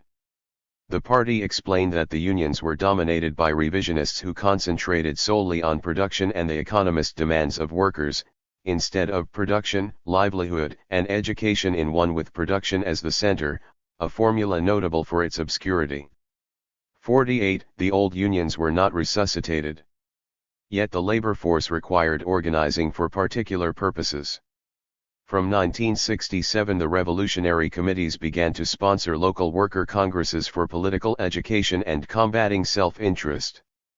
By 1973, these had moved into district or provincial congresses in major centers, the preparation for a reconstructed ACT. In the early days of the regime, unions had been involved in wage negotiations with private employers, and on occasions were even able to claim that they had corrected the mistaken activities of management. But the elimination of the private sector ended this. From 1957 the government tightened its control of jobs and the wage bill, removing as much discretion as possible from local management, let alone union officials. Today, the national government determines the wage bill, and the unions have no role even in distributing wages within the plant. The trade union function is restricted to educational and welfare activities, and only where unions exist in the large plants of advanced industry. Thus, Chinese unions are not trade unions at all in the ordinary sense, but rather the welfare departments of management. In China, as in Japan and other countries, employers safeguarded their profits against fluctuations in business activity by employing a large part of their workforce on a temporary basis. In a boom, they took on temporary workers, and in a slump, laid them off. The permanent workers were those who, by reason of skill, experience, or personal favor of the management, were kept on in a slump. Apart from relative security of employment, the permanent workers usually received higher pay, better conditions, and other benefits. Often permanent workers were city-born and bred, while the temporaries were former peasants who had moved to the city in search of work, returning to the village when they were dismissed. Some groups of rural workers moved seasonally to the cities. In both China and Japan, some of these temporary workers were contracted for fixed periods of time. For example, parents would sell their daughters to textile mill owners for 3 to 5 years. Labor brokers would recruit gangs of rural workers for set tasks in plantations or on the roads. In some cases, the recruitment was little more than conscription by the state for its construction or maintenance work on roads, dams, irrigation channels and so on. We have seen how in the late 1930s the Kuomintang conscripted labor for major road, rail, and airfield construction. In pre-revolutionary France, the corvée, the feudal obligation to work for a set period on the king's highway, was one of the most hated duties imposed on the peasants. In China, temporary and contract work of this kind was regarded as one of the most vicious forms of oppression. The Communist Party edits 8. Temporary and contract labor, the worker-peasant system. 119. Second Congress in 1922 condemned the practice and promised to abolish it. The party recognized the political dangers of a division between permanent and temporary workers, with the unscrupulous only too willing to divert the attention of rural workers from employers to their permanent co-workers, and to appeal to permanent workers to fasten their hostility not upon the capitalists but upon the poor downtrodden rural immigrant. The rural workers who came to the city could be used in exactly the same way as immigrants are used in the industrialized countries today, a pool of cheap labor in a boom, and the scapegoat for the failure of the ruling order in conditions of slump, a tactic excellently designed to divide the opposition and set them at each other's throats. The change of regime in China did not dissolve the objective conditions which had created the temporary labor system. Indeed, the policy of restricting the city population, producing in a boom conditions of labor scarcity, made the need for some sort of comparable system even more urgent. From the foundation of the People's Republic, it seems, temporary workers were tolerated. During the Cultural Revolution, it was alleged that temporary labor had been used for 17 years 49, that there were 2.4 million such workers in 1957, and that, under the impact of the Great Leap Forward, this figure rose to 12 million. Such workers were not included in the plan estimates for labor, and were used as a buffer by managers and cadres in sudden spurts to meet changes in target deadlines. They were paid much less than permanent workers and received none of the fringe benefits. 50 sometimes their wages were paid from miscellaneous expenditure funds to keep their employment concealed from the state. As in capitalist countries, the construction industry with its unstable seasonal pattern of work had a high demand for such workers. Illegal immigrants could get work without questions being asked, and so secure a niche in the city. In the 1950s, private labor brokers recruited in the villages for city enterprises, and also found jobs for those who were unemployed in the city, criminals, ex-prisoners, and so on. In the early 1960s, the use of temporary labor became more widespread, and was formalized in various state-guided contracts by which the government could regulate the scale of employment and tighten up the financial administration of enterprises. An extension of municipal 120 boundaries in 1962 to include large tracts of the countryside brought a large pool of rural labor under city administration. By 1964, temporary workers were being used not only in seasonal agriculture and construction, but in mining, agricultural processing industries, cotton gins, textiles, timber, power generation, road construction and maintenance, post and telecommunications and commerce. 51 It was also becoming clear that, unlike the general situation under the Kuomintang, temporary labor in the People's Republic was being used systematically to displace permanent workers, to dilute the labor force. The system was publicized as a fundamental break with capitalist labor practices, and a gigantic step forward in the abolition of what Mao saw as one of the three great differences of capitalism surviving in China: the contradiction between town and country. Under the worker-peasant system, permanent city workers would be sent down to the countryside and young peasants would come into the city to work on temporary contracts.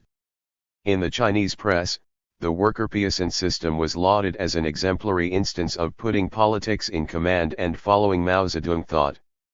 The savings in labor costs were considerable. On a Hunan road maintenance scheme, Chaoshui Commune was paid RMB 150 per kilometer per year for a stretch of 17.5 kilometers of local highway, RMB 187.5 per worker employed on the task for the commune, RMB 126 for the workers' production team, and RMB 36 for the worker himself. The work was not full-time, but even then, RMB 36 for a year's work compared very favorably for the regime with a month's full-time work from a permanent city worker at RMB 50 to 60. 52 The press was lyrical in praise of the virtues of these arrangements. It improved the roads, contributed to commune income, the rural labor force is put to rational use, state expenditures are reduced, and the supply of commodity grain is decreased. 53 Some 4,500 people had worked on such schemes in the region, and in comparison to the time when only permanent road workers were employed, this represents a saving of 100,000 yuan in wages, and 400 to 500 caddies of commodity grain. However, the 121 writer warned authorities who might like to copy the scheme, that the workers must be carefully selected, politically sound, physically healthy, and between 18 and 40 years old. Finance and trade departments were also urged to adopt the system.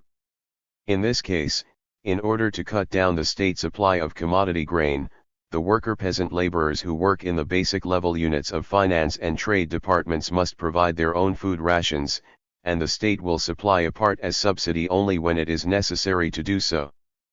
54 cadres were instructed to ensure that the quality of commodities and services is improved and the cost of production and the cost of circulation are cut down without increasing the total amount of wages.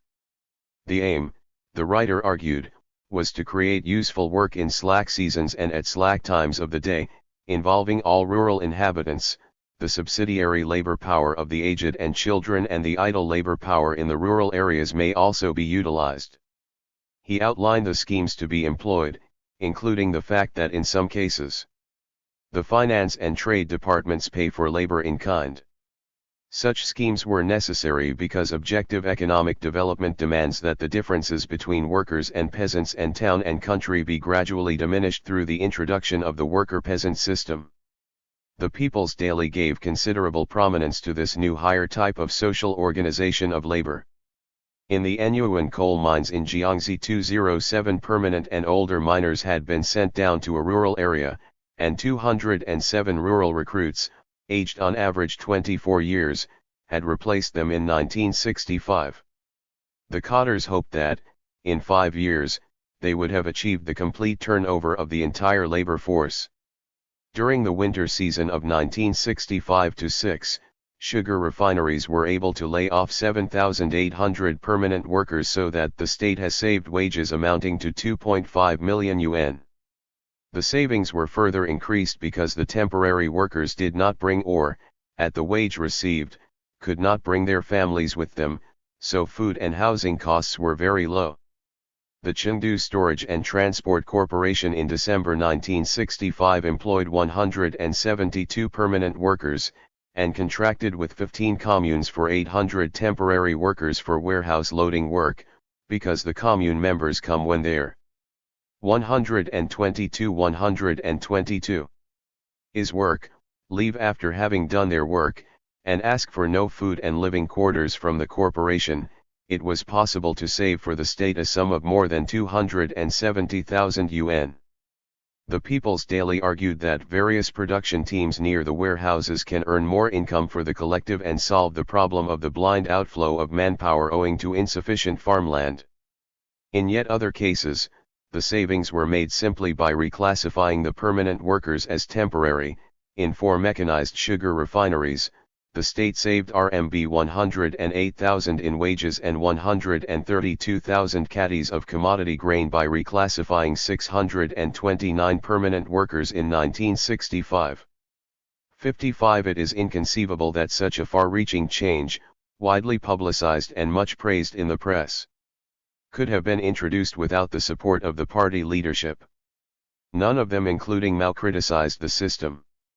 Indeed, the particular way in which it was justified as abolishing one of the 3 great differences suggests that the worker-peasant system might have been inspired by Mao himself.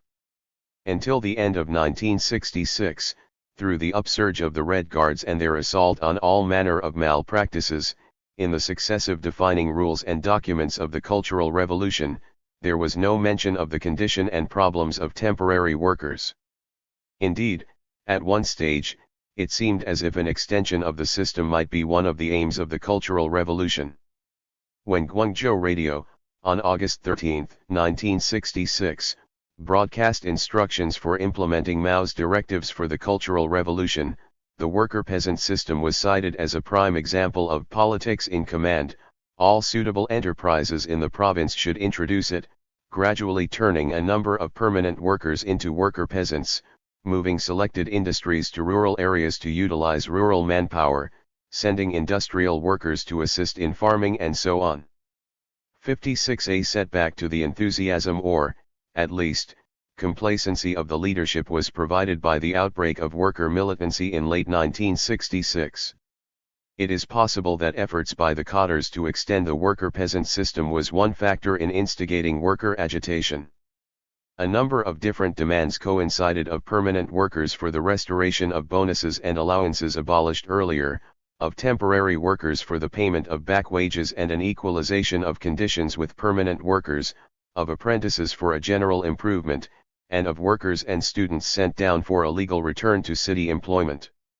123. Red Guards had begun to raise the issue of the conditions of temporary workers in September 1966.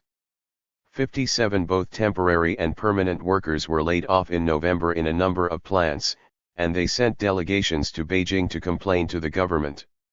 In the charged atmosphere of the time, the center had little alternative but to authorize their reinstatement and the payment of back wages to temporary workers. This seems to have provided the basis for general demands for the payment of wages withheld, bonuses removed, and for the return of jobs. Late in the month, the center announced an extension of the Cultural Revolution to farms and factories and warned managers not to retaliate to criticism by sacking workers or withholding pay. Simultaneously, posters in Guangzhou alleged that a delegation of temporary and contract workers had been received by Jiang Qing and the Cultural Revolution group of the Central Committee of the party. 58 Jiang Qing, Mao's wife, is said to have denied that Mao had any knowledge of the conditions of temporary and contract workers, and placed responsibility for the system on Liu Shaokai, the Ministry of Labor and the ICTU.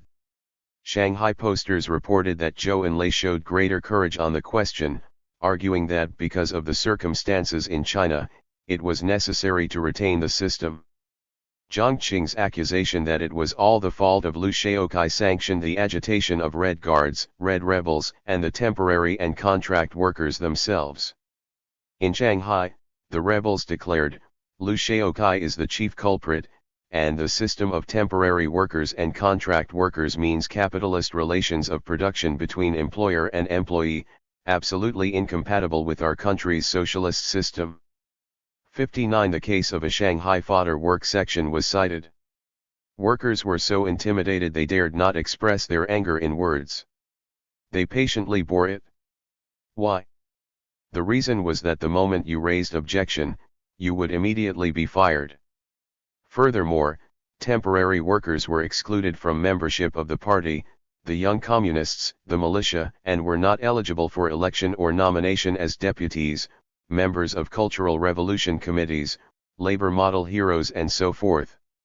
Early in January a leading Shanghai newspaper reported, under the headline "Thoroughly Abolish the System of Temporary Labor and Outside Contract Labor," a demonstration in People's Square by 100,000 people protesting against the temporary labor system and calling for a brand new labor system in conformity with Mao Zedong thought. 60. 124 Speakers denounced the fact that temporary workers could not join the political study classes of their factories or take part in other political activities. Nor could they get the labor protection they deserved. When they protested, the power holders even kept back part of their wages and suspended their work. The revolt was brief. Back wages were paid, and possibly other wage demands met. There was a run on the banks and a spending spree. On January 9 Shanghai rebel organizations ordered all bank funds to be frozen except authorized expenditure, the readjustment of wages, payment of back wages and material benefits shall in principle be dealt with at a later stage. Nonetheless, some of the Red Guards persisted in the face of what was now the disapproval of the party leadership. On January 10, for example, the Capital Red Guards newspaper attacked the temporary and contract worker systems, saying they were attempts to raise the greatest amount of cheap labor and to extract the maximum profits. On January 16, the People's Daily outlined the leadership's case. The handful suddenly show concern for labor insurance and the well-being of the masses of workers and talk about their promotion, subsidized housing, etc. They vigorously use material incentives to corrupt the fighting spirit of the revolutionary masses. They incite some people to make trouble by demanding economic welfare.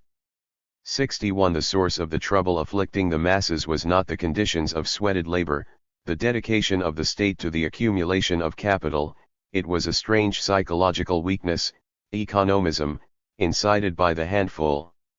The error must be eradicated. We should educate the comrades of trade unions and the working masses, so that they understand that they should never see the immediate, one-sided welfare benefits exclusively and forget the far-reaching interests of the working masses. The line had swung into reverse, but the party had to campaign hard to hold wages stable and to eject workers and students who had returned from the countryside. A return, of course, engineered by nothing more complex than the reactionaries launching the slogan "Reverse the injustice of moving to the interior." They were assured that the question of finding work for workers who have gone to the countryside can be solved gradually, provided they return to the countryside. If there were genuine grievances after people had returned, they can expose and criticize the power holders by writing letters or by sending big character posters. 62. Whatever else, they must relinquish their only hold on power: access to the urban mass. 125. On February 17, the Central Committee and the State Council declared that the doctrines of the National Rebel General Corps of Red Laborers and other temporary worker organizations were illegal. The party admitted that the systems governing the employment of temporary workers, contract workers, rotation workers, and piece workers are rational in some cases, but are very irrational and erroneous in others.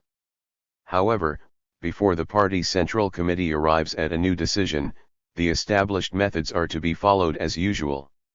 63. In the meantime, temporary and other workers should have the same political rights as permanent workers. The circular made no mention of the real and vital issue, equal economic rights. On February 27, the party new and old cadres had mastered the Shanghai situation sufficiently to purge the opposition. Shanghai Radio reported that the liaison headquarters for opposing economism of the Shanghai Municipal Revolutionary Committee today took over the property and funds of organizations of contract and temporary workers and liaison centers of young intellectuals working in rural areas, of youth working in support of frontiers, and of state farm workers. 64. All other bodies were forbidden to help or support the proscribed organizations. Obediently, 17 revolutionary organizations in Shanghai warm support for the Central Committee's wise and correct notice on temporary workers. The festival of the oppressed was over, but the battles were not. Nor were the grievances of temporary workers. Their resentment at the injustice of being promised a revolution, only to have it snatched away at the first sign of serious change, was no doubt one of the threads in subsequent events. For example, in May Guangzhou Radio reported a demonstration of several thousands demanding an end to rotation work in agriculture. But officially, the establishment had closed ranks. The cause of the temporary workers was thrust into the background. The brief episode has illustrated some of the reality of discrimination against temporary workers and those subject to Xiafang. One poster on a Shanghai wall gave a poignant twist to the latter: "We are old workers, illegally sent to the countryside. If we have to leave Shanghai, where we have lived for 20 or 30 years, and go back to the villages where we have been for only 4 or 5 years, this is like gathering the sesame seeds but losing the melon." 65. Their despair was of less concern to the authorities than saving the price of a pension. 126. The campaign on behalf of the temporary workers was a microcosm of the Cultural Revolution.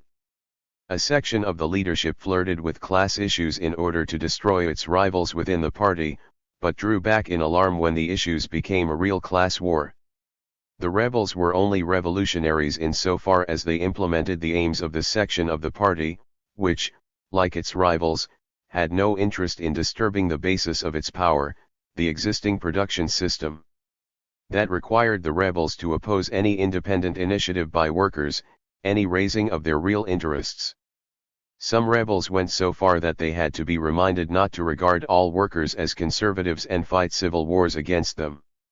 We must be aware that, except for a few diehards, most of the workers misled by conservative groups are our class brothers. 66. Some of the rebels were clearly in danger of forgetting who the leadership was. One solid achievement of the Cultural Revolution was the silencing of any public discussion of the worker-peasant labor system. Had it been abolished, reduced, or radically changed, the government would not have failed to inform the mass of the population through press and radio and thereby win credit for ending such an oppressive feature of employment.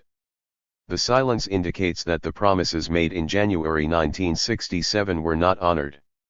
Indeed, the following September, Wuhan Radio once more reported without apology or even a nod at the Shanghai rebels, that 1,600 worker peasants had been hired in Hubei cotton processing centers, and 10,240 in sorting and cotton ginning plants.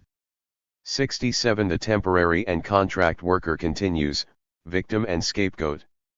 127. After the Cultural Revolution, the government set about restoring labor discipline and made renewed efforts to establish what, in sum, might be called a high-productivity low-wage economy. The watchword again became race against time to speed up socialist construction. 68 Those who found work onerous were automatically bourgeois, for to love manual labor is the intrinsic virtue of the proletariat and other working people. 69 In the number 1 blooming mill at Enshin, the cotters urged the workers to seize every minute, every second, to produce more steel. 70 To this end, an example was given of a veteran worker who braved the searing heat of the rolls to replace a loose bolt rather than shut down the whole operation to allow it to cool before making the adjustment. Safety of workers was clearly not the first consideration. Nor, in the coal industry, were the hours worked. The mines exceeded their targets under the inspiration of the Second Plenary Session of the Communist Party's 10th Central Committee and the 4th National People's Congress. Most of the coal mines continued production during the Spring Festival. Many young workers deferred their wedding ceremony or gave up their holidays after marriage so as to cut more coal. 71 A Tianjin Building Company reported that, between 1966 and 1973, labor productivity had been increased by 74%, and work completed by 58%. 72 The work was mainly small construction projects. Morale was high. Trusting the enthusiasm of the 9 The working class. 129. Masses had led them to use only the workers' spare time for work preparation, maintenance of equipment and moving between sites, an example that inspired the medical and nursing staff to follow suit, so that most of the workers and staff members who were slightly indisposed or had chronic diseases could come to receive medical treatment without encroaching upon the time set aside for labor. 3 examples were offered to illustrate the spirit. Firstly, on the Liutan site, the land was not leveled, half covered by an old concrete road, 20 centimeters in depth, and the earth was frozen and its surface was very hard. There was no power or water available. Nonetheless, the team refused to wait for power drills, and set to with ordinary iron spades to dig through the soil under the road, breaking it, fragment by fragment, by dropping heavy weights on the surface. Secondly, on another site, the team were required to sink a drainage well, but there was no power to operate the pumps. However, the workers rushed to carry out their work in the well. In the waist-deep water, they scooped out the mud, spadeful by spadeful. And thirdly, another gang were building a dormitory. Parts weighing 700 to 800 caddies arrived at the site, but without hoists to lift them. Nevertheless, 4 young workers of the framework group, insistently carried on their shoulders all these structural parts in the 5 blocks of the 4-story dormitories. The article received prominent display in the People's Daily, and the honor of a special recommendation by the editor, stressing its great importance for all cotters. It was not all plain sailing. There were obstacles to labor discipline. But happily, they were attributable not to bad working conditions but alien class forces.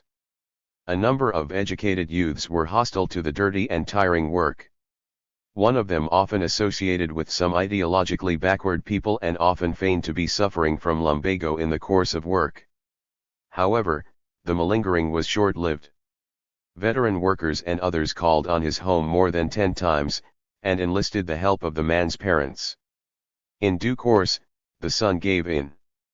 The ideological climate encourages the most touching complaints.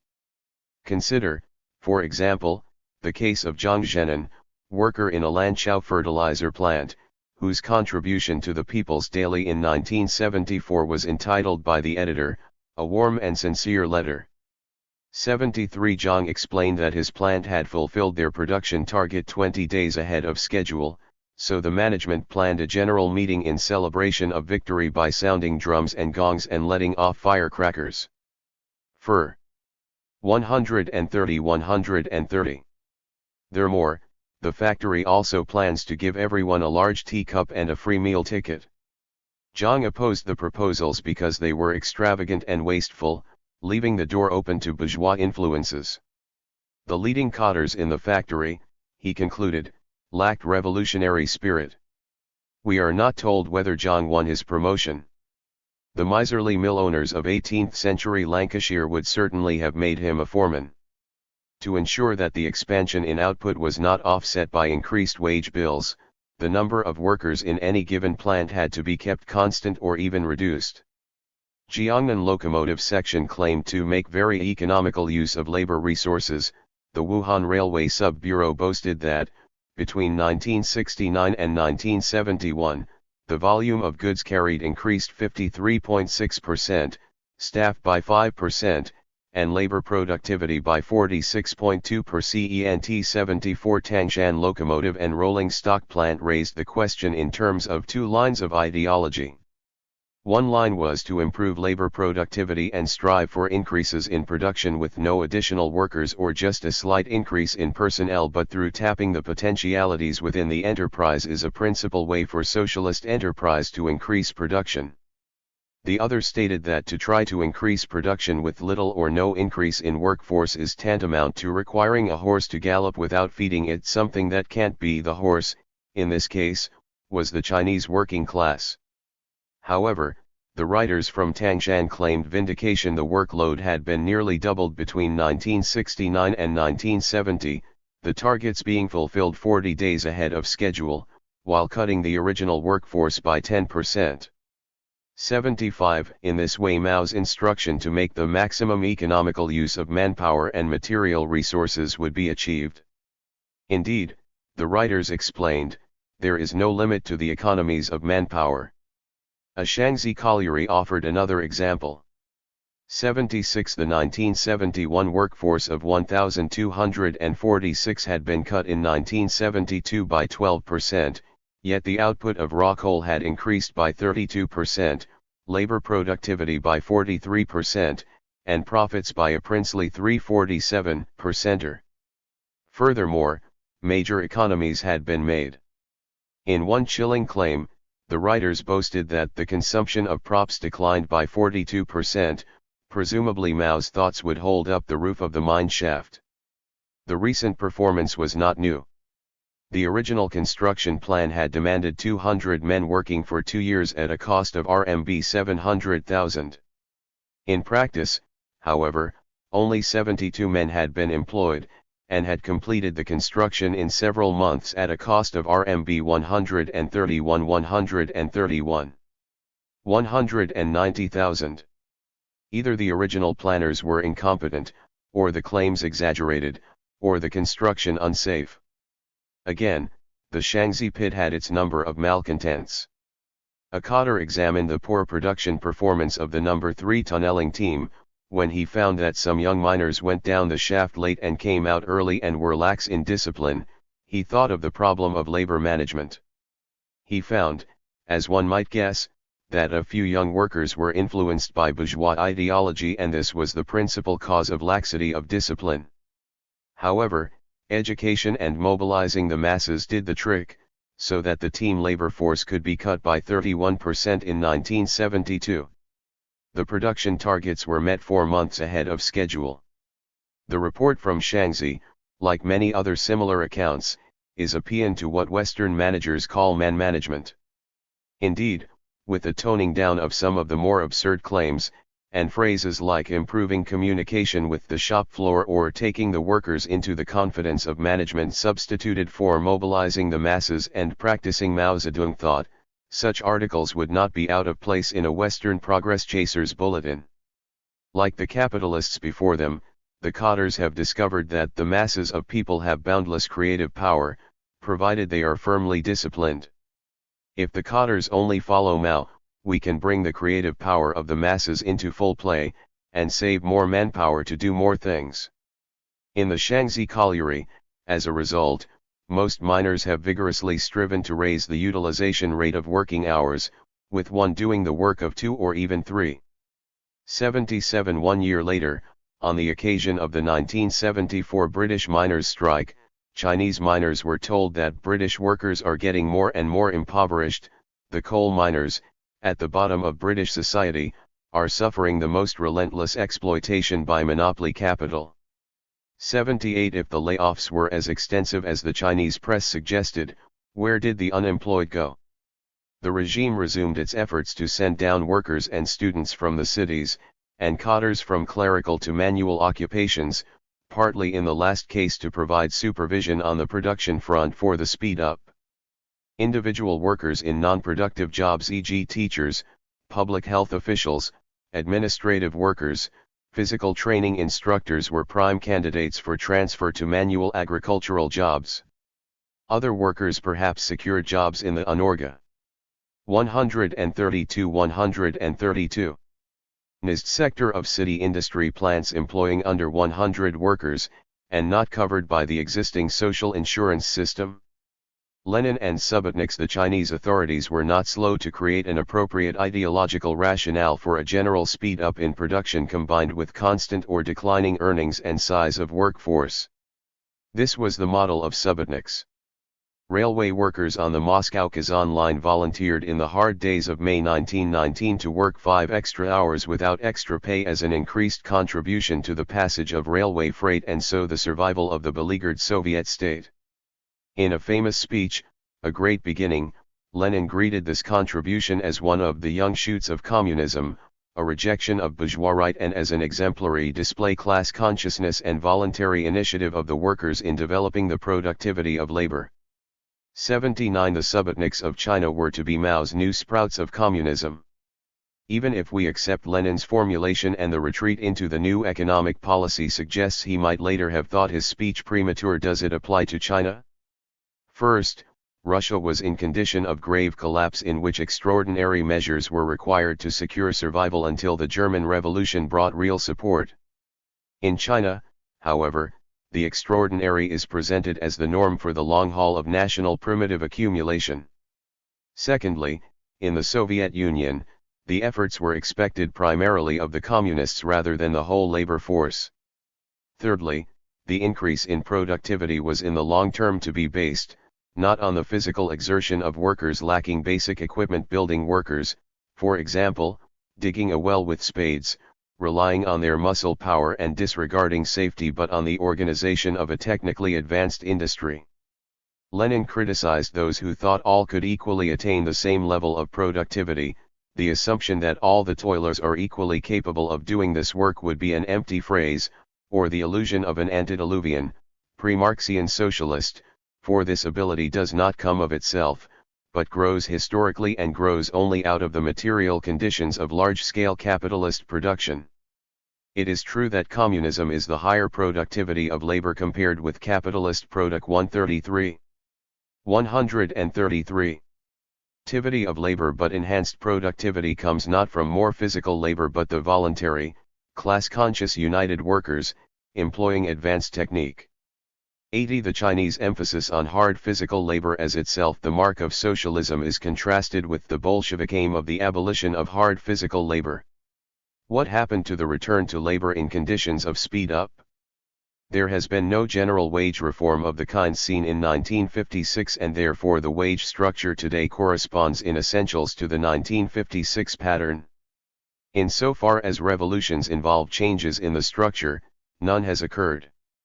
Real effort was directed up to 1976, however, at ending payments made over and above the 8-grade system, an effort which, in the case of bonuses, began in 1950. Cadres have attempted to end overtime pay and similar ancillary awards for extra work, while retaining the same workload.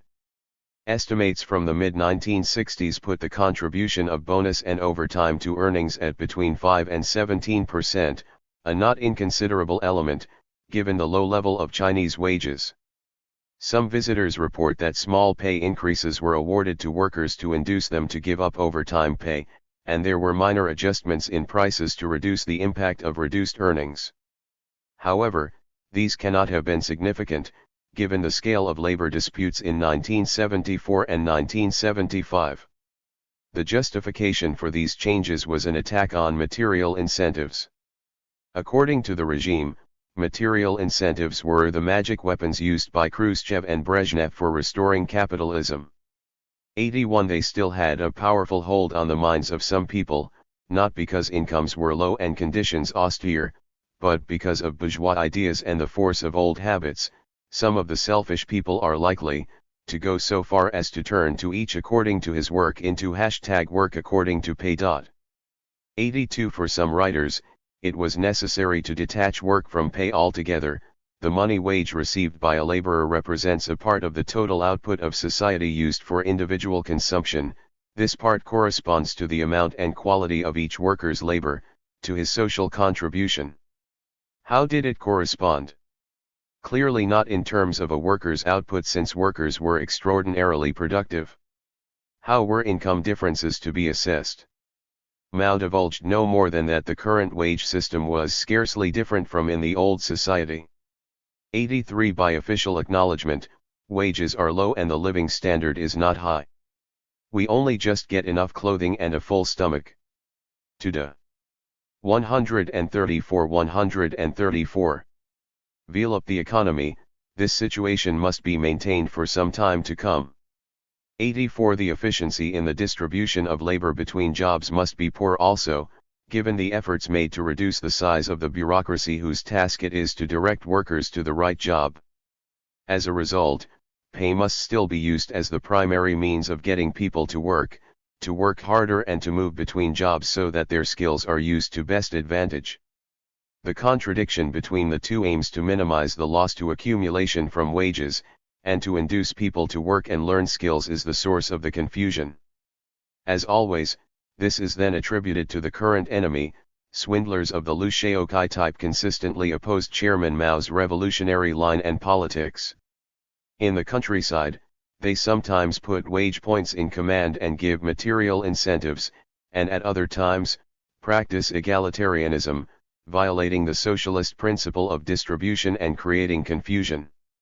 85 Liu Shaokai's contradictory responses are the mirror image of the party leadership's own contradictory position.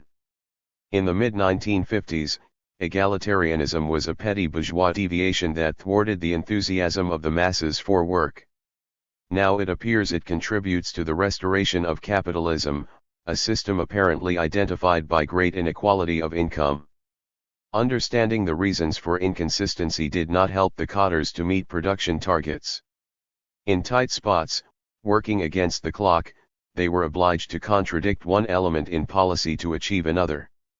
For example, in a Shaanxi factory, in the fourth quarter when time was pressing, the tasks were heavy and pressure was great, some people forgot the previous lesson and decided to pay the workers overtime. 86 When there are people eager to replace the cadre, it is a dangerous tactic.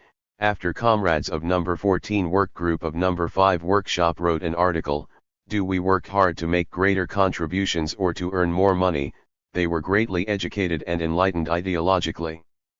The writer does not say whether the education was sound enough to deduct the overtime pay from the workers' next wage packet. In another factory, workers pressed for overtime pay and were finally given it, whereupon a wall newspaper appeared, denouncing this bribery. The party committee, under such an embarrassing threat, eventually reversed itself once more. 87 There are many other forms of reward besides straight payment from the wage fund, ranging from preferential treatment in the supply of housing to promotion, titles, invitations to star events, medals, banners, holidays, and travel privileges. Travelers in a northeastern Indus 135. 135. Trial City in 1976 reported that workers were sometimes awarded goods, sometimes a monthly bonus of 5 yuan, and sometimes some of China's fiery liquor, Maotai. 88 The party did not honor its promise of increased pay, made in the heat of the moment in late 1966, although small increases for lower wage grades were announced in 1971 and somewhat larger ones in 1977. More characteristic of the party in these 11 years was the sustained effort to lower labor costs per unit of output. This does not mean that household incomes have not continued to improve since the Cultural Revolution. Due to the rapid expansion in industrial output perhaps, more household members could get jobs and so raise household incomes. As Red Flag reminded workers, in the past, a worker had to support his whole family. Now his dependents take part in work. So, the aggregate income of a worker's family is greatly increased. 89 But the jobs in organized industry cannot have increased very much since 1969, the expansion in output has come from increasing the use of existing industrial capacity rather than adding to it. Perhaps more jobs have been created in unorganized industry, units employing less than 100 workers. Wages and conditions are much inferior here, and not governed by the 8-grade wage system. There are also a small number of laborers working on their own in the towns, 90 presumably day laborers and petty artisans providing miscellaneous services. The number of those employed outside the organized sector is not clear, nor how stable their income is.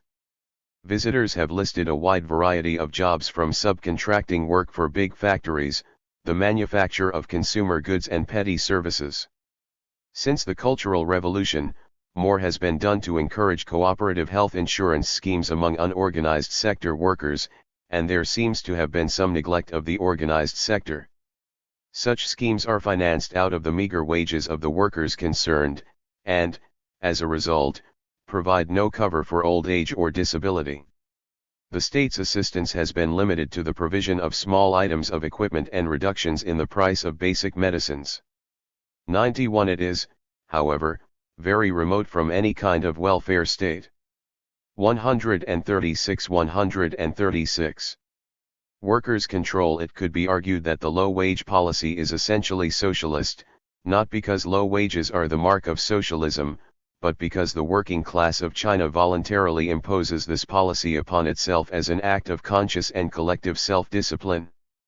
The Cultural Revolution is seen as the time when China's working class established its power in the state, transforming social relations within society and winning popular control at the base. In sum, there was created workers' control in the workplaces and workers' power in the state. The subject of workers' control is often confused. Some socialists have regarded it as an anarcho-syndicalist aim which would obstruct the realization of the collective interests of the working class, exercised through the state. Others have seen it as no more than the final stage of participation by the majority in making important decisions. Every increase in participation would then be a step towards the final goal of democracy. The Bolsheviks came to a different conception. For Lenin, workers' control was a necessary element in a working-class struggle for power, the tangible expression of class rule at the point of production and the precondition for an effectively planned workers' state.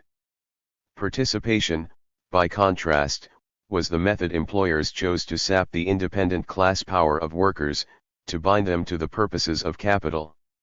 Real power came only through independent workers' organizations, pursuing their own class interests, whether in the factory or in society.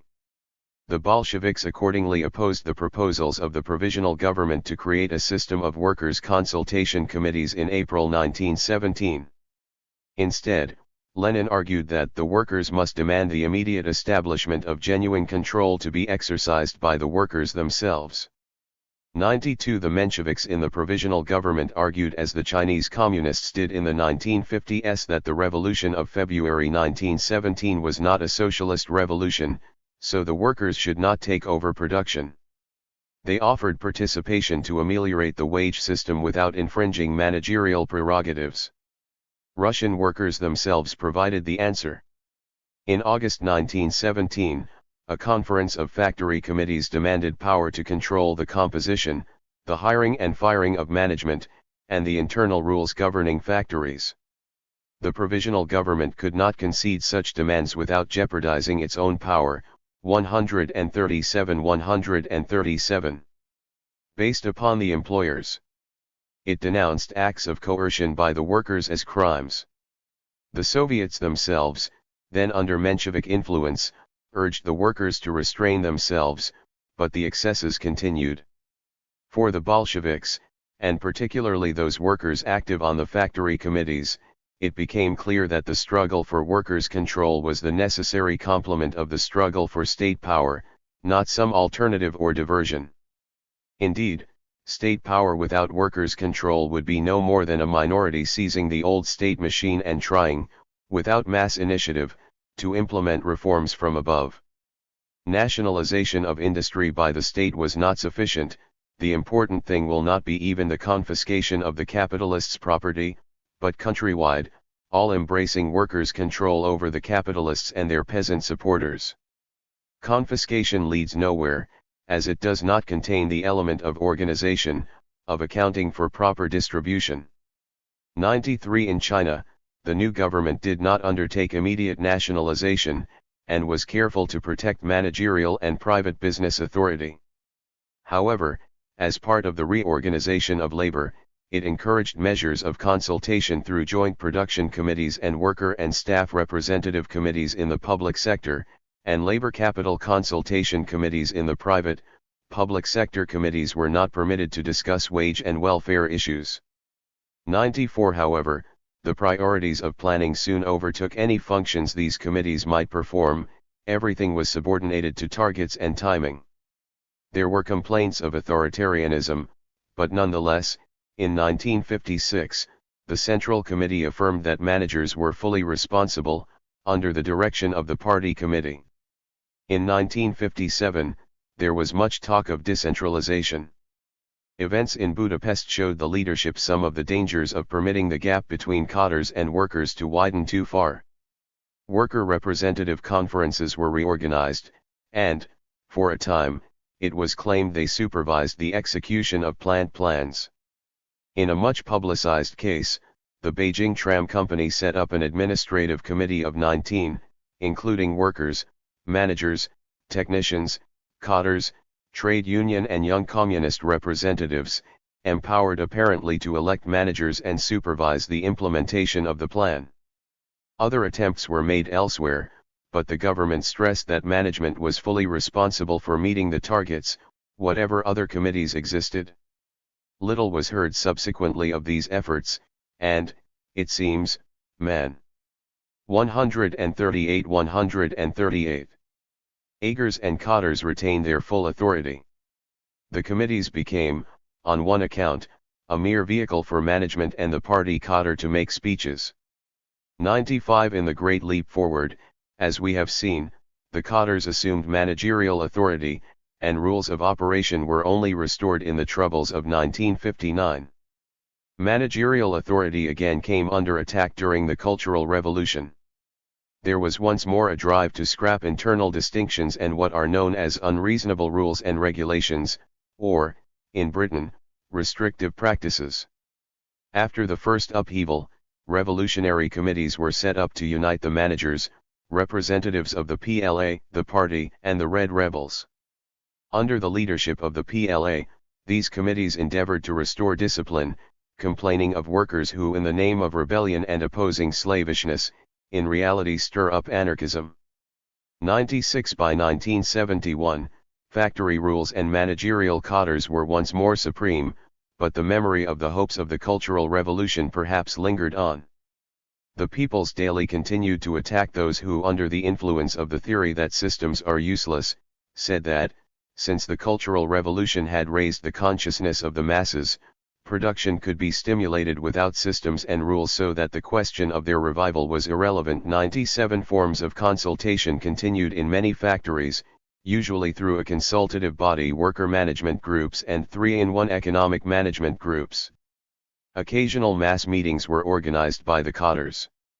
Although this does not in itself constitute consultation, managers participated in manual labor. Some factories claimed that workers were involved in the election of managers, but it is not clear whether this was just a verbal change in the normal pattern of nomination from above. In a Shanghai watch and clock factory in 1975, a number of workers have been selected to assume leading positions and take part in management work. 98 As the report later explains, the selection was made by the factory committee. This is very far from Lenin's conception of workers' control. In one sense, it is its opposite. It is also remote from the party's own claims that the rank and file take part in all aspects of management, a formulation which in any case preserves the idea of management as an authoritative elite. There are in fact no institutions whereby a collective workers' interest could be expressed, in contradistinction to the interests of management or local party committee. But even if there were, would it constitute workers 139? Power. The right to control or participate in the direction of a factory is only a stable possibility if simultaneously the working class controls the state. 4. In China, the national and provincial governments determine the level of wages, the numbers employed, the price of factory output, the allocation of raw materials and skilled labor, and the raw materials and equipment moving between provinces, that is, all the key items that determine what happens inside the factory. An individual worker may well be self-governing at home, involving all members of his or her household in deciding what to do, but the alternatives open to the household depend on factors outside the home, and usually outside the household's control: how many have jobs, what the level of pay is, the conditions and hours of work. However, this is not the end of the question, for there is another area of workers' control, the struggle for the control of the workplace quite independent of management and cadres, which has been impressively represented in China in recent years, the strike. Strikes. The periods of known industrial disputes and strikes have already been mentioned: 1955-7, 1966-8, and 1974-6. From the Chinese press and radio, it is possible to reconstruct some of the disputes. Forms of worker resistance range from resisting pay cuts or deterioration in conditions, refusing work discipline, disobeying the law or factory regulations, through to direct resistance, the go slow, outright strikes, refusals to work, to accept direction or transfer, and even attacks on the factory or managers. The sanctions similarly range from the mild reprimands, public criticism by the cadres through wall posters or mass meetings, backed up by fines deducted from pay, loss of seniority or demotion, to the more severe, being transferred to a rural area and re-education. In some cases, workers were sent to prison. For example, in July 1957, the 3 leaders of a demonstration outside the manager's office at the Chongqing machine tool factory were arrested as counter-revolutionaries. In the L950s, labor correctional camps were created to re-educate rebel workers. In extreme cases, even the death penalty was used. At the Gillen Building Company, cadres were beaten up during a strike, and the 2 strike leaders were tried and sentenced to death, others being given terms of imprisonment. 99. 140. Was the situation qualitatively transformed by the Cultural Revolution? Certainly. The new constitution for the first time acknowledged that strikes took place and legalized them, but in practice how were things changed? The campaign in 1973 and 1974 to end all payments above the 8th-grade wage system produced a rash of opposition. Reports of disorder, goslows, and absenteeism occurred through 1974 and 1975, particularly in the mines, the steel industry and railways, and in a number of cities. 100. Indeed, some foreign observers attributed the 1975 drop in steel output to labor resistance to the abolition of overtime pay. In Heilongjiang, the radio reported that factionalism has greatly disrupted and undermined our revolution and production. The militia was required to protect cadres in some areas from those who misled the people. Troops were sent to Suzhou and also to the Tawangshan coal mines. However, Hangzhou was the place that received most publicity in 1975, perhaps because it was the location of Mao's summer retreat. The factories there were apparently disturbed from early 1974. Late in the year, an expanded provincial militia was introduced into the city to police a sort of martial law on the streets. However, the militia itself is said to have divided into warring groups, and the troubles were sufficiently severe for train drivers to refuse to pass through the city. As a result, there were severe delays of freight which were not overcome until May 1975. In the spring, the new vice-chairman of the party, Wang Hongwen, who is credited with taming the Shanghai workers in the Cultural Revolution, was dispatched to the city but without success. Zhejiang troops were then moved in and public security squads from North China were drafted in to patrol the streets. The leading deputy prime minister, Deng Xiaoping, also visited the city, and perhaps was instrumental in framing the Central Committee and Standing Council resolution on the situation. A handful of counter-revolutionary revisionist elements and newly emergent bourgeois elements sneaking into the party and the army and headed by sworn adherents of Lin Biao and Liu Shaokai in Zhejiang, vainly attempted to subvert the dictatorship of the proletariat in collaboration with the landlords, the rich. The counter-revolutionaries, the bad and the rightists, stirred up anarchism, factionalism, and an evil 141. Wind of economism, conducted armed struggles, made trouble, interrupted the supplies of electricity and running water, disrupted production and transport, made a sally against troops, and blasted public security departments. 101 The resolution concluded that chief plotters shall be severely punished according to the law. As to the masses, we should re-educate them and let bygones be bygones. The resolution was perhaps the signal for the final effort. Over 10,000 PLA troops moved into the city to take over the 13 leading factories. The municipal authority was reorganized, 3 leading officials replaced, and the local party put in order. Officially, the troops were necessary because the workers of Hangzhou were unable to increase production under the pernicious influence of the counter-revolutionary revisionist line and bourgeois factionalism and due to the sabotage activities of a handful of class enemies. 102 Officially, the PLA and later, Air Force and naval units undertook participation in manual labor, or peacemaking. From July 12, when PLA Unit 1815 took over a car component manufacturing plant, there was a stream of reports of particular units taking particular factories' textile mills on July 19, a textile printing and dyeing plant on July 21, and a wool textile mill. The 7th PLA company worked at the cement warehouses where they completed 1 day's work in 2 hours and were praised by the workers. 103 Air Force units were sent into factories manufacturing heavy machinery, oxygen equipment, steam turbines, boilers, and glass works. They all took the initiative in carrying forward the same vigor, and worked continuously, fearing neither heat nor fatigue. Commander Li Jiming set a good example to the fighters by arduously working for a few hours. Deputy Commander Ni Zhongshen actively took the lead in unloading coal. He never uttered a word despite the blisters on his hands. In 1 day, 10 cotters and fighters unloaded 50 tons of cement, and none of them complained of being tired. The workers must have been impressed at this temporary display of a fortitude they were expected to show month in month out. Successive mass meetings were held to pull the local cotters into line. For example, 8,000 provincial cotters assembled on July 22, and 15,000 on the 24th. Similar meetings were held in the main factories, to vigorously denounce Liu Shaokai and Lin Biao. As a result, reports said, everyone agreed to work harder. Even cooks in the cafeteria strove to increase the variety of dishes. They provide the workers with steamed bread and hot vegetable soup. Bus drivers, after finishing their regular 142 runs in the daytime, returned in the evening to drive the night shift. There were presumably no safety regulations to limit the number of hours of driving.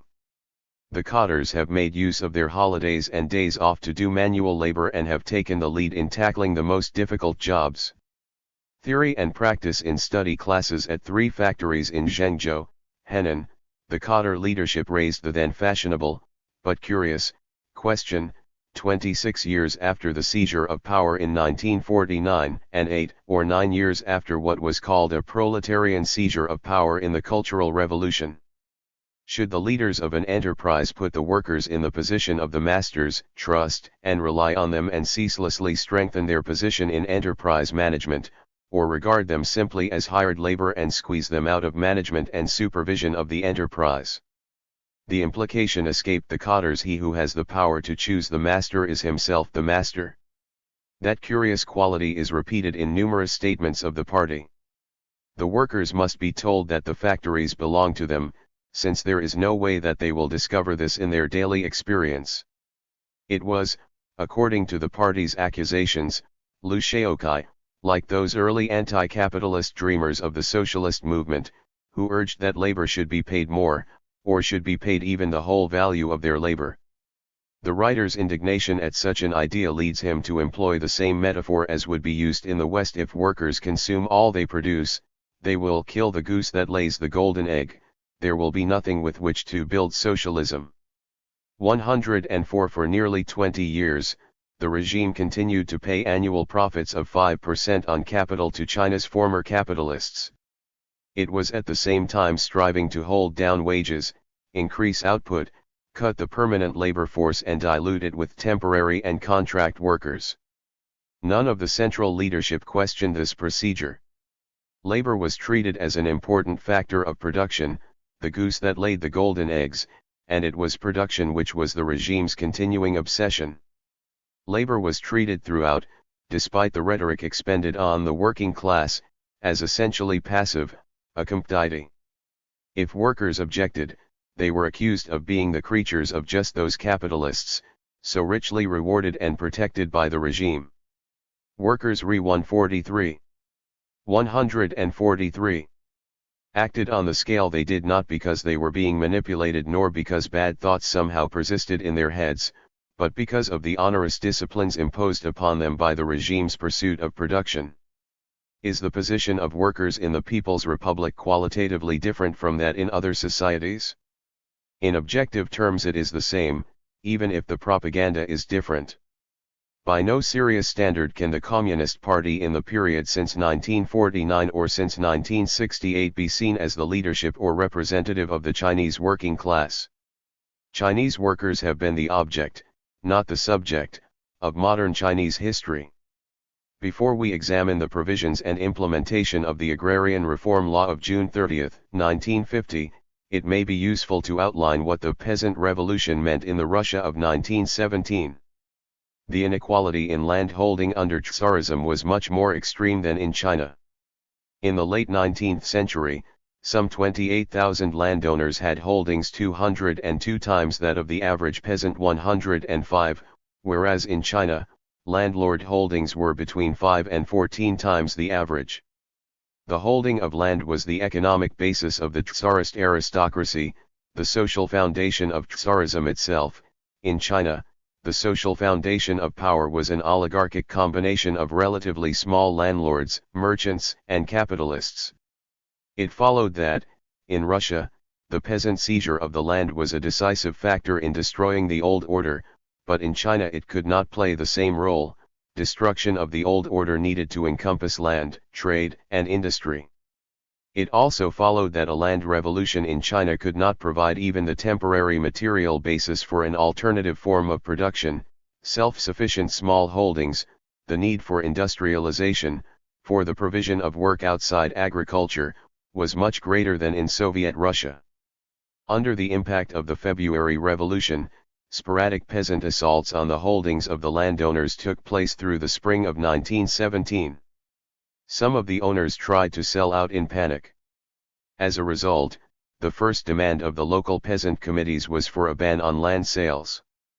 The provisional government urged the peasants to be patient and await. 10 peasants in the People's Republic. 147. The termination of the World War for a proper land settlement. The land question cannot be resolved by any means of seizures. Violence and robbery are the worst and most dangerous expedients in the realm of economic relations. The land question must be resolved by means of law, passed by the representatives of the people. Proper consideration and passage of a land law is impossible without serious preparatory work, the collection of materials, the registration of land reserves, the distribution of land property, and the conditions and forms of land utilization. 106 The provisional government was determined to keep control in its own hands. A great disaster threatens our native land should the local population take upon itself the reorganization of the land system without waiting for the decision of the Constituent Assembly. Such general arbitrary actions carry the threat of general ruin. 107 The Mensheviks and social revolutionaries in the government stressed the same point: the need to defend existing production and retain control in the hands of the government. Do not confuse the socialization of land, a social revolutionary Congress adjured the peasants, with its arbitrary seizure for personal gain, a notion to become in China economism. The advice could scarcely be heard in the din. The peasants, mobilized and stimulated by their mutinous soldier sons, began in some areas to seize the land, to burn down the manor houses of their hated overlords, to seize the stocks of grain, equipment, and animals in the lords' outbuildings. In other areas, they unilaterally cut rents and seized uncultivated land. Within the Social Revolutionary Party, a schism opened between the responsible national leadership and the village committees. The Bolsheviks did not lead, organize, or actively promote the peasant revolution, although they recognized the decisive importance of this peasant war for the workers' struggle. As early as 1905, Lenin had expressed the precondition for this war: there is only one way to make the agrarian reform, which is unavoidable in present-day Russia, play a revolutionary role. It must be effected on the revolutionary initiative of the peasants themselves, despite the landlords and the bureaucracy, and despite the state, i.e. it must be effected by revolutionary means. 108 The position was repeated after the February fall of Tsarism in April 1917. As to the provisional government's advice to the peasants to wait, advice backed by troops driving the squatters off the land, the Bolsheviks were intransigent. As to the land, Lenin mimicked the government: wait until the Constituent Assembly. As to the Constituent Assembly, wait until 148. The end of the war. As to the end of the war, wait until complete victory. That is what it comes to. The capitalists and landowners, having a majority in the government, are plainly mocking the peasantry. 109 The Tsar might have been overthrown, but the social foundation of Tsarism, large landed estates, had survived intact. Only the immediate seizure of land, whatever the dangers in the ongoing war, would settle the question. The party adopted and blocked the program of the National Congress of Peasant Soviets as its own for the abolition of the private ownership of all land without compensation, confiscation of livestock and equipment, a ban on all waged labor, an equal and periodically readjusted distribution of land among all peasant households. It was not a program formulated by the party. Indeed, Lenin argued it would not work, but it was the program of the peasantry, and must be wholeheartedly embraced by the party if the workers' revolution was to succeed.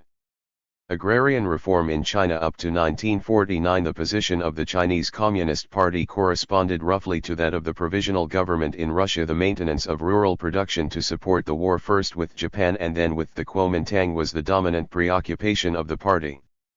The program was designed to achieve this while maintaining the enthusiasm of the peasants and the collaboration of all landed classes, including the landlords and the patriotic gentry. To this end, the cadres were required to prevent any spontaneous initiative by the mass of cultivators to settle the land question, to undercut the social foundations of Kuomintang power on the countryside. The party did not depend on the peasants except as cultivators and army recruits. With state power, the party moved quickly to change land relations, both to go some way towards honoring its promises, and to eliminating Kuomintang, warlord, and bandit power in the countryside. The Agrarian Reform Bill laid down that the land, equipment, animals, and surplus houses of landlords, of temples, of industrialists and merchants, be either confiscated or requisitioned for redistribution. The land and properties of rich and middle peasants were to be protected, although land rented by rich peasants might in certain circumstances be requisitioned. 110 It was, on the face of it, a clean sweep of landlord power. But the cleanness depended upon the application of the classification used in 149. The bill: landlord, rich and middle peasants. It was not at all clear to whom these labels properly attached unless the mass of the peasants were given the right to say which peasant households in their village belonged to which class. The peasants were firmly refused the right. It was the party cadre who had to make the key decisions. An elaborate code was laid down to guide him, but no code could encompass the complexity of China's rural social structure, could eliminate the arbitrary and discretionary factor. 111 Even so, the code included strange anomalies. The same family, for example, could include members of different classes. The status of those members who take part in labor, if their position in the family is not a dominant one but a subordinate one, should be appropriately determined as laboring people in order to distinguish them in status from other family members who do not participate in labor.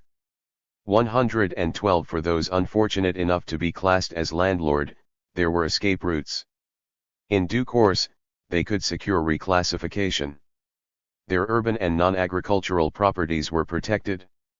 In the 1930s, landlord-merchant activities had been important. Between a fifth and a third of landlords in some provinces were said to be engaged in trade as their main occupation. 113 The one certain thing was that the peasants should not be permitted to settle these questions themselves. Reform must not be undertaken at all if there were insufficient numbers of trained cadres available to control it. It is necessary that the party cadres for land reform are, both in quantity and quality, capable of grasping local reform work without letting the masses indulge in spontaneous activities. 114, or again, spontaneous struggles by the peasants must be firmly prevented in agrarian reform. Pending the arrival of an agrarian reform work team, no official action is permitted and only policy, publicity, and preparatory work are permitted. 115 To cope with the demand, the party had to be vastly expanded, and, wherever possible, backed by military or public security forces lest the bitterness of decades explode and engulf the party in a peasant war. William Hinton, in his vivid account of Fanshan, explains why the poor peasants were not permitted to make a revolution. The military potential, the productive capacity and the political genius of the peasants had to be cultivated, mobilized, and organized, not simply liberated. Without the Communist Party, the poor peasants could easily have carried the revolution so far to the left as to convert it into its opposite, a restoration from the right. Without the Communist Party, the poor peas. 150 Ants might well have divided everything right down to the last bowls and chopsticks on the farmsteads, and in so doing would have destroyed the only productive base on which they had to build. Such mistakes would only have broken the peasant population into factions, based on kinship, religious affiliation, personal influence, and gang loyalty. 116. Implementing the law. The implementation of the 1950 law depended on the strength of the local party and the reaction of the landlords. Landlords and rich peasants produced the marketable surplus of foodstuffs that kept the cities, and the party, alive. Yet the surplus was produced on relatively small holdings. To seize all the landlords' and rich peasants' land would eliminate the surplus without giving the mass of cultivators land adequate to support all. To take over all the land would be to break the fundamental link between the cultivator and his patch of soil, to destroy the incentive to cultivate altogether, resulting in national calamity even if the party could have mobilized sufficient manpower to carry out such a policy. Party tactics were concerned with preserving the surplus rather than meeting the interests of the poor and landless. For this reason, different measures had to be employed in different localities, spread over a period of time, as the party advanced, then retreated when the surplus was threatened, then advanced again, edging slowly towards the elimination of the landlords. In Jiangsu, for example, the East China military administration varied its tactics in different districts from rent and interest reduction to confiscation, the tactics being determined by the need to sustain peasant incentives, especially in the sowing and harvesting seasons. 117 The administration was also concerned not to disturb trade and industry, so the draft animals, tools, and buildings used by landlords for handicraft or trading activities were excluded from confiscation. Nonetheless, there was landlord opposition, expressed in the slaughter of livestock, destruction of equipment, concealment of arms and assaults on the peasants. In some cases, work brigades were bribed to ignore such activities, and rents secretly continued to be collected. At such stages, the administration was obliged either to intervene to put down landlord opposition, or to retreat. In South Jiangsu, the regulations were diluted to mollify the landlords. The land brought into cultivation since 1948 was excluded. Landlords were compensated for work already done in preparing the land. The land allowance for non-agricultural 151 activities of landlords was made more generous, even though this reduced the stock available for redistribution. As one official document recorded, this is against the interests of the peasants. However, in order to avoid confusion, it is better to allow the landlords to keep their properties and enable them to invest in production. 118 The difficulties were severe, not merely because of the obligation to maintain tight party control. The amount of land available for redistribution was limited. Nationally, it was claimed that 700 million mu of land were redistributed to 300 million peasants, an average of 2 1/3 mu per head, or a little over a third of an acre. 119 The variation between provinces was great, from 10 mu in mountainous Shaanxi, to between 1 and 3 mu in South Shaanxi, Hunan, Hubei, and Henan, and between 0.7 and 3 mu in East China.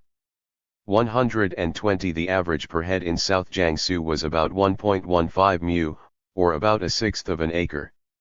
Since the middle peasants also received land on average, 1.1 mu, in comparison to the 1.2 mu received by the poor and landless, the effect was to strengthen the middle peasants without making available to the poor enough land to secure an adequate livelihood. The middle peasants retained substantially more and better land, better supplies of water, fertilizer, draft animals, and tools, giving them, on average, yields 30% above the poor peasants. The average rich peasant holding in South Jiangsu remained on average twice the size of the average in the given locality, and its yield of grain, 95% above that of middle peasant holdings. 121 It was the party's estimate of what was objectively possible, not the interests of the poor and landless, which remain the guiding imperative. The chairman of the East China Military Administration, paraphrasing those countless statements in the party's earlier history, expressed it thus: "We must constantly keep in mind the interests of farm laborers, look after their livelihood and raise their political consciousness and cultural standard. On the other hand, we must patiently educate the farm laborers to prevent leftist sentiment and deviation. No demand must go beyond the scope permitted by the present economic situation. If they exceed the scope, nobody will employ farm laborers." 122 As so often, the exploited must support the exploiters if the continued basis of their exploitation is to be preserved. The surprisingly conservative nature of the land reform perhaps partly explains the relative mildness of the opposition. In relationship to 152 the size of the rural population, the numbers of bandits were well within the scope of the party's armed power. But still, in some areas, collisions were bitter. In 1951, the Minister of Public Security complained, for example, of continued banditry in southwest Jiangxi, claiming that 7,210 cotters and others had been murdered, 26,600 houses burned down and 200,000 cattle stolen. When cotters attempted to collect grain procurements, they were sometimes violent. 123, and this evoked strong resistance. According to Finance Minister Bo Yubo, more than 3,000 cotters sacrificed their lives in the cause of collecting public grain. 124 Mao later claimed that 2.3 million people had been killed, locked up and controlled up to 1956. 125 The victory of the Communist Party in China had brought order and security to the squalor, violence, and corruption of rural China under the Kuomintang. Supplies were at long last becoming available, and as the distribution network developed, the danger of local famine was brought increasingly under control. The depredations of the landlords had been ended, and elementary reforms in the village begun. Yet conditions remained harsh. With only marginally more land, rent and interest payments were now replaced by public procurements in the hands of arbitrary cotters, themselves harried by a remote national authority. A complex of taxes on salt and foodstuffs, on slaughtering animals increased the burdens. As a result of the Civil War, in the early years there was a dearth of industrial goods and considerable price inflation. The local granaries and sources of credit, formerly under the tight but tangible control of the landlord, were now directed by an impersonal and distant state. Public grain distribution was less flexible than under the old order. In the case of credit, the state's inability to meet and police local demands obliged it to permit a resumption of private lending at whatever rates of interest the market would bear. 126 The strong mixture of revolution had become very dilute by the time it reached the villages. Cooperativization land reform was, as the Act stated, a method of setting free the rural productive forces, developing agricultural production and so the way for New China's industrialization. Yet to accomplish this, the scarcity of land, equipment, and animals had to be overcome or neutralized. For this, a massive program of investment in the land would have been required. But the new government was devoted to expanding 153. Industry first, and there was little investment left for agriculture. Instead, the peasants were urged to pool their resources in cooperatives. At first, this meant no more than traditional forms of cooperation mutual aid teams. From there, the party raised its sights to the lower-level cooperatives, covering about 100 households, where the principle of pay was based, not on the amount of land contributed, but on the labor provided in the year. Cooperatives went some way to centralize activities and render more effective state supervision and access to the agricultural goods. By the end of 1952, the government claimed that 40% of the farm population worked in mutual aid teams, and the cotters moved on to promoting producer cooperatives. In the main, these changes still did not go beyond the traditional forms of cooperation. The producer cooperatives came closest to changing the basic structure, and evoked much opposition. In 1953, the government retreated in order that procurements should not suffer. About a third of the cooperatives by then established were dissolved. In the autumn, a further attempt was made. However, opposition again led to a slackening of the pace in the spring of 1955.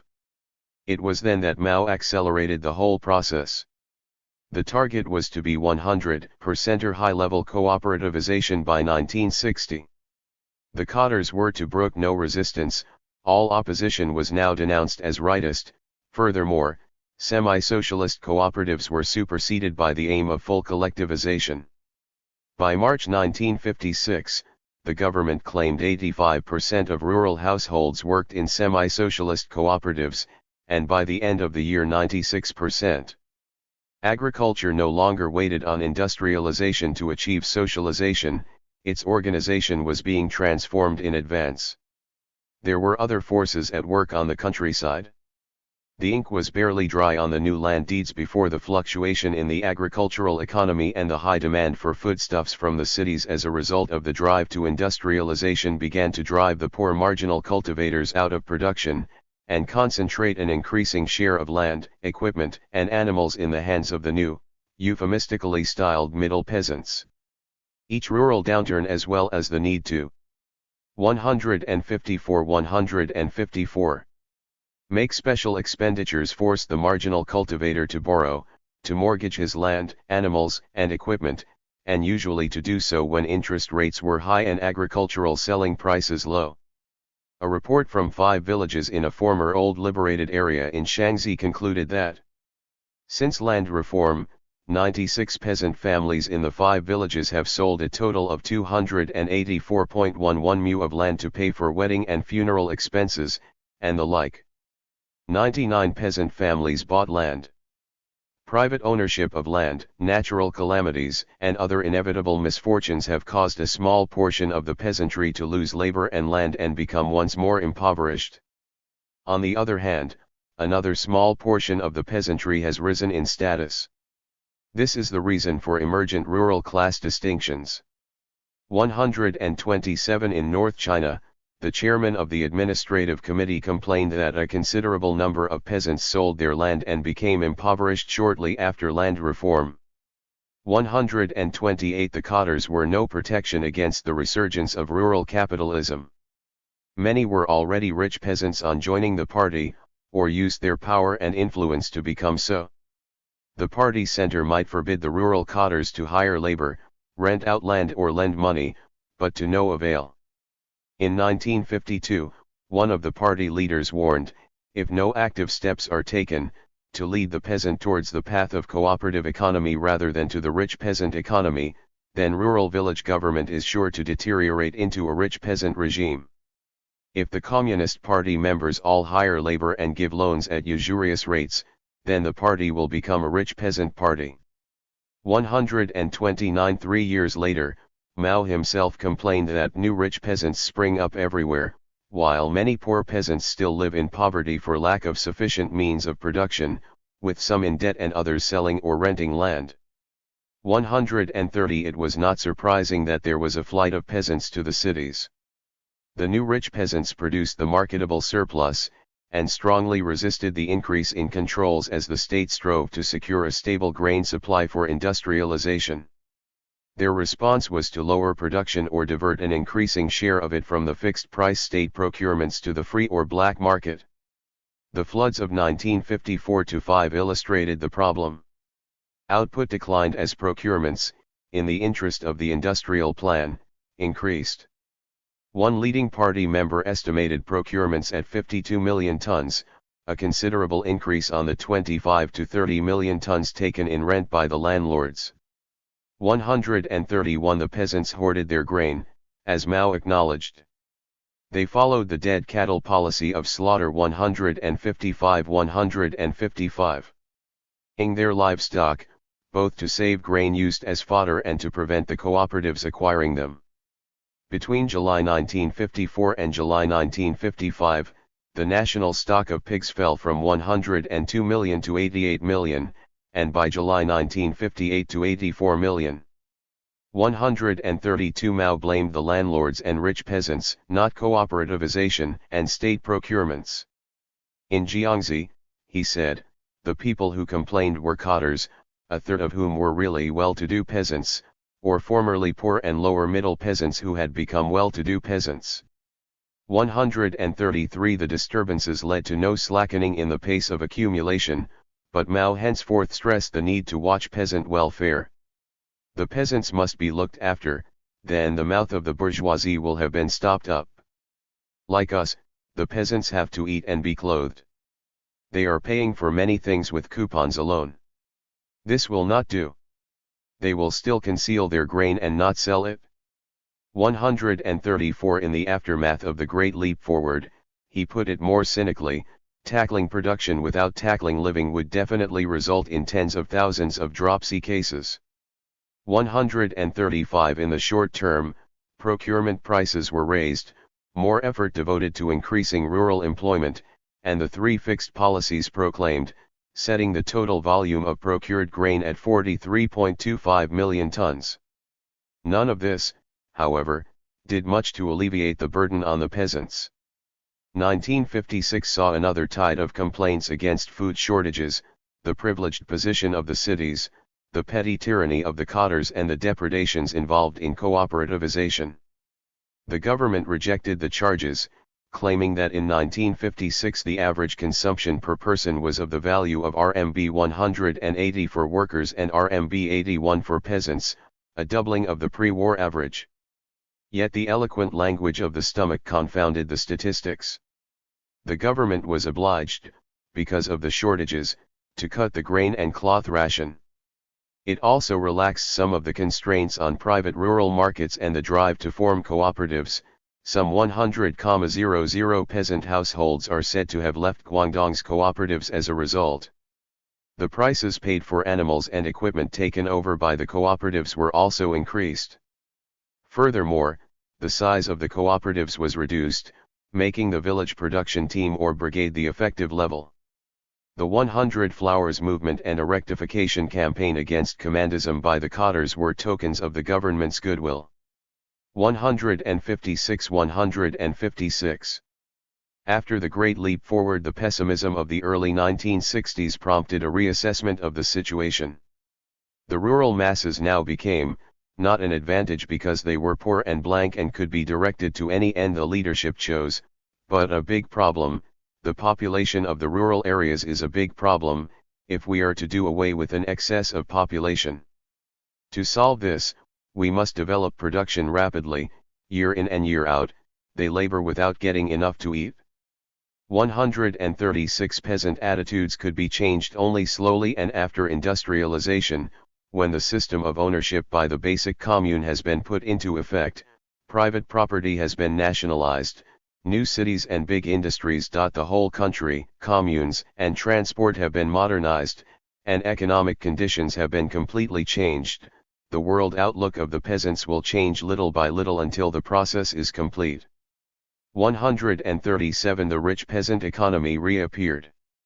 But there was no great leap to reverse the restoration. The party henceforth was more cautious and conservative, lest it inflict upon itself a repetition of the 3 hard years. By comparison with the great leap forward, the socialist education movement was small in its impact on the rural population. Nor did the Cultural Revolution have any dramatic effect. The veto on worker and peasant participation could not be upheld in the cities in the heady days of 1966 and 1967, but in the countryside, the mass of the peasantry could be excluded. A number of cultivators took the opportunity to go to the cities with their children, and some of the big character posters listed their grievances: high interest rates on loans, poor selling prices, compulsory procurements, low wages, and poor supplies of meat. Some villages held meetings, and the local capitalist roaders received a drubbing. But in general, the mass of the rural population remained onlookers, the recipients of reforms rather than the initiators. After the Cultural Revolution, the short swing to the right from 1969 produced an affirmation that private agriculture, the right to raise livestock and practice sideline activities, were inviolable rights of the rural population. Indeed, the first two were explicitly dissociated from any capitalist road, and praised for damping down inflation and the black 157. Market.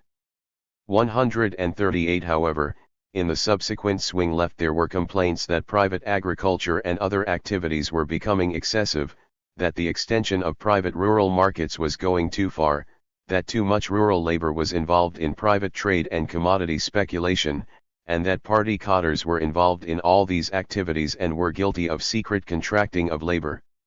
139 However, when some cottars drew the logical conclusion and proposed to abolish private plots and markets, they were reminded that such activities were a supplementary part of the socialist economy, and that abolition would dampen the masses' enthusiasm for socialism and undermine the development of the forces of production.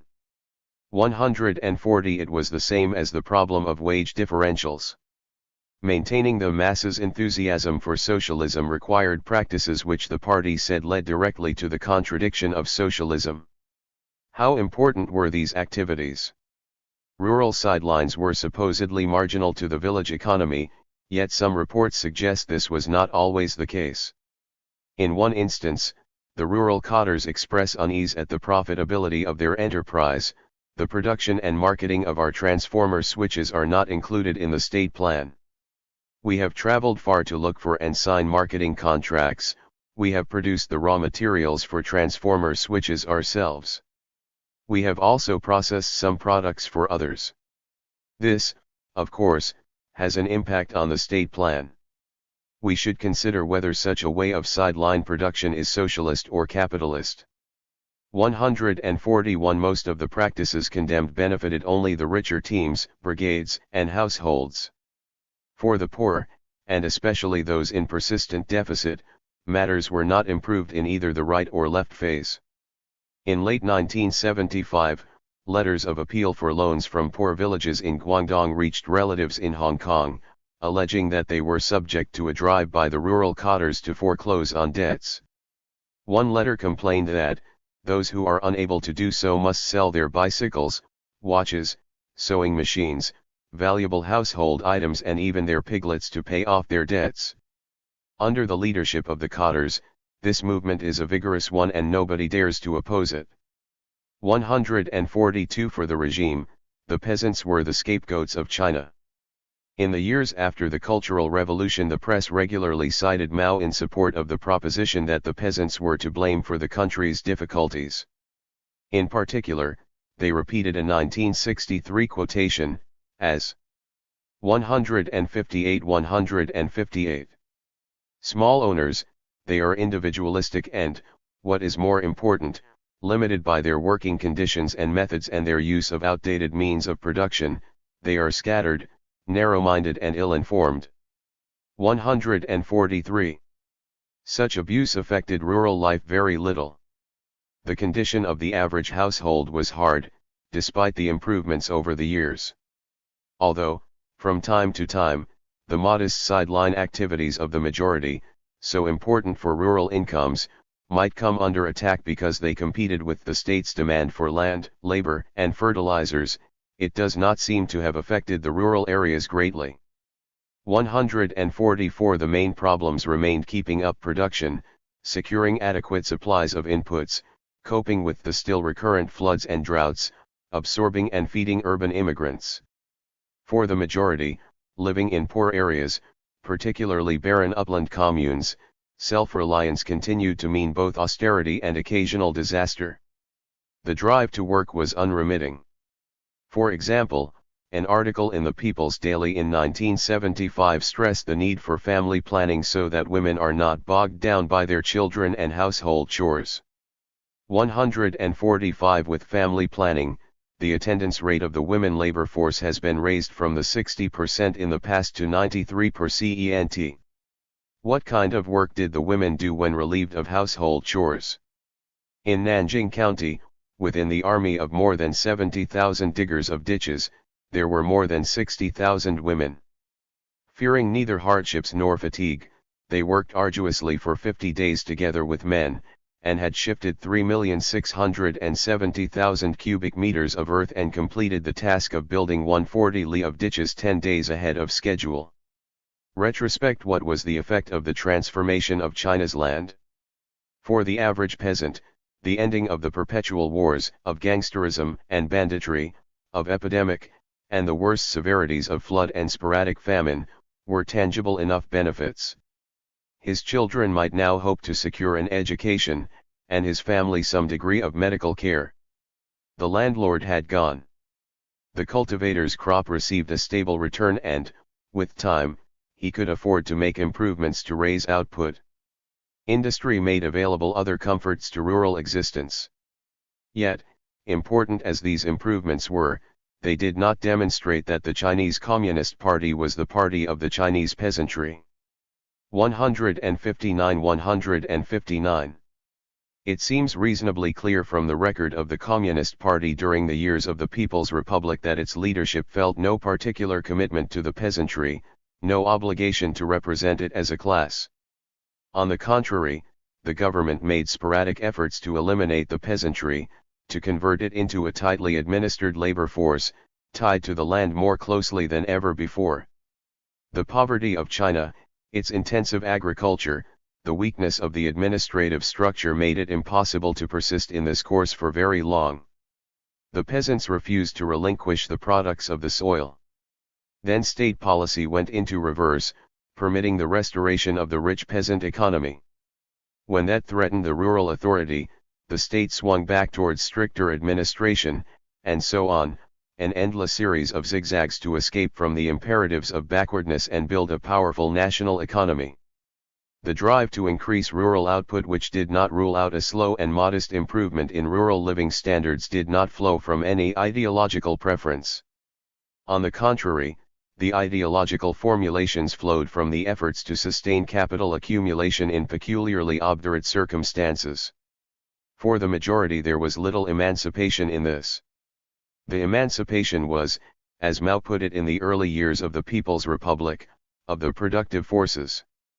It would appear, then, that the Communist Party of China did not embody the class interests of either the working class or the peasantry. Its general political direction appears fully consistent throughout the period from the 1930s to the present, even if its immediate tactical responses vary. That direction of course represented interests that, it could be claimed, All classes shared national unity, order, stability, and the possibility of improving living standards, but no class interests specific to the exploited. On the other hand, the party did not represent the other two major classes, capitalists and landlords. Although it was indulgent towards landlord interests in the 1940s and capitalist interests in the L1940s and 1950s, it ultimately liquidated both as classes. It did so for material reasons, rather than ideological preferences. The landlords represented Kuomintang and warlord power on the land and were therefore a threat to the party in the rural areas and would be an obstacle to centralizing authority over the rural population. The capitalists encroached upon the public sector and jeopardized state control of the urban labor force, thus affecting the party's main priority, accumulation, the basis for building a powerful national state. 160. On the argument so far, it would seem that Marx, Lenin, and the Marxists generally were wrong in the estimate that a political party has automatically an organic relationship with one or another major class. Here was a party apparently without a class basis. However, before we take up this theme, we need to look at another argument. A number of claims have been made about the People's Republic that in the 1950s, by its reorganization of Chinese society, it was able to conquer the problem of economic backwardness with qualitatively more success than other countries, that because of the transformation, the party created a society moving steadily towards complete equality and fundamental democracy. If all three contentions are correct, it becomes clear that the Marxists were wrong in another way in their estimation that only the industrial working class could achieve these purposes in the modern world. Part 4, Democracy and National Independence. 165-166. The French Revolution of 1789 for Marx, the most spectacular example of the bourgeois revolutions, was fought under the banner, liberty, equality, and fraternity. The same themes echo through the 19th century revolutions of national independence. But in the 20th century there is a different slogan. Equality remains, but liberty and fraternity have been replaced by national independence and democracy. The terms have changed, but some of the content persists. For example, democracy often means much the same today as fraternity meant to the French revolutionaries. If the nation is embodied in the state, then national independence secures the liberty of the state in relationship to other states. However, none of these aims is achieved by a single act of national emancipation. National independence is not simply an abstraction, it requires a basis in economic power, and the capacity to defend national interests and frontiers. In short, national independence requires economic development. It is not a matter of a country choosing to develop, it is obliged to do so insofar as it wishes to sustain its national independence. The necessity flows from a world order dominated by competing capitalist states. This imposes the need for continuous armed preparedness, which in turn demands industrialization. It was the growing sense of vulnerability in the Soviet Union, the fear of what was called capitalist encirclement, which drove the Russian leadership to undertake the first 5-year plan, to lurch into the Kolek. 11. Equality. 167. Tovization of agriculture, and to pursue blitzkrieg industrialization in the ensuing years, with all the toll of social deprivation involved. When, as early as 1931, there were calls for a slackening in the pace, Stalin replied, "No, comrades, the pace must not be slackened. On the contrary, we must quicken it as much as is within our power and possibilities. We are 50 or 100 years behind the advanced countries. We must make good this lag in 10 years. Either we do it, or they will crush us." 1. The rivalries which dominate the world system exercise a compulsion over all the national participants. The compulsion is extreme for states that have started in the race late, are economically backward, and particularly so, the more dedicated they are to national independence. But if the quest for independence compels a nation to industrialize, industrialization, if successful, transforms the material basis of the national state, and so, all the components of social life.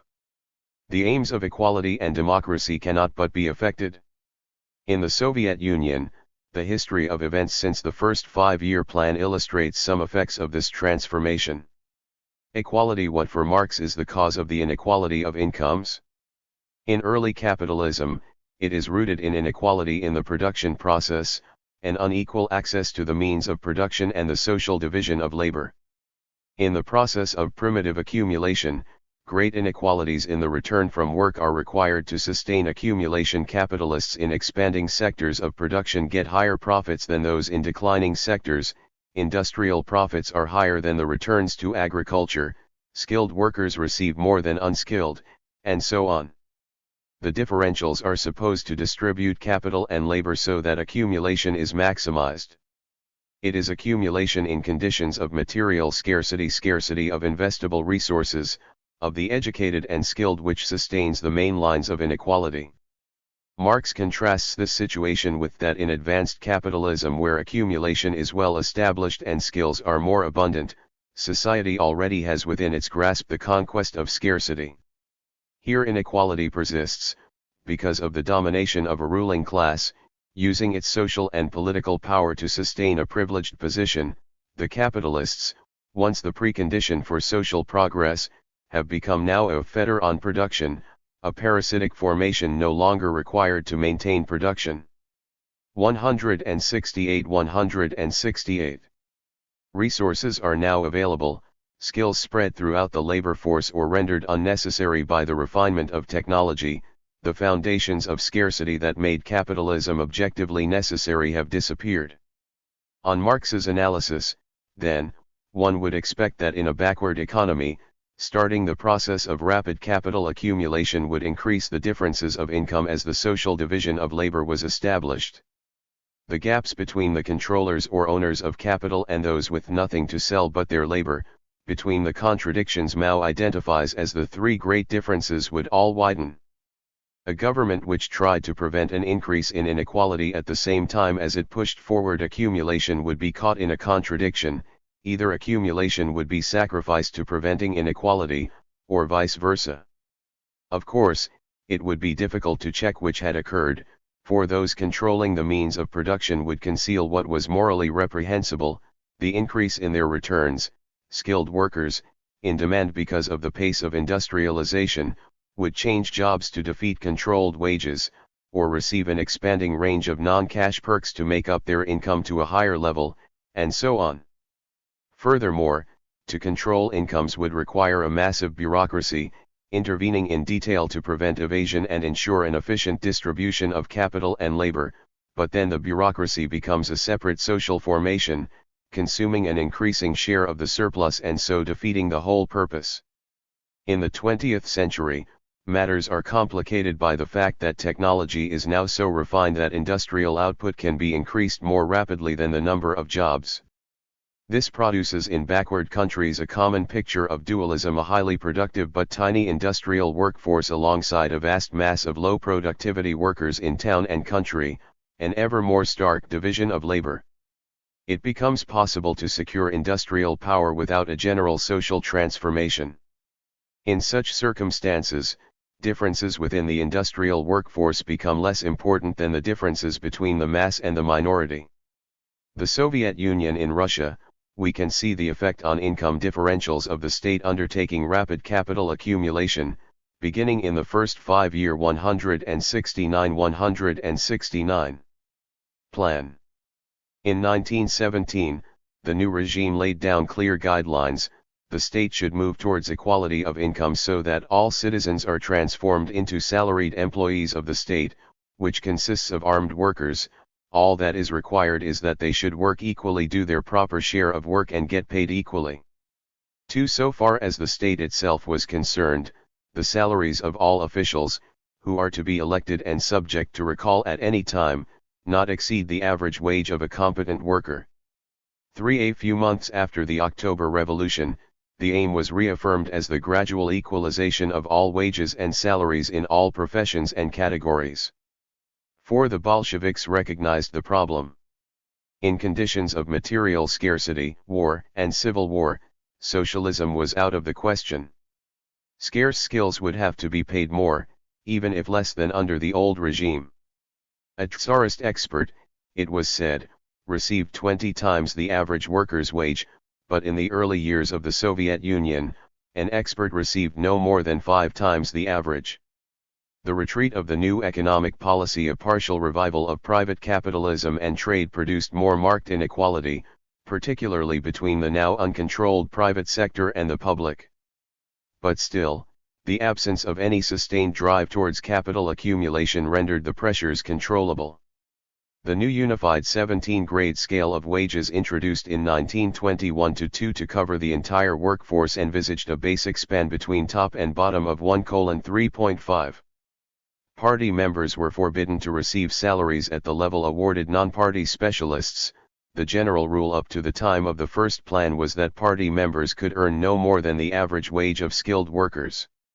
By March 1926, one study reports, the average wage for all workers was between 58 and 64 chervonet rubles, and for factory directors who were also party members, 187.8, and non-party directors, 309.5. Officially, the average annual income of manual workers was 465 pre-war rubles, the maximum salary permitted to specialists was 1,811, some 114,000 people received this maximum salary, or 0.3% of all earners. 6. The impact of the first plan and the continuing efforts to increase output transformed both the aims of the regime and actual differentials. Now equality of income became, not a key target, but a serious obstacle to what 170 was called building socialism. Stalin attacked Uravnilovka as the peasant outlook, the psychology of equal division of all goods, the psychology of primitive peasant communism. Uravnilovka has nothing in common with Marxian socialism. 7. Molotov went further and demanded that egalitarians be rooted out as class enemies. Bolshevik policy demands a resolute struggle against egalitarians as accomplices of the class enemy, as hostile to socialism. 8. The restraints on income differences and on the earnings of party members were dropped, and the practice of publishing income figures other than averages for all workers and employees ended. However, fragmentary information still appeared, indicating that income differentials now became even more extreme than in the private capitalist countries. In 1937, for example, plant engineers were said to be receiving 1,500 rubles per month, directors 2,000, skilled workers 200 to 300, the minimum wage for piece workers at that time was 110 rubles, and for time workers, 115. 9. Managers also had access to special bonuses for fulfilling or exceeding plan targets. This distribution of income was only within the factory. For the social distribution, we must add, at one end, those employed outside the factory sectors, at the other, the ranked hierarchies of the state. Again, the information is fragmentary. For example, in 1938, it was announced that the President and Vice President of the Council of Union and the Council of Nationalities were to be paid salaries of 25,000 rubles per month each, and deputies of the Supreme Soviet, 1,000 rubles per month, with an additional 150 rubles per day when the Soviet was in session. 10. To take another example, during the Second World War, it was reported that privates in the Soviet Army received 10 rubles per month, lieutenants 1,000, and colonels, 2,400, a range of 1:240. By comparison, in the United States Army, rates for the same ranks were $50, $150, and $333, or a span of about 1:6.7. 11. These extreme differences were the result both of deliberate government policy and the process of rapid capital accumulation in conditions of national isolation to which that policy was a response. Once the process was basically achieved, the supply of educated and skilled manpower became relatively abundant, differentials began to narrow, just as they had done in the industrialized countries of the West. But the narrowing was obstructed by the politically privileged order. Nonetheless, the wage reforms of 1956-60 acknowledged the narrowing process, but 171 endeavored to restrict it to wages alone. In industry, the variations now are not wide. One study of engineering, for example, shows the differential between average wage earnings and the salaries of technical and office staff between the early L930s and the 1960s as follows. Another study gives the rate for skill grades as a ratio of the basic rate for different industries as follows: 1:3.75, 1:3.2, 1:3.2, 1:2.85, 1:2.4, 1:2.3, 1:2.0, 1:2.0, 1:1.8. 13. The figures tell us nothing about the variation between industries, between industry and agriculture, between workers and all other occupations. For example, unskilled Leningrad engineering workers in the late 1960s were said to receive an average monthly wage of 97.5 rubles, skilled workers up to 120, foremen 173. But a government minister received about 1,050 rubles per month, or 9 times the average wage. Furthermore, the top income figures contain no allowance for extra provisions like cars, holidays, houses, special shops, and schools, all of which widens the gap between workers and top government officials to possibly 1:25-30. Policy in China. Unlike the Soviet Union, China had no introductory phase in which official policy was dedicated to the achievement of equality. Officially, the regime always adhered to Stalin's proposition that egalitarianism is, in Zhou Enlai's words, a type of petty bourgeois outlook which encourages backwardness and hinders progress. It has nothing in common with Marxism and a socialist system. 14. On the other hand, in contrast to Stalin, the regime always expressed anxiety lest income differentials, particularly among workers, grew too wide. For example, in 1958, Mao argued that wage differentials were too wide and should be narrowed, although not eliminated. 15. Yet Mao also tolerated with equanimity, as we have seen, the high rewards given to capitalists, and when their properties were purchased or absorbed by the state, the continued pay. 172 meant to them of a rate of interest of 5% on the capital. In sum, this position has remained reasonably constant, although different elements have been stressed at different times. For example, we find Mao in 1964 arguing, the system of high salaries for a small number of people should never be applied. The gap between the incomes of working personnel of the party, the government, the enterprises, and the people's communes, on the one hand, and the incomes of the mass of the people on the other, should be rationally and gradually narrowed and not widened. 16. During the Cultural Revolution and afterwards, similar statements were regularly made by party leaders, although no one raised the question of changing the existing income structure. That structure, laid down in 1956, appeared to have been retained intact throughout all the different emphases of policy. The approach to pay straddled a contradiction. On the one hand, capital accumulation in conditions of backwardness necessitated income differences, hence the opposition to egalitarianism. On the other, industrial jobs did not expand fast enough to make available to an increasing proportion of people some access to higher incomes. As a result, the potential for resentment at the income results of accumulation could become extreme. The government stressed 3 different aims: narrowing income differences, not permitting income differences to become more extreme, and not allowing income differences to be expressed in marked differences in living standards and lifestyle. The third received most attention, the second slightly less, and the first, in practice, the least. The official justification for the policies was curiously un-Marxist.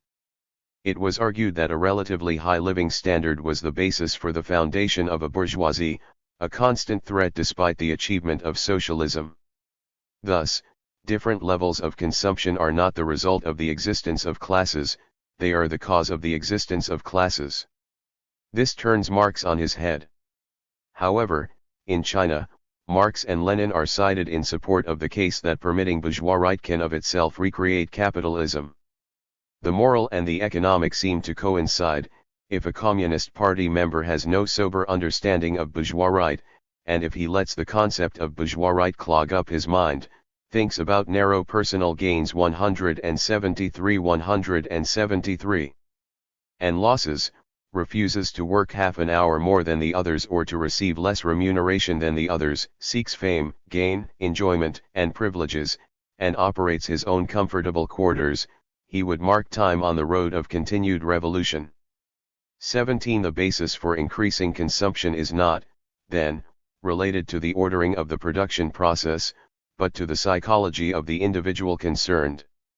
Curbing the tendency of the cotter to indulge his appetite does not take the form of control of his income but strengthening his self-discipline. Higher incomes are associated with lower work efforts.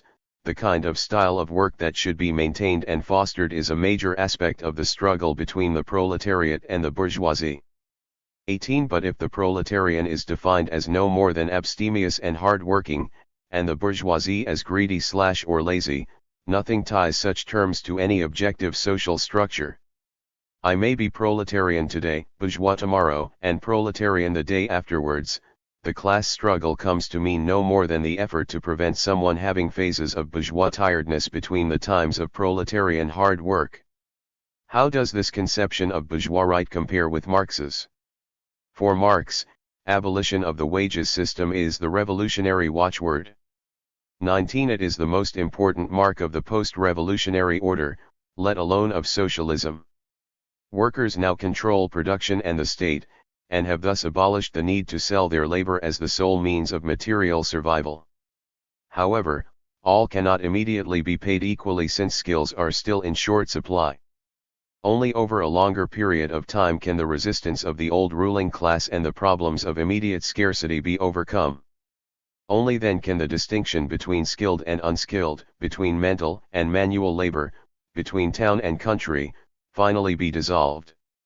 It is material abundance and what flows from this, high incomes for all, which dissolves the yoke of the social division of labor and bourgeois right, not an effort of will or a moral striving for abstemiousness, or government edict.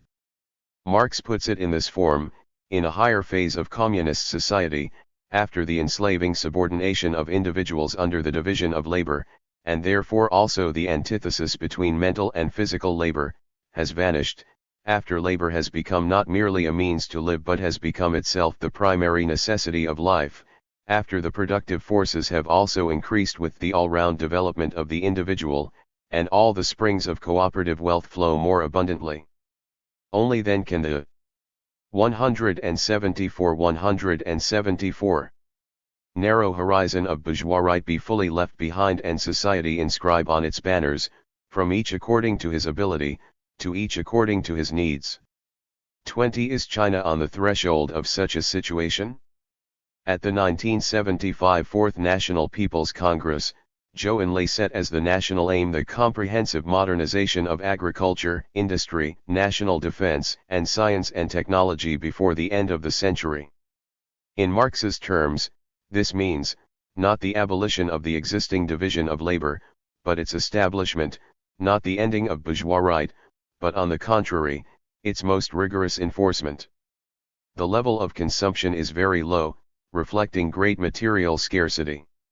If a moral campaign by the state can achieve what Marx called communism, then Marx and his materialism are nonsense, in which case, the concept of communism as he presented it is equally false. Does the reality of income differentials in China demonstrate the absurdity of Marx's materialism? Income differentials in China. The basic income structure that governs China today was established in the late 1950s. The overwhelming majority of people, possibly 300 to 350 million earners, are governed by the wage point system in agriculture. The minority outside agriculture, some 50 to 70 million earners, can be divided into four groups. 1. Workers and staff in state administration, welfare, and educational organizations, covered by a 30-grade pay system. In 1955-6, the rates were said to cover a range of 131. This is said to have been reduced to a span of 120 in 1958, but thereafter may have widened again to reach roughly the same span in 1972. 21. The PLA, whose pay structure is not known, ought also to be included in this category. 2.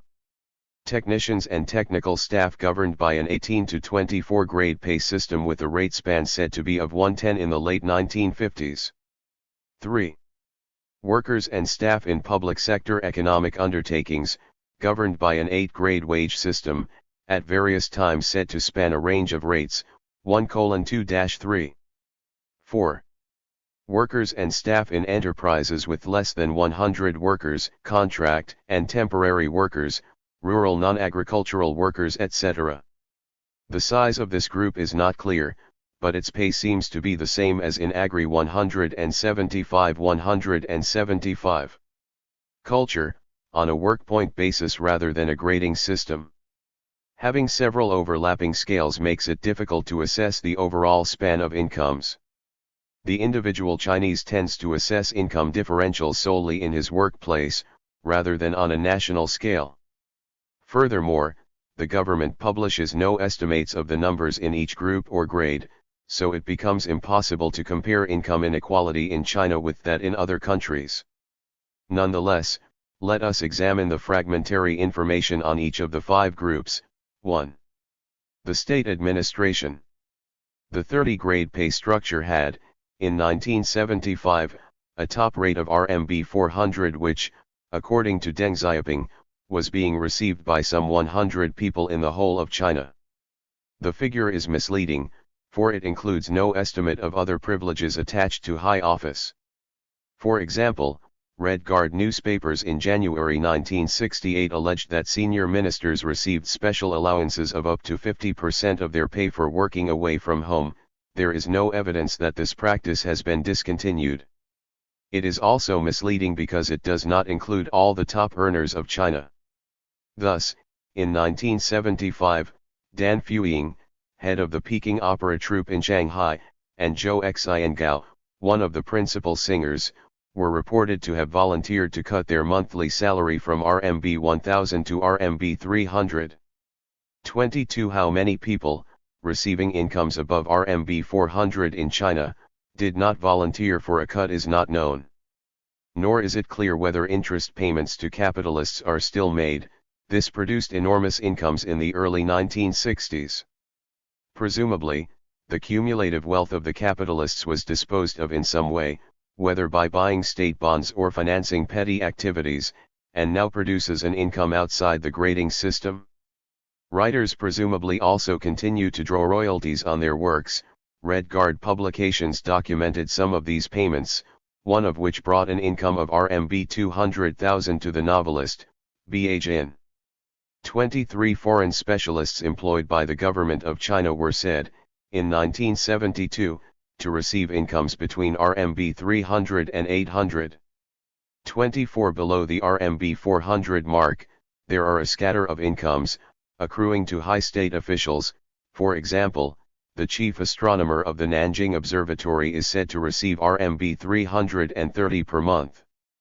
Older professors in the universities are said to get between RMB 300 and 360, as opposed to the starting rate for university teachers which is close to the average industrial wage, RMB 50 to 60, a range of 1:6 which is wider than the official salary scales in, for example, British universities. 25 Particular min. 176. Isters may get higher figures. A 1966 study reports a minister receiving nearly RMB 400, his bureau chiefs 200 to 250, divisional chiefs 150 to 200, section chiefs 45, a span in this one ministry at the national level of roughly 110. 26 The editor of the People's Daily is said to receive RMB 200, and ordinary journalists, RMB 80. Edgar Snow reported in the late 1960s that in the PLA the present scale of pay ranges from US $2.50 per month for a private to US $192 to $236 for a full general, a span of 1:77-94. 27. In the excitable climate of the Cultural Revolution, such enormous pay differentials must have provoked much resentment. However, Mao's complaint was not against the differential itself, but against the resentful. There are people instigating the soldiers to oppose their superiors, he said in 1967, and saying that while you are making only 6 yuan a month, the officers are making much more and enjoying the luxury of riding in cars. 28. Perhaps the differentials were narrowed as a result of the Cultural Revolution, but they remain extreme if Snow's figures are correct. Possibly such resentments lay behind the 1965 abolition of marks of rank in the PLA. Rank itself was not abolished, but expressed in new forms and through social privileges. Mao showed no concern with income differentials in the PLA, only with the need to have a common style regardless of income. A national newspaper expressed it in 1975. The officers and soldiers are all equal politically. They only differ in the division of work and official duties, and there is no distinction between high and low. 29. This is as disingenuous as the phrase all equal before the law, or its ancestor, all equal in the eyes of God. The additional privileges of upper income groups are not included in the income figures, nor can they be easily quantified. They include the use of cars with chauffeurs, rail and air travel, servants, places in sanatoria, housing, access to special services and goods, banquets, and so on. In the 1950s and 1960s, there were as in Russia special shops for high-ranking cadres, denounced as little treasure pagodas by the Red Guards. Housing is an important index of status for these holding high rank. The 1966 report on a Beijing ministry mentions that about 60% of the staff lived in state-run housing, the minister and his vice ministers received individual houses, the assistants to the minister and bureau chiefs lived in 177 apartments in a special modern block, and the rest of the staff in 3 dormitory blocks. Party members appeared to be consistently favored in the allocation. In the PLA, senior officers have similar access to special services, for example, special military hospitals. With such differentials, the children of the high-ranking are inevitably favored. After the Cultural Revolution, the press continued to complain that senior cadres used their influence to ensure their children gained access to university, avoided manual labor, and received the best jobs after graduation. 30. As we have seen, in 1971 Lin Biao's son had the remarkable distinction of being a senior officer in the Air Force at the age of 24. In 1973, the press reported a scandal when a son refused to allow his father, a Long March veteran and senior PLA officer, to get him transferred from a rural area to enter university. The press cannot tell us of the cases where sons or daughters did not refuse such parental assistance. Lower down the hierarchy, the administrative grade system becomes more complicated, with some 11 regional variations and graded living expense subsidies. Before the Cultural Revolution, the maximum addition to the basic pay was 93 to 97%. A grade I driver in Mangnay, Qaidam Basin, received RMB 196 per month, and in Shaanxi, RMB 70. 31. Although the overall picture is not clear, the differences in official incomes appear so marked that a few voluntary pay cuts do not affect the situation. In the absence of a new wage and salary structure on one scale, published so that all the people of China can see it, one must assume that the basic structure of 1956 has remained intact. 2. Technicians and engineers are on a national scale that covers a wide variety of plants and enterprises. Visitors to Chinese factories since the Cultural Revolution report a range between a maximum comparable to the administrative top grade, and a minimum below the average industrial wage. Meisner reported from one plant a range between RMB 230 and RMB 34, or a span of 16-7. 32 other reports confirm top rates of between RMB 200 and RMB 250. Little seems to have happened to the structure since before the Cultural Revolution. However, In 1977 it was reported that senior technicians were to receive pay increases from October 1. 178. 3. Industrial workers have a narrower span of wage grades than the two preceding groups, include more people, and are markedly in advance of the rest of the working class and much of the rural population. The span depends upon the skills involved and the priority attached to the plant and industry concerned. The average wage is RMB 50 to 60, and the span covers a range of 1:3, or RMB 36 to 108. Dockers' wages in Shanghai average RMB 70. 33 apprentices do not figure on this wage scale. In some factories they receive RMB 18 to 20, in another in Beijing, RMB 30. In 1977, the government announced pay increases affecting some 46% of workers employed in the organized sector of industry. This was achieved, not by changing the grading structure, but by the promotion of workers in the two bottom grades to higher grades, the average increase being between RMB 7 and 18. Other workers also received increases, although no workers paid over RMB 100 were affected. The change excluded apprentices, workers in agriculture and workers paid on a work point system. At the time of writing, economists stimulated by Hua's statement at the 11th Party Congress that wages should be linked to productivity are debating the best form for productivity bonuses. In the past, industrial workers have also received incentive bonuses and overtime pay, as well as welfare benefits, housing, recreation facilities, and pensions. For other non-agricultural employment, there is a vast range of labor outside the grading system, from petty services and handicrafts to small-scale factories. There seems to be a trend towards expanding this sector at the expense of modern organized industry, but there is little evidence of the numbers involved.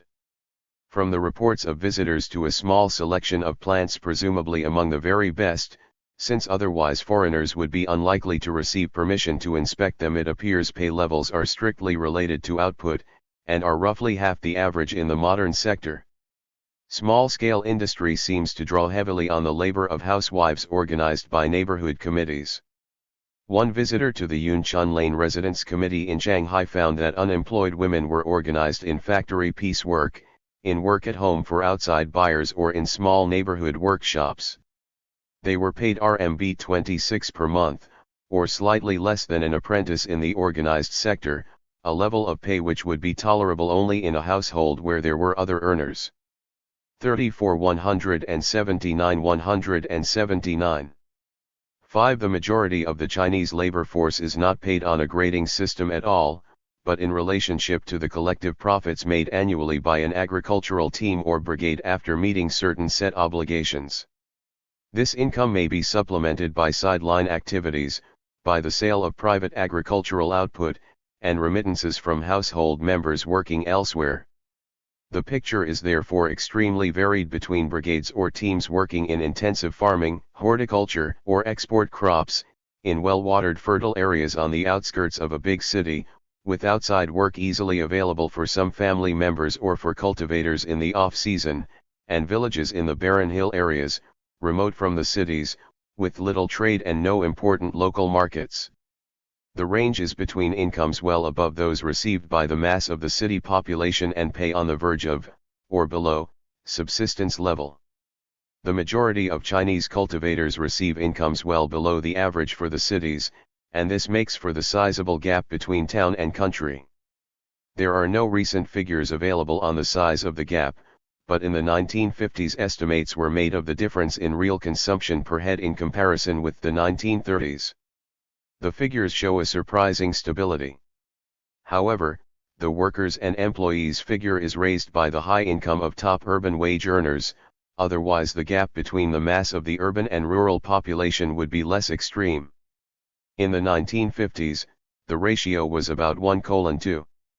In terms of official income, the gap between the average permanent employed worker in the city and the agricultural worker is wider in 1960, RMB 560 as opposed to RMB 140. 36. For rough comparison, The ratio between all city incomes and the rural average in two Latin American countries in the 1960s was 1:2.5 in Venezuela, and 1:2.3 in Mexico. 37. 180. The figures are misleading because the variation in rural incomes is great. For example, the West Lake Commune, growing tea near Hangzhou, claimed that its top teams received average monthly earnings of RMB 86, which does not include the proceeds from private cultivation, while a Hebei Commune, reported by NCNA in 1972, claimed that its annual product per head was 99.45 yuan, which, if the income of its members took all the product, would have produced monthly earnings of only RMB 8.3. 38. Without employing the entire rural labor force on a standard wage grading system which in the main ignored the enormous regional differences in productivity, there is little possibility of doing much about such differences. Such a task is beyond the resources of the Chinese state, whether this means the resources to meet the wage bill or the administrative structure to supervise it. Numerous visitors over the past 10 years have been able to visit communes, but inevitably it is a small selection. What are the differences noted? Berkey in a 1964 study of 13 communes estimated the variation in annual family incomes as covering a range from RMB 405 to RMB 1392, and for individual workers, from RMB 166 to RMB 568. The variation in agricultural wages per month was between RMB 17 in a Zhejiang commune and RMB 47.22 in an Inner Mongolian commune, with an average in monthly wages from collective agricultural work of RMB 30.1. 39. Buchanan in a study of 18 communes 2 years later calculated the average agricultural pay per month as RMB 23.9. The incomes of the communes he visited varied over a range of 1:4, of the teams in the communes, by 1:2, and of the members of the team, by 1:3. 40. To the income received from agricultural labor on public land must be added the income from sideline activities. Here the variation between households is extreme, depending upon the availability of a market. Berkey estimates such work adds another 20% to rural incomes. Delane argues that private agricultural activity adds on average 15% with a maximum of 30%. 41. In sum, a reasonable guess would be that the span of rural incomes covers a range of about 1/12. There is little guide as to the condition of the poor. Some things are cheaper in the countryside, and foodstuffs from private plots safeguard rural families to a greater degree than urban. The income figures perhaps thus exaggerate the gap. The Hebei commune claimed that its richest families consumed 305 kilograms of grain per head per year, and the poor, 207 kilograms, a figure well above the urban ration of 175 kilo 181 grams. Nonetheless, families in the commune presumably had to borrow to make up their food and clothing. There is no information on the extent of rural borrowing apart from the fact of occasional campaigns to recover outstanding debts. 42. Other inequalities persist.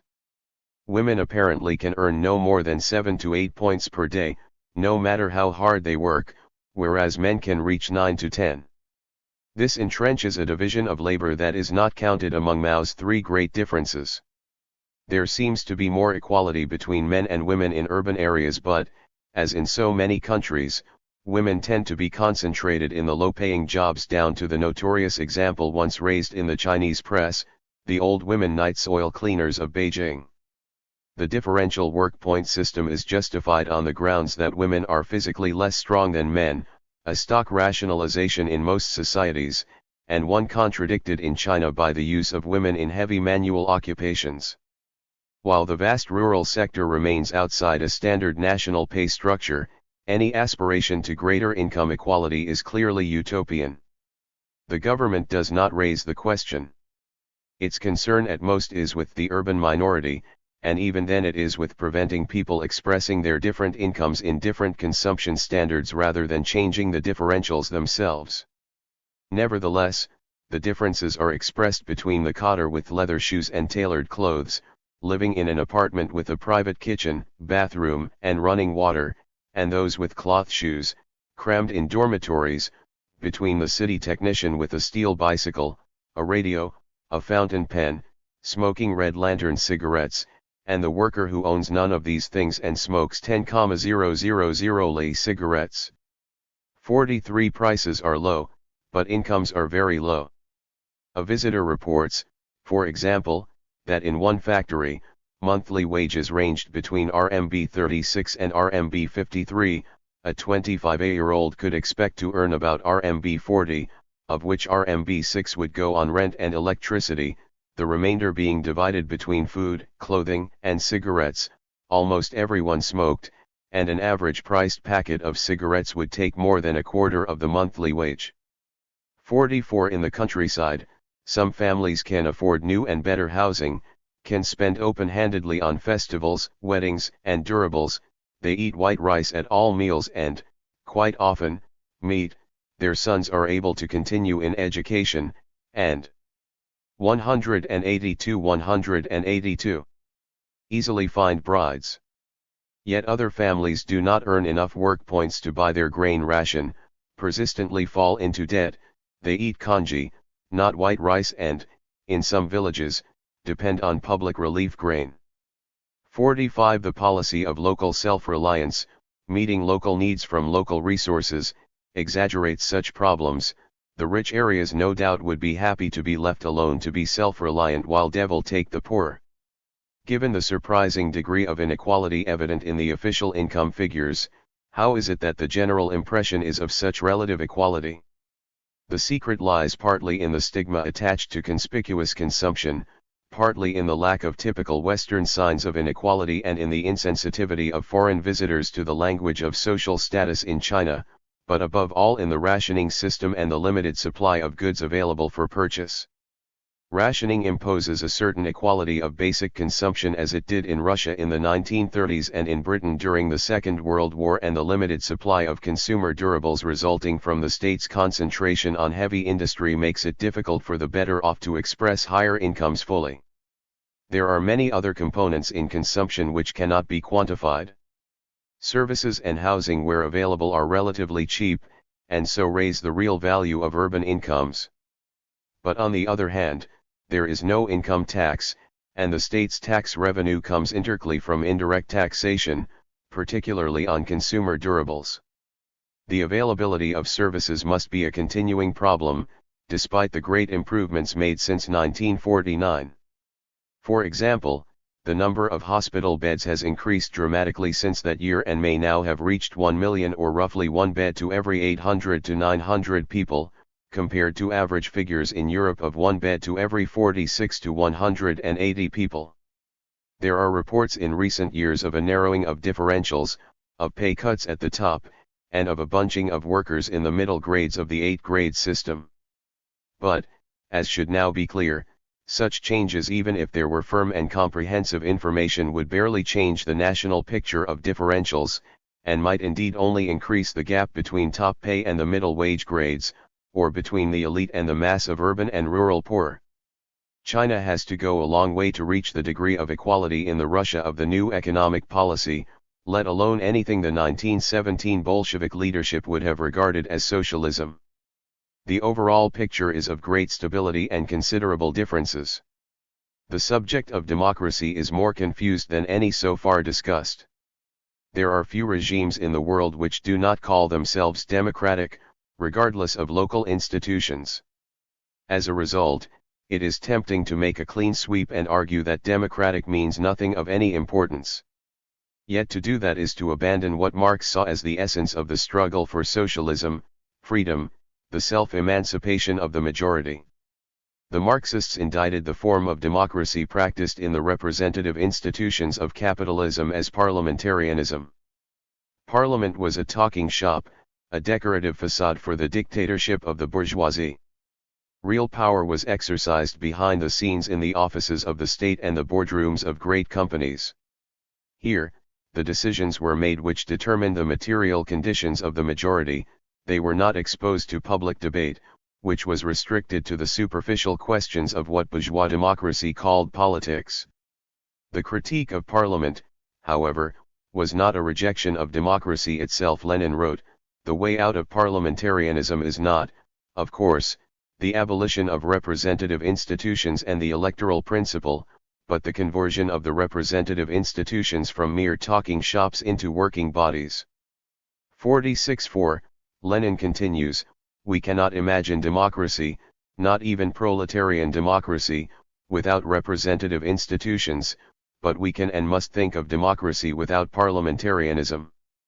47. The task was twofold: to fuse real power with the assembly so that it became an executive, so that the execution of policy was directly related to those who elected the members of the assembly. 12. Democracy. 187. And to establish open elections to the assembly on a free debate of the real issues. Such a procedure would indeed be rejected both by the bourgeoisie and by those on the left who believed socialism was incapable of winning majority support in an open contest and must therefore be imposed by a minority. But what was the real power the assembly must direct? The state. The state is the instrument of power of a ruling class. Its existence, according to Engels, is the admission that this society has become entangled in an insoluble contradiction with itself, that it is cleft into irreconcilable antagonism which it is powerless to dispel. How does it subordinate society? Through its legal monopoly of the use of physical power, what Lenin calls armed bodies of men: the army, the police, the secret police, the prisons, backed by the law and the courts. This is the ultimate line of defense of the ruling class and its answer to the irreconcilable class antagonisms. Many socialists agreed with this argument in the late 19th century. One group then went on to propose that, where open elections and the right to form a government existed, socialists should contest in order to capture power within the existing institutions. Once in control of the armed bodies of men, they could be used to advance the purposes of the working class as easily as they had previously been used to defend the ruling class. Gradually, the balance of class power could be shifted by successive waves of reforms without open violence of civil war, because now the working controlled the state's army and police. It would have been an excellent course of action if practicable. But it was absurd to suppose the state, constructed and designed to achieve one set of purposes, could be transformed into its opposite just by the addition of a group of different directors. The state was not a machine, depending for its direction on whoever sat in the driving seat. It was a set of men and women, themselves dedicated to the purposes for which the state had been created. Adding a few socialists to the existing state was not a method of changing its direction, it was a method by which the existing state colonized the socialists. The only possibility of a real revolution came, not through endeavoring to redirect the existing state, but, in the words of Marx, Engels, and Lenin, smashing it. It followed that, in the struggle for power, the so. 188. Socialists could not make themselves dependent upon the existing state for their power without entirely losing their purpose. They must base themselves upon the working class, keeping working class institutions firmly independent of the existing state and rooted, not in the existing army and police, but in the workers' control of production, control of the very surplus upon which the existing state depended. That was not the end of the question. Destroying the old state machine did not destroy its social foundations, the bourgeoisie. They would endeavor to mobilize armed force to reconquer power. To prevent such a reconquest, the workers would need a new apparatus of state power, itself the product of the irreconcilable class antagonisms. On this question, Engels' logic was implacable. As before, the state is only a transitional institution which is used in the struggle, in the revolution, in order to hold down one's adversaries by force. It is pure nonsense to speak of a free people's state. So long as the proletariat needs the state, it does not need it in the interests of freedom but in order to hold down its adversaries, and as soon as it becomes possible to speak of freedom, the state as such ceases to exist. 48. But to create a new state, whether described as workers or not, would surely be to perpetuate the oppression that the revolution was supposedly designed to end. Would not the new state simply degenerate once more into a force oppressing the majority? Such a state of affairs could not be prevented if the state became independent of its social basis, the working class. The bourgeoisie had succeeded in keeping its state subordinate to its purposes. How could the working class achieve the same alignment of the state and its own interests? Marx used the Paris Commune in his view, the first historical example of the dictatorship of the proletariat, as the model for this relationship. Having suppressed the standing army of the old regime, workers' militia became the armed forces defending the commune. All officials in the militia were to be elected, and subject to recall by their electors. All workers were at some stage to participate in the militia. The commune itself was composed of delegates, a majority of them working men and women, elected on universal suffrage, subject to recall and replacement by the electors at any time, and remunerated by pay no higher than that received by an ordinary worker. Furthermore, the officials of the commune were also to be elected, subject to recall and replacement by the electors, and to be supervised by the majority. All were expected in due course to serve as officials of the commune. Finally, the commune delegates were not elected to comment on policy, but to formulate and implement it, to be responsible directly for carrying out the wishes of the majority. There was one necessary precondition for such a system to work. All the main items of commune policy, practice, and finance must be public, accessible to majority consideration and discussion. Otherwise, knowledge itself became the secret power of the bureaucracy, and the majority could no longer make a responsible decision on what its state should do. The exercise of power had to be dragged into the light of public discussion, so that the officials were distinguished solely by temporary task, not by knowledge, privilege, or power. Whatever else the commune achieved, it laid down a set of criteria by which democracy can be judged in any country. Such a system offered the promise of something else, the dissolution of the state itself, as Lenin put it. Democracy, introduced as fully and consistently as is generally conceivable, is transformed from bourgeois democracy into proletarian democracy, from the state into something which is no longer really a state. 49. The Soviet Republic. The Bolsheviks refused to seize power until they had won a majority in the elected institutions of the working class, the Soviets. Their slogan was not, "Replace the provisional government," but "All power to the Soviets." The Soviets already consisted of working men and women, elected and subject to recall, and around it there already existed workers' militia, an alternative to the established army. Once in power, the new government laid it down that all army commanders were to be elected. All ranks, titles, decorations, and special privileges in the officer corps were to be abolished. The moment was brief. The tight hold of civil war closed in on the infant republic, threatening to strangle Moscow. The struggle of the new government to survive imposed a different logic. For example, too few men volunteered for the armed forces to fight the white armies. Either the regime reconciled itself to defeat and destruction, or it had to introduce conscription. Again, there was a shortage of military experience and competence. The white armies left no time for the new worker soldiers to learn how to fight. With great reluctance, the new government began to 190 recruit former Tsarist officers. But such recruits were not elected by the troops in their units. They had to be appointed from above, with a special commissar attached to watch their every move, lest, in the exercise of power, they betray the purpose of the revolution. Yet the regime did not pretend that this was socialism.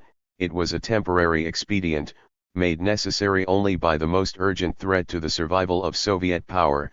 A popular militia in which all participated remained the aim. Given the backwardness of Russia and the failure of the revolution in industrialized Europe, the temporary slowly became the permanent, the retreat became rationalized as an advance. The spirit of the regime's armed bodies of men changed, and whether the commanders were former workers or Tsarist officers, their minds were slowly reshaped to accord to their real social life, that of an elite. One old Bolshevik recalls. They became members of the new officers' group, and no agitation whatsoever, nor beautiful speeches about the necessity of contact with the masses, would be of any avail. The conditions of existence are stronger than kind wishes. 50. The political commissars appointed to represent the supervision of the working class over the commanders in due course succumbed, and were colonized by the commanders. The real changes were faster than those in the symbols, distinctive and pretentious uniforms, medals, epaulets, gold braid, the elaborate hierarchy of rank. These came later. By the Second World War, the process was fully accomplished. Commanders now, far from being elected, were vested with virtually absolute power over the troops. Indeed, even friendliness between men and officers was frowned upon. As one general put it, the hail-fellow-well-met spirit in the relationships between a commander and a subordinate can have no place in the Red Army. Discussion of any kind is absolutely prohibited among subordinates. 51. The transformation of the armed bodies of men was only one symptom of social change in Russia. It could not take place in isolation. The changes were impelled by factors which had similar effects on the most important index of democracy, the Soviets, the assemblies of worker, soldier, and peasant delegates. The Congress of Soviets met 5 times in 1918 and, thereafter, once a year until 1922. The USSR was formally declared in 1923, and the Congress met in 1924 and 1925, then every 2 years up to 1931. By then it was already clear that all the major decisions of the government were taken independently of the sessions of the Soviet. The members were no longer subject to recall, nor were they bound to receive no more 191 than the average pay of working men, nor did they implement policy. The Central Executive Committee, which was supposedly the supreme organ of the Soviet Republic, met for only about 10 days a year, a period quite insufficient even to appraise government policy, let alone initiate it. After Stalin's purges, its decisions were invariably unanimous. None of the major changes of policy were discussed before they were implemented, and usually the government's budget was ratified only long after it had come into effect. Whether through the Soviet or the party, it was impossible for the majority of the citizens of the Soviet Union to exercise power. The sheer information needed to decide the main issues of policy, investment, defense, welfare, wages was not publicly available, even supposing the institutions to express majority opinion had existed.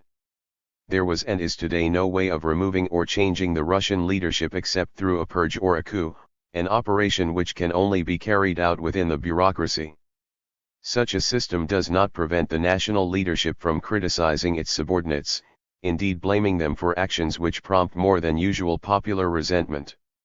Stalin often attacked commandism, arrogance by the cadres, bureaucratism, and occasionally purged large numbers of the party. His criticism was of a bad style of leadership, not of the structure of power. When he anathematized bureaucracy, he was not attacking the state of which he stood at the apex.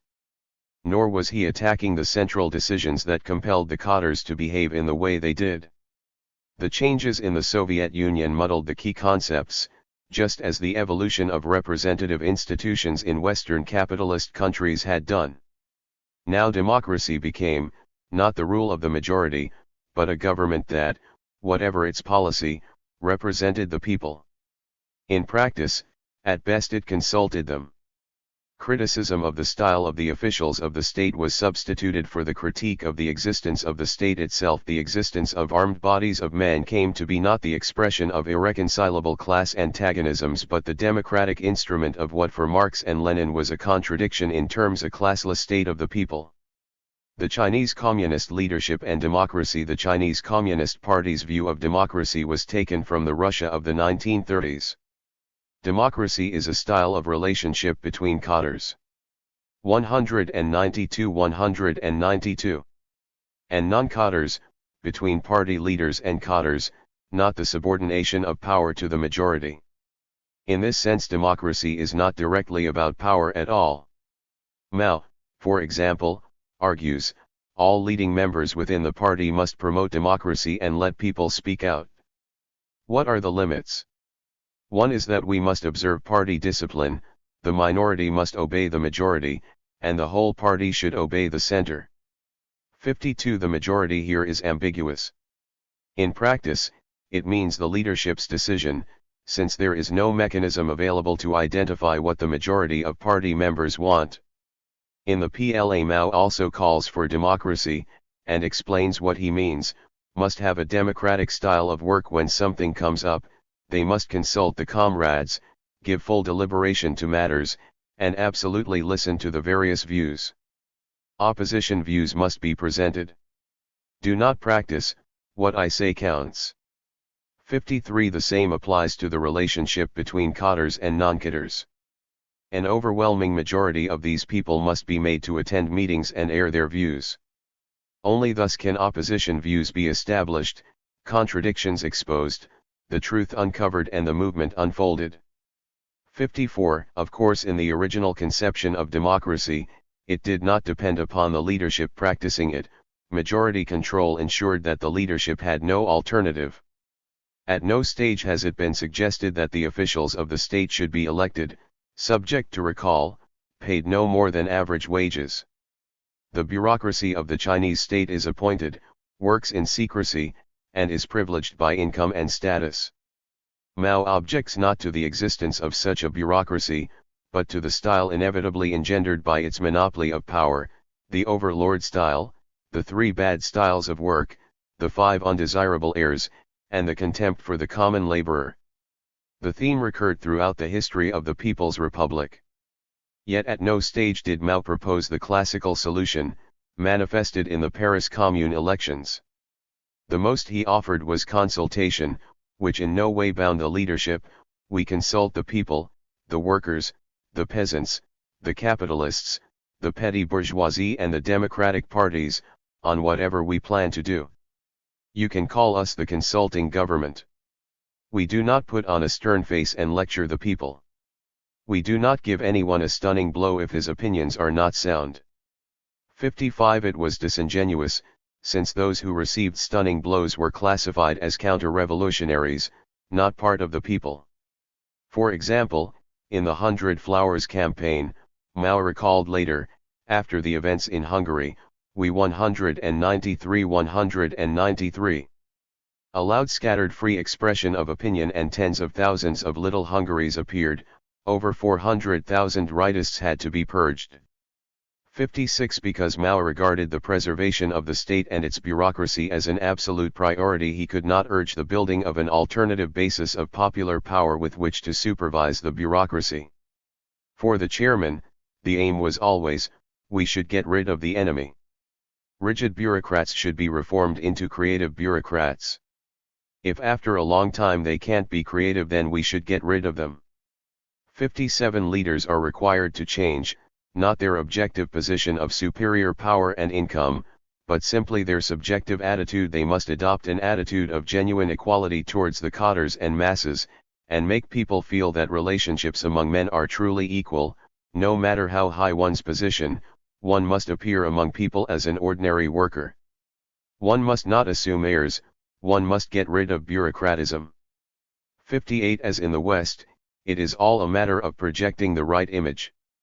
If democratic control actually existed, it would be unnecessary to deliver such homilies, for mass power would establish both equality of income and a style of leadership appropriate to the task. Mao has rarely shown any interest in establishing elections as a mechanism of control.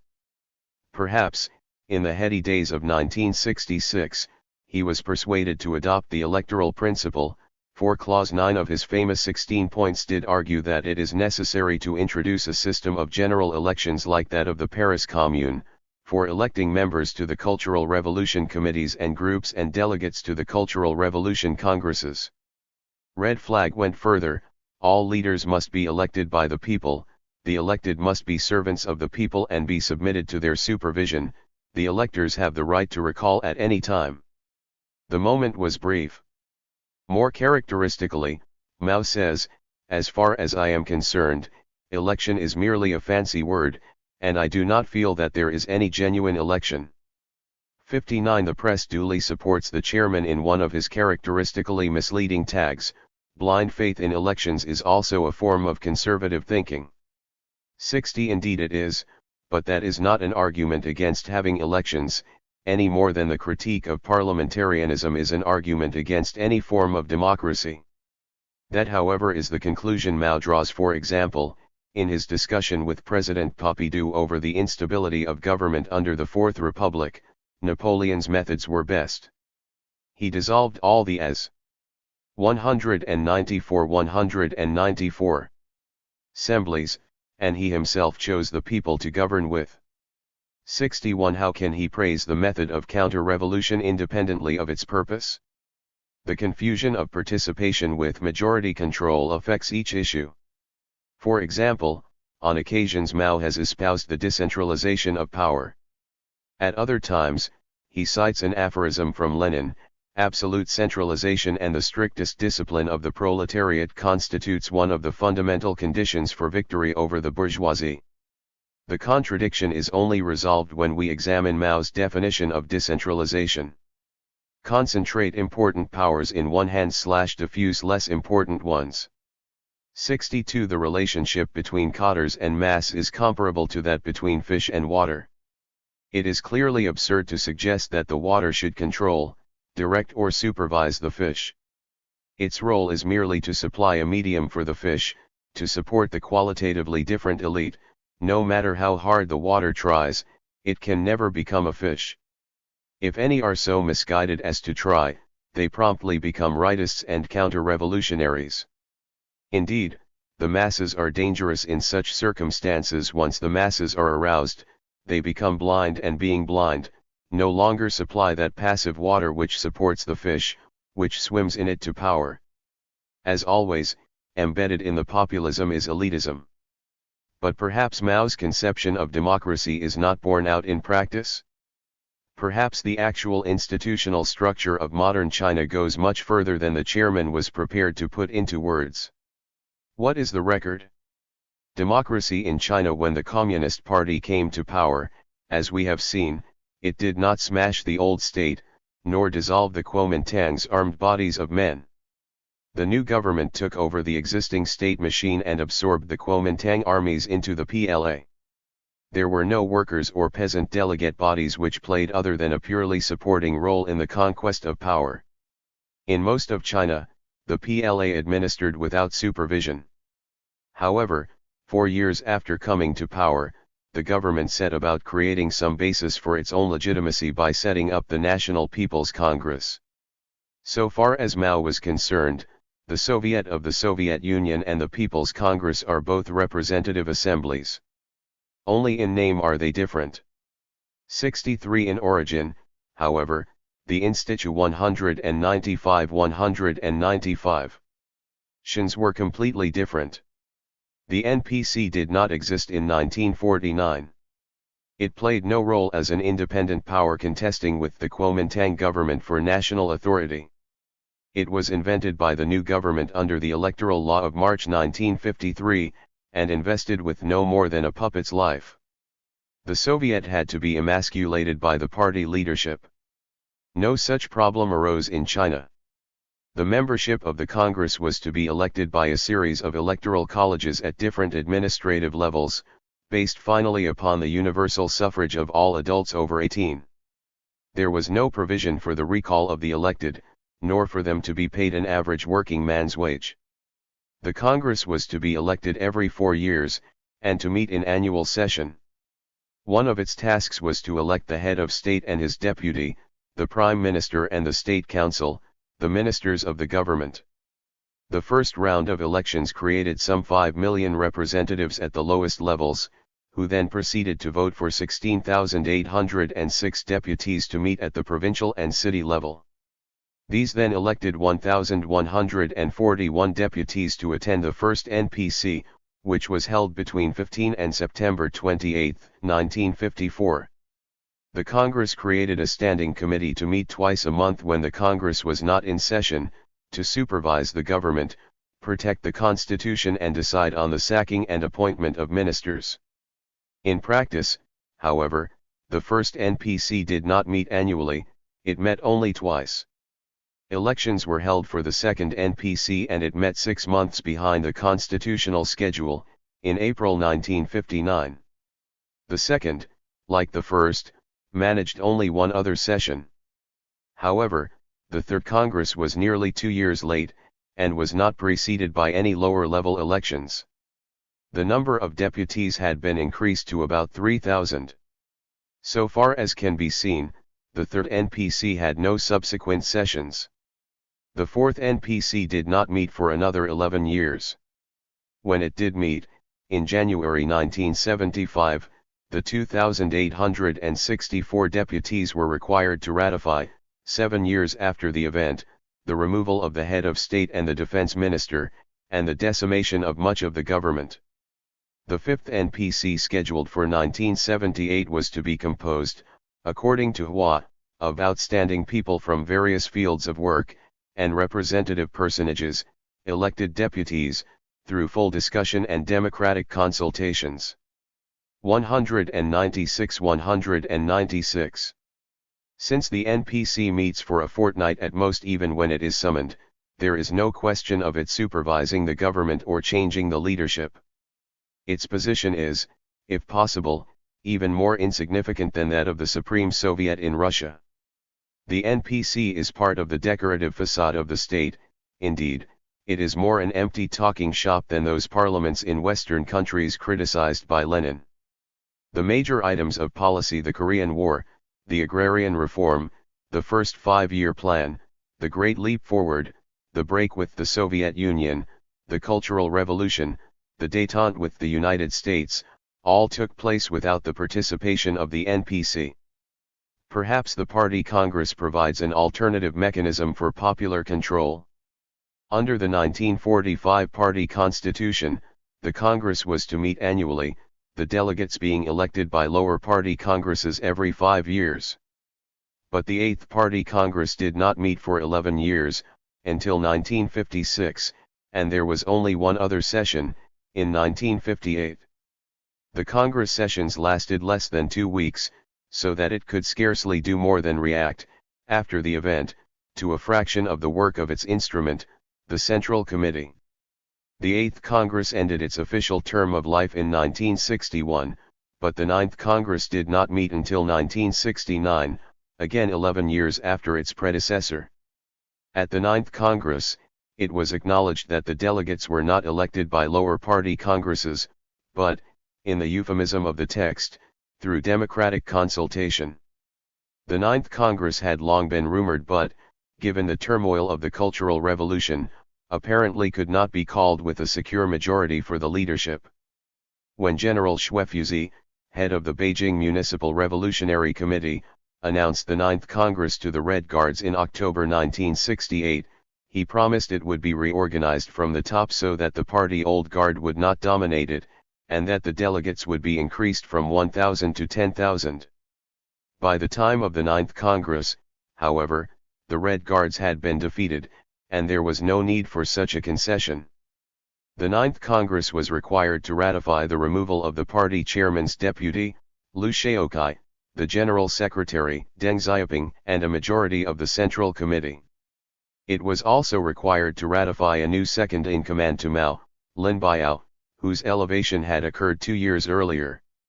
It was only 4 years to the 10th Congress and the removal of Lin Biao and his associates in August 1973. 197. The Congress had the official task of electing a Central Committee to represent the Congress between sessions.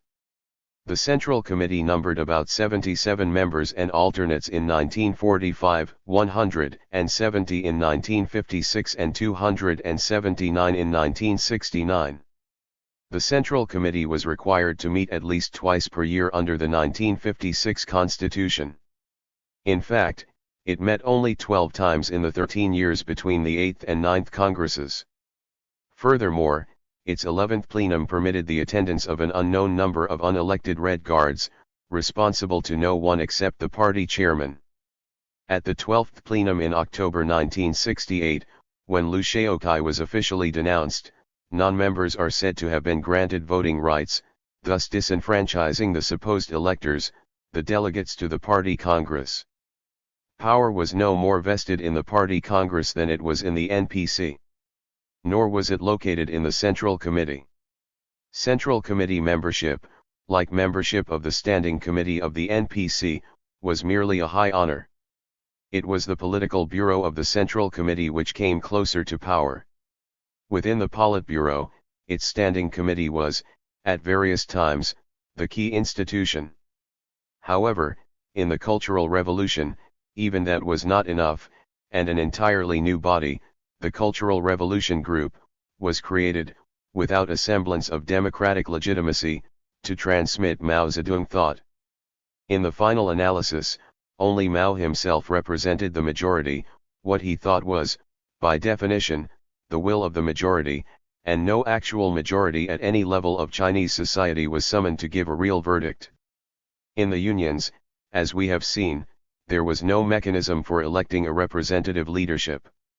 On the revolutionary committees set up during the Cultural Revolution, established, as the party said, not by elections but by relying upon action by the broad revolutionary masses, mediated by the leadership of the PLA at all levels, there was similarly no method for even formulating, let alone expressing, a majority will.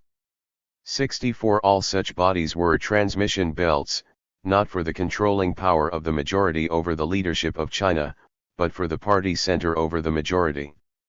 All the machinery of mass assemblies, criticism and self-criticism, cadre participation in manual labor, big character posters, popular education, are necessary precisely because democracy in any serious sense does not exist. Even if the institutions existed, the basic information upon which the majority could make a responsible decision is not available. The Qi. 198-198. Necesstate adopted from Russia the machinery of censorship and information control. No continuous sets of figures on the major sectors of the economy, on the course of popular consumption or any other matter of importance have been published since 1959. Finding out what has happened requires full-time specialized work for anyone not in the inner circle of leadership, a task certainly beyond the majority of Chinese. Mao has supported that control of information. Not only has he not raised the question, on some occasions he has positively increased the controls. For example, in 1956 he instructed the party center to circulate Khrushchev's secret speech criticizing Stalin at the 20th Congress of the Soviet Communist Party only to local and county party committee secretaries. It must not be discussed in the press or among the masses. 65 Again, he urged the cadres to unite to protect the secrets of the state in the turmoil of the Cultural Revolution. Neither the budget figures nor the 5-year plans are publicly available. As one sympathetic observer remarked of the second plan, for the first time in a socialist regime, a whole people was ordered to embark on a 5-year plan without being informed of the targets. 66 The cadres of the party have a better chance of being informed. For example, at some levels they have access to a daily reference bulletin, Sankou Shioshi, and to reprints of foreign newspaper articles, while senior PLA officers have a confidential internal publication. But such privileged information in no way represents democracy in China, even if it is a precondition for the party leadership carrying the support of its immediate followers. Nor does it mean the cadres do not get confused by the shifts and changes of policy. One of the official commentators on the 10th Party Congress reproved those cadres who believed the leadership struggle was too complicated to understand. In fact, he pronounced, this involves the long-standing question of whether or not the two-line struggle can be known. Those who believe in the incomprehensibility of the two-line struggle are completely wrong. 67 After all the newspaper words and radio diatribes, still it was a long-standing question, even for party cadres. How much more incomprehensible was it to those many millions who did not have access to the privileged information of the cadre? The key institutions of the Chinese state, its armed bodies of men, its police force, its bureaucracy with its privileges and secrets, all survived the Cultural Revolution intact. It had been no part of Mao's intention that they should not survive even if particular individuals were 199. removed. Whether before the Cultural Revolution or afterwards, none of China's institutions accorded with the basic criteria of proletarian democracy as outlined by Marx and Lenin. They do not even accord with the weak criteria of bourgeois democracy. Nor can they, when the regime is dedicated to capital accumulation as the condition of its national survival. The few who did take Lenin's criteria seriously, like Zhenguolian and Liege, were hounded as counter-revolutionaries just as they would have been in the Soviet Union for that matter. Neither in terms of equality, let alone democracy, it seems, is China distinguished qualitatively from many of the other states of the world. What of the central purpose of the party's leadership since 1949, the strengthening of China's national independence? National independence, the ability of a state to secure and defend its territory, to deter potential threats and safeguard its future in conditions of competition between the world's dominant powers, requires a level of military preparedness commensurate with the nature of the threat. But the conditions of warfare are laid down by the existing level of development of the world defense industries. Even in the late 19th century, the development of defense industries required the transformation of economies. Engels noted this in the 1890s, from the moment warfare became a branch of the grande industrie, la grande industrie, without which all these things cannot be made, became a political necessity. All these things cannot be had without a highly developed metal manufacture. And that manufacture cannot be had without a corresponding development in all other branches of manufacture, especially textiles. 68. In sum, national independence requires economic development. The Chinese leadership were fully aware of this. Indeed, the justification of the 1949 revolution was that it set free the productive forces to provide the basis for national independence. Mao was even prepared to put a figure on the required target. During the transition period, it is necessary to enable the productive forces to obtain a guarantee of the development required by a socialist victory. In so far as China is concerned, we require at least about 100 million to 200 million tons of steel. Prior to this year, what we did was print 13 national independence. 203 simply to clear the way for the development of our productive forces. The development of the socialist productive forces of our country actually has just begun. 69 steel alone was not enough. The whole range of modern output was required as soon as possible, all the components of contemporary national power, including the most advanced weapons. Yes, we must have them, no matter what country, no matter what missiles, atomic bombs, hydrogen bombs, we must surpass them. I have said before, when the atomic bomb is exploded, even if 1/2 of mankind perishes, there will still be 1/2 left. 70. Economic development. In Marx's terms, economic development is a long process whereby capital is accumulated in the competition between capitalists. The productivity of labor is continuously raised and a mainly low productivity, agricultural society transformed into an urban industrial one.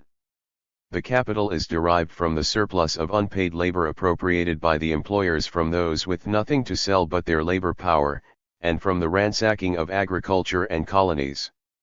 In the process, production, population, power, ownership, and control are centralized on an unprecedented scale. The accumulation of capital imposes upon society a division of labor which is quite new between those who personify capital, whose social function is to accumulate and to organize society in order that accumulation should take place, and those whose surplus is the basis for accumulation. The two social roles cannot exist without each other. On the one hand, an independent social power, i.e. as the power of a part of society, it maintains itself and increases by exchange for direct living labor power. The existence of a class which possesses nothing but its capacity for labor is a necessary prerequisite of capital. 71. The whole of society is, then, organized around this central division. All other divisions, among them, Mao's three great differences, are subsidiary to this core insofar as the capitalists are successful in establishing their discipline over society as a whole. The state, however, What happens where the dynamic of domestic competition between private capitalists does not exist, where the driving force, the struggle of each individual capital to secure its survival, does not occur? 204. 8.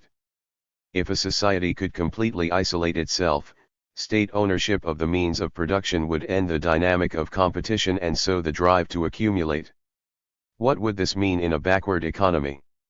A return to pre-industrial stagnation in which the consumption needs of the ruling class would determine the level of output, not the drive for supremacy of the capitalists. The same situation would occur if the whole world economic system were directed from one center. It would spell the end of what Marx calls capitalism insofar as competition ceased. However, neither state of affairs is a practical possibility in the contemporary world without a major political transformation. The competition of private capitals within one country is replaced, where the state owns the entire national economy, by the competition between the world's national capitals, states. The capitalist economy today does not refer to a national, but to a global, system, subordinating each national capital as formerly the national market subordinated each private firm. It is for this reason that each economically backward state is compelled, as the condition of its survival, to industrialize, to accumulate capital. Can a different ideology defeat this logic? Only in the sense that a private employer can defeat the logic of the market. Very large capitalists can to some extent attain greater autonomy, provided they are protected by the local state. The richest world powers can, when the system booms, similarly afford greater leeway. The poorer an economy, the smaller and more dependent a firm, the more its reactions become predetermined by external forces. Of course, every ruling class justifies its existence on the grounds that it can control events, it can master its environment. Its power, it says, is not dependent upon the surplus it can extract from the people but on its capacity to embody the wishes of the people. If it were possible, simply by willing, for a regime to transform objective circumstances, then the axioms of Marx's materialism would become false ideas, not the material basis of society, would determine events. But surely, it might be argued, this means there are no alternatives to capitalism, regardless of local fashions. That is the case if we restrict ourselves to national power, just as it would have been the case if someone in the 19th century had talked of organizing socialism in a single firm, as if it could escape the discipline of the market in which it operated. We will return to the question in Part 6. Competition between states differs from that between firms. Each state must be capable of defending itself, but military competition is not the sole influence on a domestic state-owned economy. The need to fight 205.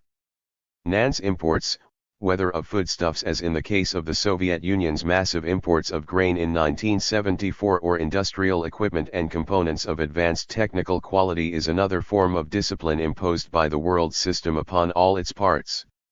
The 1974-8 slump illustrates this. Soviet borrowing from advanced capitalist countries to finance its imports has become in recent years, with rising interest rates and a growing trade deficit, an important factor in Russian domestic planning. 72 world market prices govern its external trade even with its Eastern Bloc partners. The trade agreements utilize world prices, and transactions are increasingly settled in Western currencies in order to help the Soviet Union overcome its difficulties with the West. The more backward an economy, the less it depends on external forces for immediate economic survival, but the more it depends upon them to overcome domestic backwardness, to promote modernization.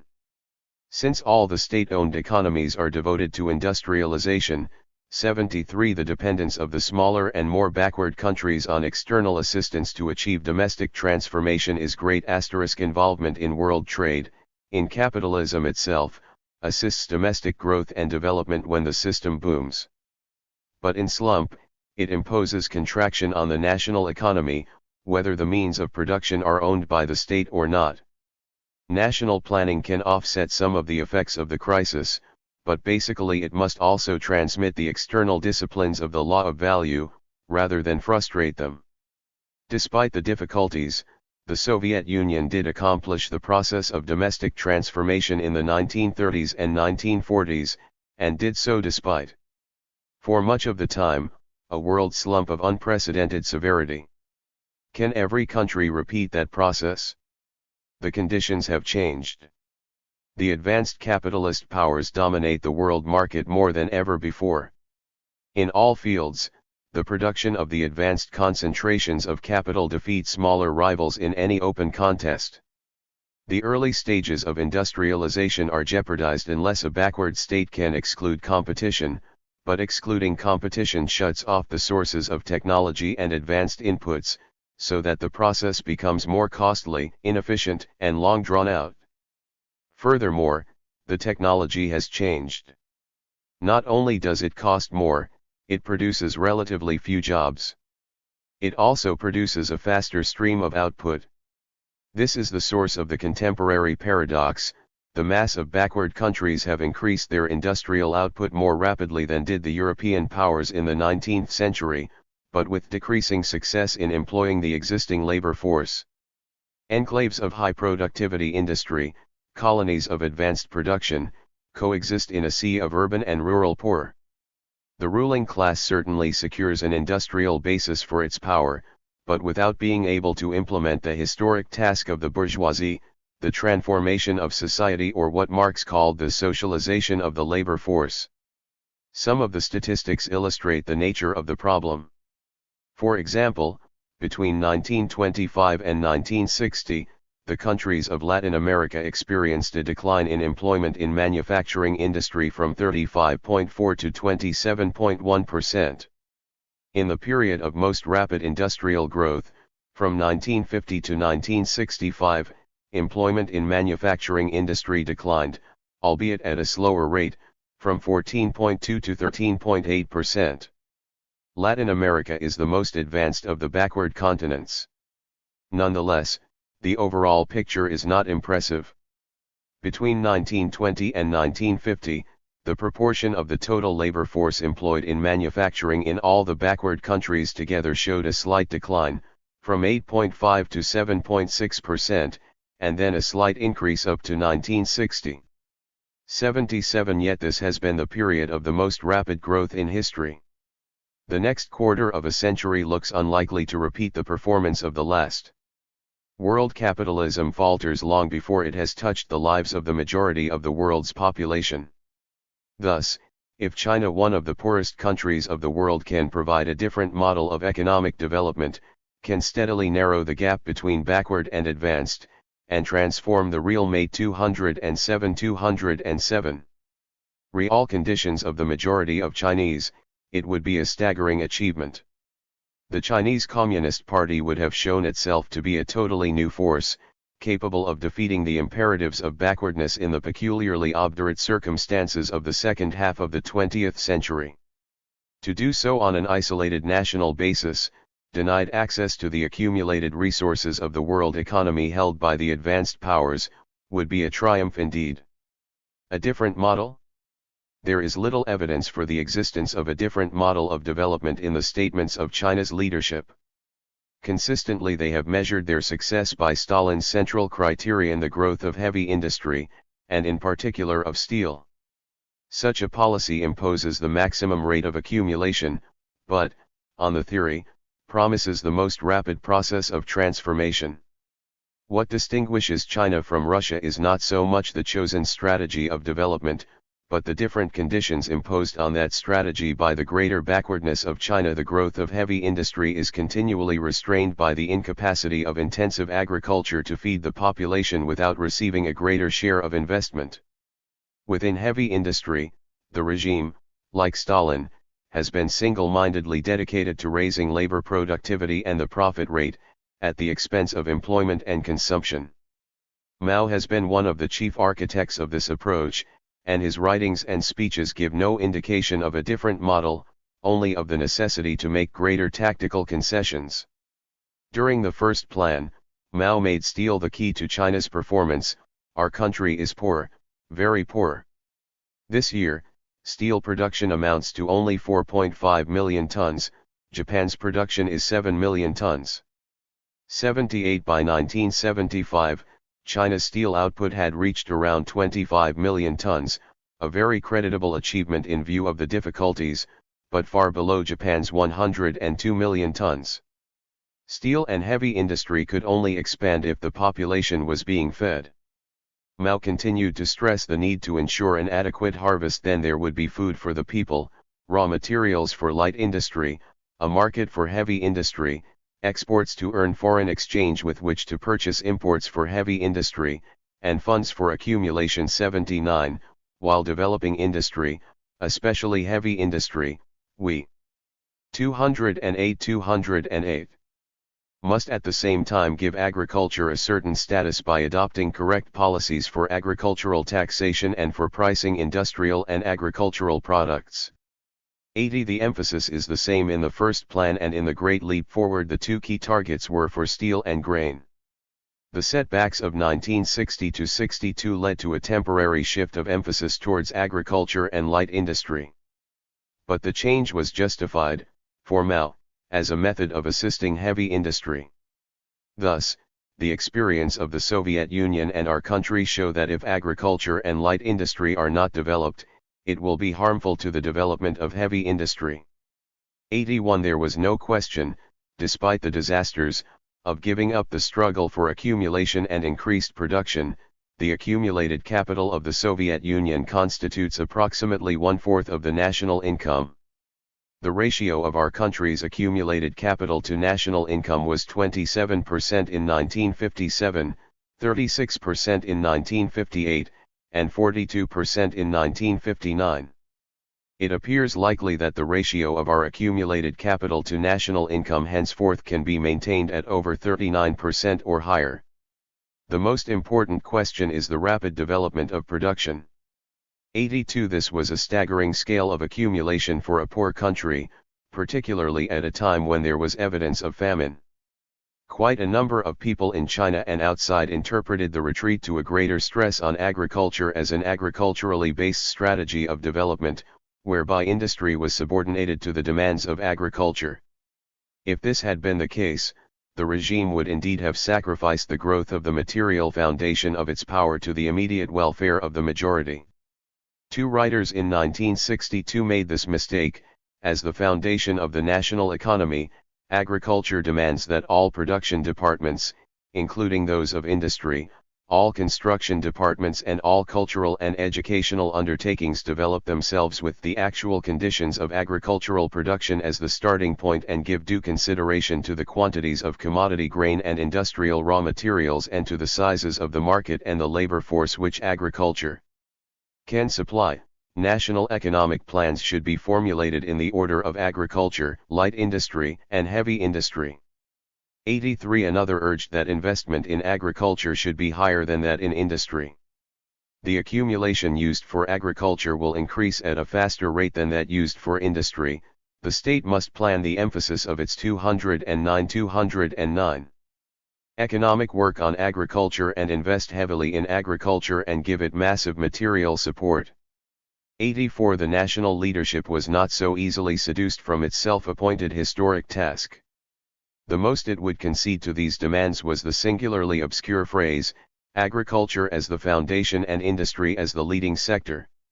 It did not publish its investment figures to indicate what the phrase meant, and, so far as can be seen, there seems to have been no sudden increase in investment in agriculture, although pricing policies left a little more income in the hands of those peasants with a marketable surplus.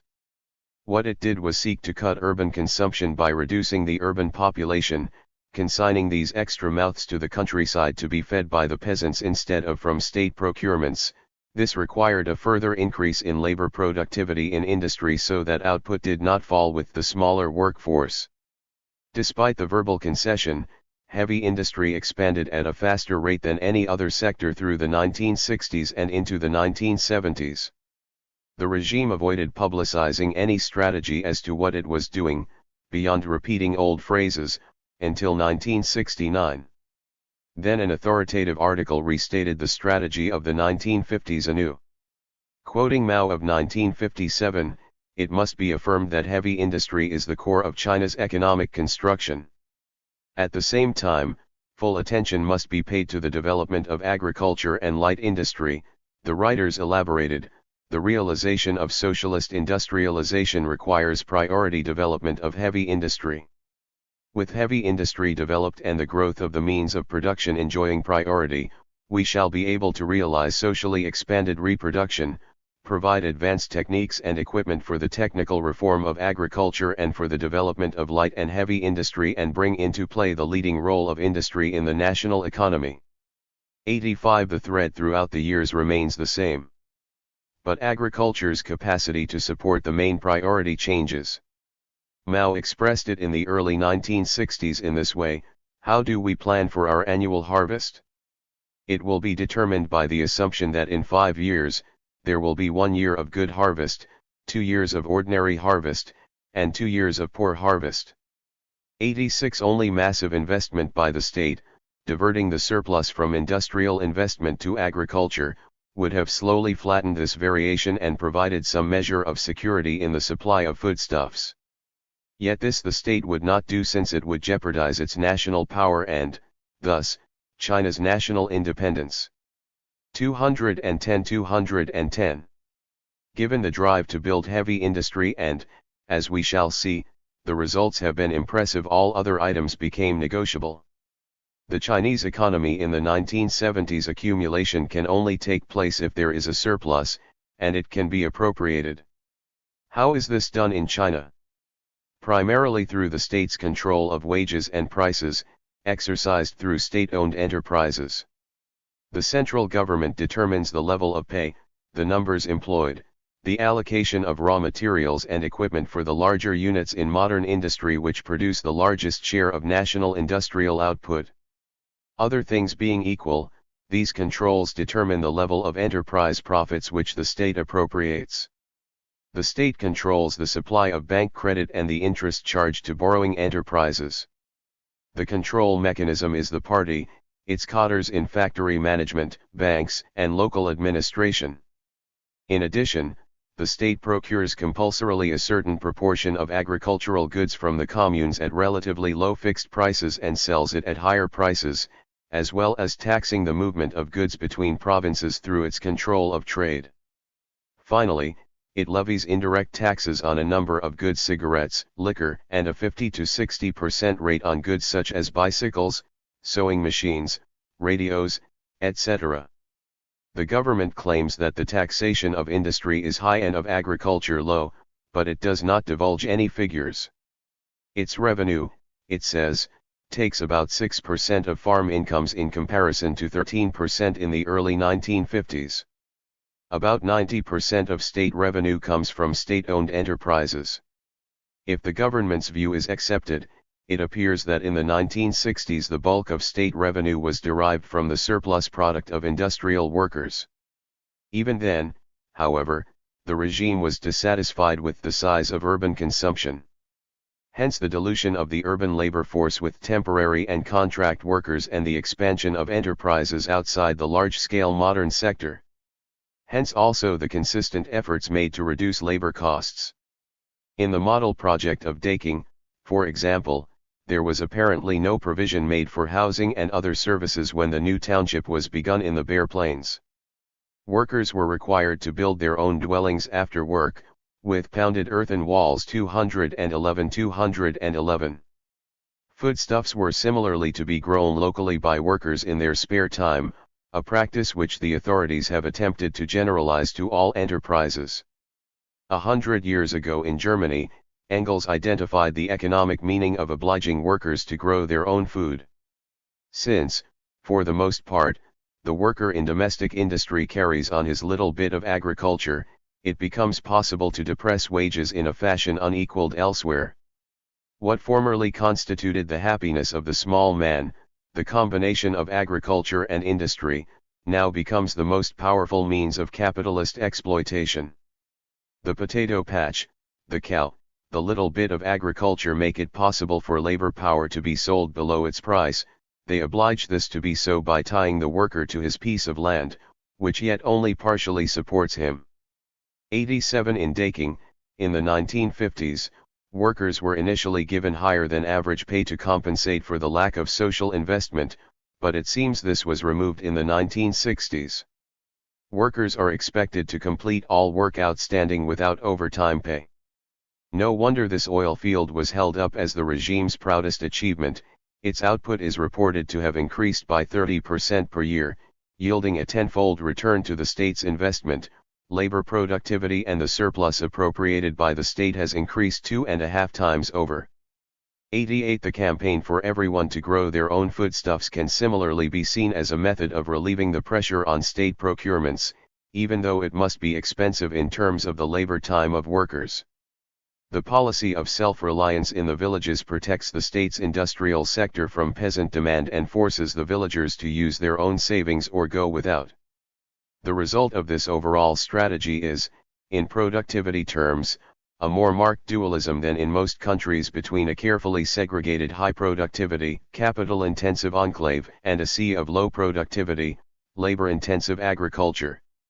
The socially necessary labor time in the industrial sector has been reduced to the barest minimum, so that the rate of exploitation must be extraordinarily high. As a result, the state has apparently been able to maintain a very high level of accumulation. It may not be as high as Mao suggested in the early 1960s, 39% of national income, but it still must be exceptional. In terms of national power, the first call on the government's revenue must be defense. In turn, heavy industry provides backing for defense as well as inputs to all other sectors. Expenditure must be considerable, given 212. The size of the defense sector, 3.5 million men and women under arms, as well as the hugely expensive nuclear and missile establishment. Since the first nuclear test in 1964, there have been over 20 by 1977, and Western estimates suggest China now possesses a growing stock of medium-range missiles, some experimentally based in submarines. If we compare China's resources and the size of the nuclear program with other countries undertaking such an exercise, we can guess that possibly one-half of modern national investment goes in part or whole to defense, and possibly a fifth of total industrial output.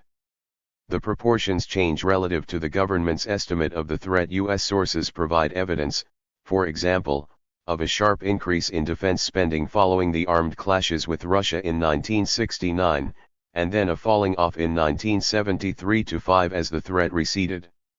89 By 1976, China's defense spending was equivalent to some 8 to 10% of the gross national product, a much higher level than, for example, the United States, with a gross national product some 10 times larger than China's.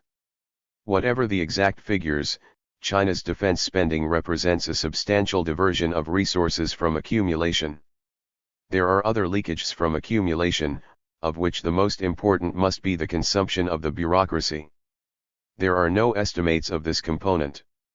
The regime has shown itself aware of the problem. It must maintain a bureaucracy to supervise the extraction of the surplus, yet the bureaucracy itself absorbs a large share.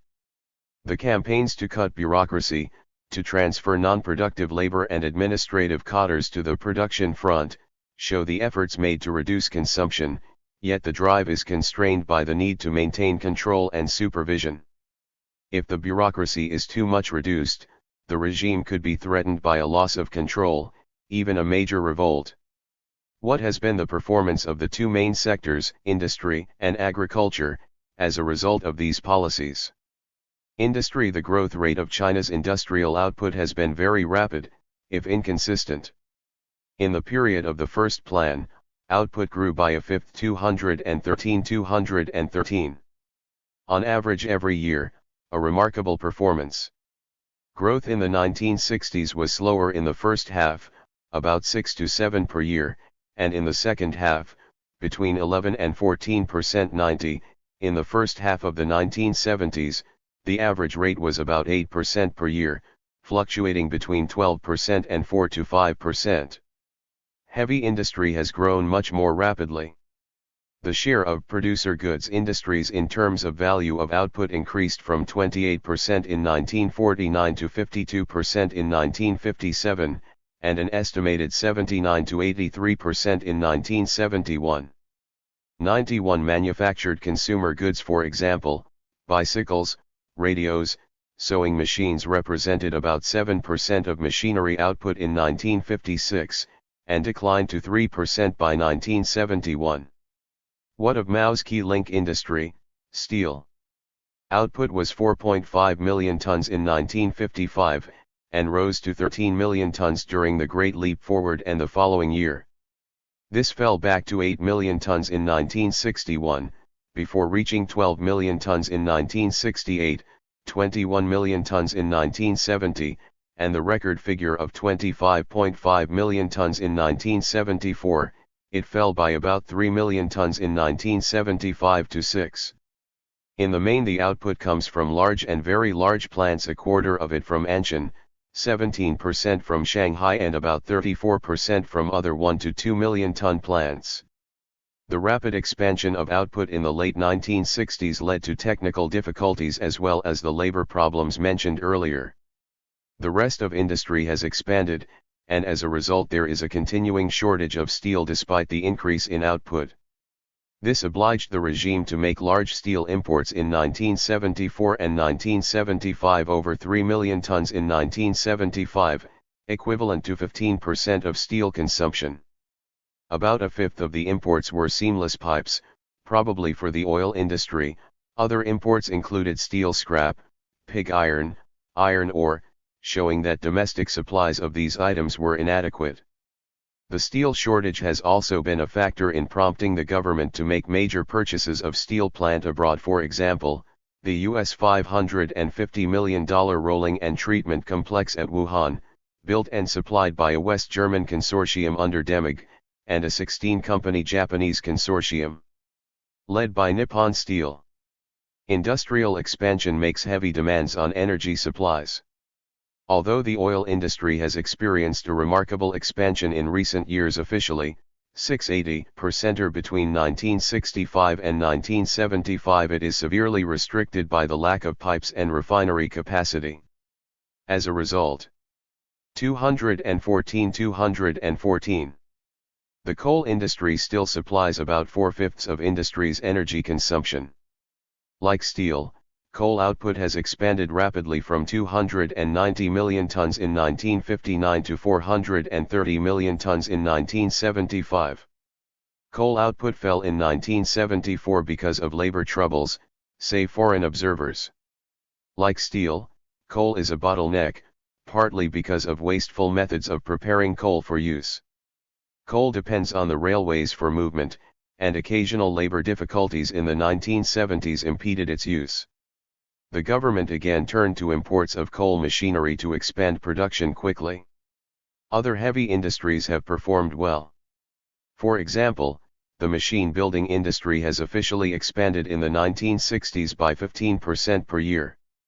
The railway network, limited in 1949, has been considerably expanded.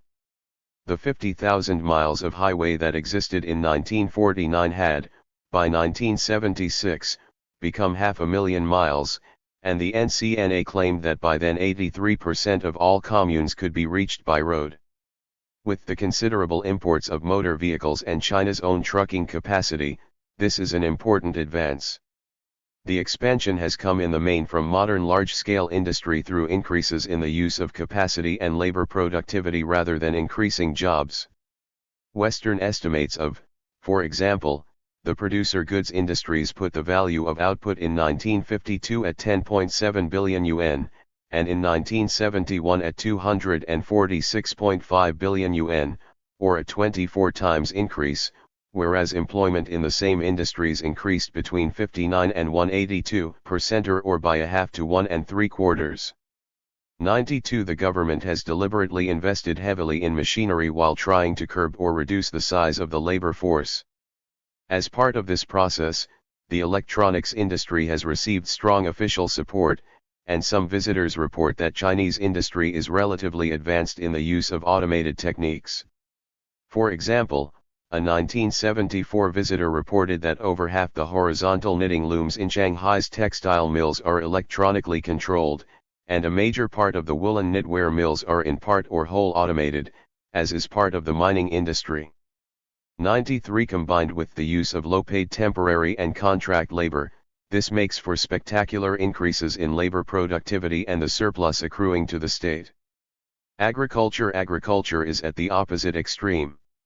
With half as much cultivated acreage as the Soviet Union or the United States but 4 times the number of 215 mouths to feed, with the preceding century of neglect, it would have been extraordinary if agricultural output had been capable of rapid expansion. It is the relative stagnation of agriculture which pulls down all the national statistics. Thus, despite the rapid increase in industrial output in the 1950s, the gross domestic product per head in 1957 was still only 20% above the 1933 level 94, and consumption per head about the same.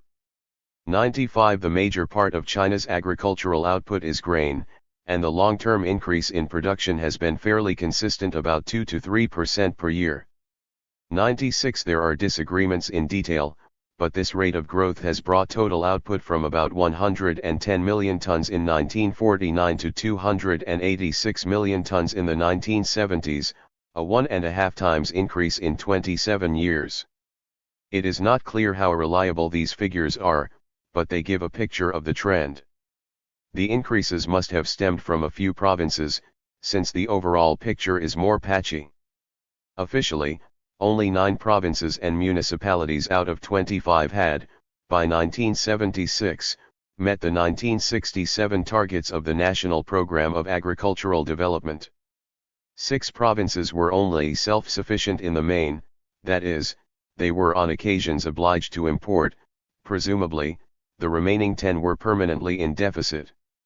97 In the early 1970s, Zhou Enlai said that China's population was growing at around 2%. Grain output is increasing at a similar rate on average, so that the major part of agriculture can make little or no contribution to accumulation even if, given the difficulties in an intensively farmed country, we assume that the regime could actually appropriate the surplus. The availability of grain per head of the population has been roughly constant since the early 1950s. At most it has increased 12 to 18 kilograms over the 295 kilograms available in 1957. 98 If the supply of other foodstuffs, livestock etc., has increased more rapidly than grain output, this relative stagnation can be accompanied by an improvement in the average diet, although that will be limited ultimately by the grain supply. The grain situation has eased surprisingly little over the past quarter of a century, despite massive and sustained efforts through multiple cropping, water conservation, irrigation, improved tools, use of fertilizers, hybrid seeds, and pesticides. Fertilizer availability is particularly important here since the use of new hybrid seeds and multiple cropping of the land depend on a large increase in water supplies and fertilizer apply. 216 Cation. Virtually no chemical fertilizers were manufactured in the early 1950s, but since then there has been a considerable increase, apparently in the main financed by commune savings. There is now said to be roughly 70 kilograms of fertilizer available on average per hectare, roughly 2/3 of it manufactured in small plants. The government has imported both fertilizer and large-scale chemical fertilizer plant, and this may raise the fertilizer availability per hectare to 100 kilograms. Not all observers agree that this will raise yields. Some agronomists have argued that the poor long-term performance is because the soil is relatively exhausted, afflicted by salination and alkalinization as the result of intensive cropping of a small cultivated area for many hundreds of years. Others have been impressed by the use of organic fertilizer, which raises the total fertilizer applied per hectare closer to the South Korean figure, but also means that output is already near the maximum to be expected under present conditions. Imports have been used to ease scarcities of grain, raw cotton, fertilizers, and equipment. In the bad years of 1960 to 63, some 16 million tons of grain were imported, and 6 to 7.5 million tons were imported annually. Indiana 19724. In the early 1970s, grain imports made up between 13 and 16% of the total import bill. After 2 poor years for grain, 1975 and 1976, China's imports for 1977 11.8 million tons were at the highest level since 1961. Raw cotton has regularly been imported, and the import volume has grown by about 50% since 1964. To China's domestic output of about 25 million tons of chemical fertilizer, imports have added 6 to 7 million tons annually. Furthermore, the regime has imported 13 fertilizer plants, which should begin production in 1977-8. The poor performance so far has not dissuaded the government from raising its sights. At an important agricultural conference in October 1974 and in the fifth five-year plan, a set of long-term targets was laid down, apparently for the first time since the 1950s.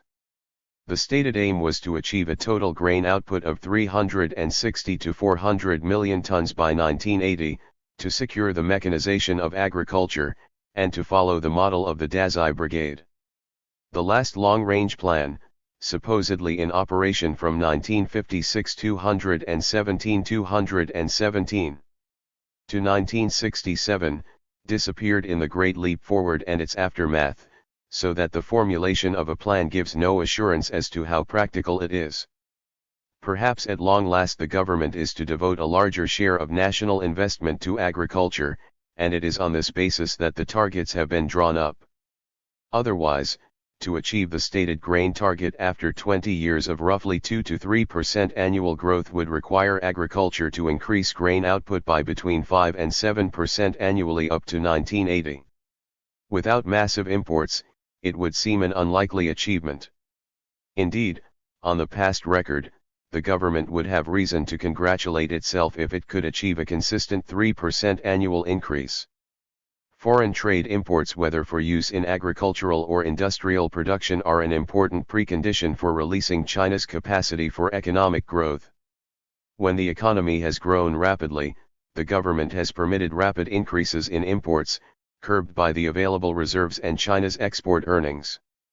Imports estimated from the accounts of countries which trade with China increased by 18% in 1970, were cut back in 1971, presumably to protect the reserves, expanded in 1973 at a rate higher than at any time in the history of the regime, and then were cut drastically in 1974, before expanding more gradually in 1975, and again falling in 1976.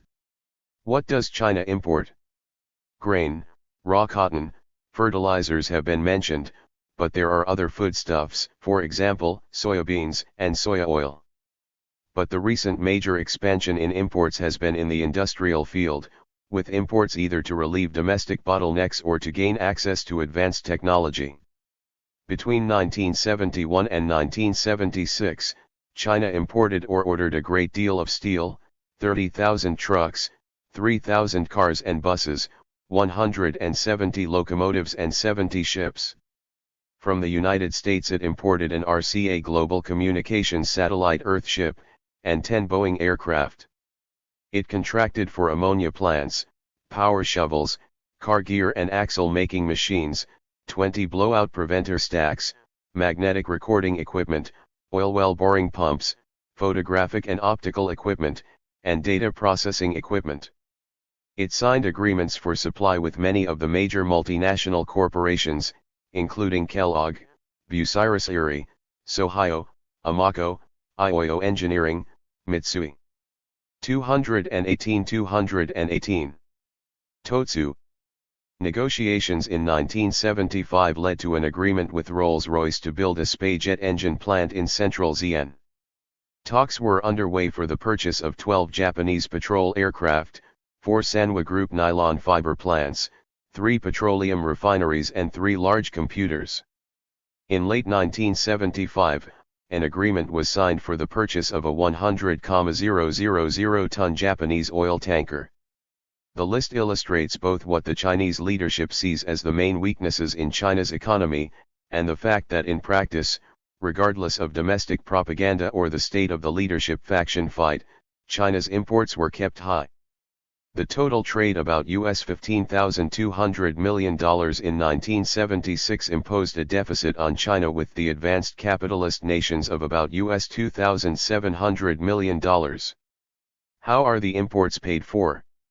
China's exports in 1973-4 included soybeans, oilseeds, tea, bristles, feathers, rice, wolfram, antimony, tobacco, silk, tinned pork, mutton, rabbit, cotton goods, wildcat coats, antiquities, and some light industrial goods. About a quarter of these exports go to Hong Kong. These exports, concentrated in the areas of raw materials or foodstuffs, yield a poor return, and in the mid-1970s were sorely afflicted by the world slump. Prices fell while the prices of industrial imports rose under the impact of inflation in the advanced countries. Oil exports, which doubled in 1975 to $1,000 million and mainly went to Japan, Philippines, Hong Kong, Thailand, and Romania, helped balance the trade deficit. But to increase oil exports requires more imports of pipes, refinery, and tanker capacity, as well as measures to improve the peculiar quality of Chinese crude oil. Trade earnings are supplemented by the profits of China's enterprises operating in Hong Kong and cash sent from overseas Chinese families. But even so, the reserves are small in relationship to the scale of current imports. In the autumn of 1974, all these factors united to cause a severe and unexpected balance of payments crisis. The regime cancelled orders for grain and foodstuff imports, and to cut the deficit expanded oil exports. The government needs to keep up the level of imports for future growth, but thereby incurs a new range of burdens. In recent years, it has moved into borrowing abroad to sustain import purchases first, using short-term commercial credit from its 219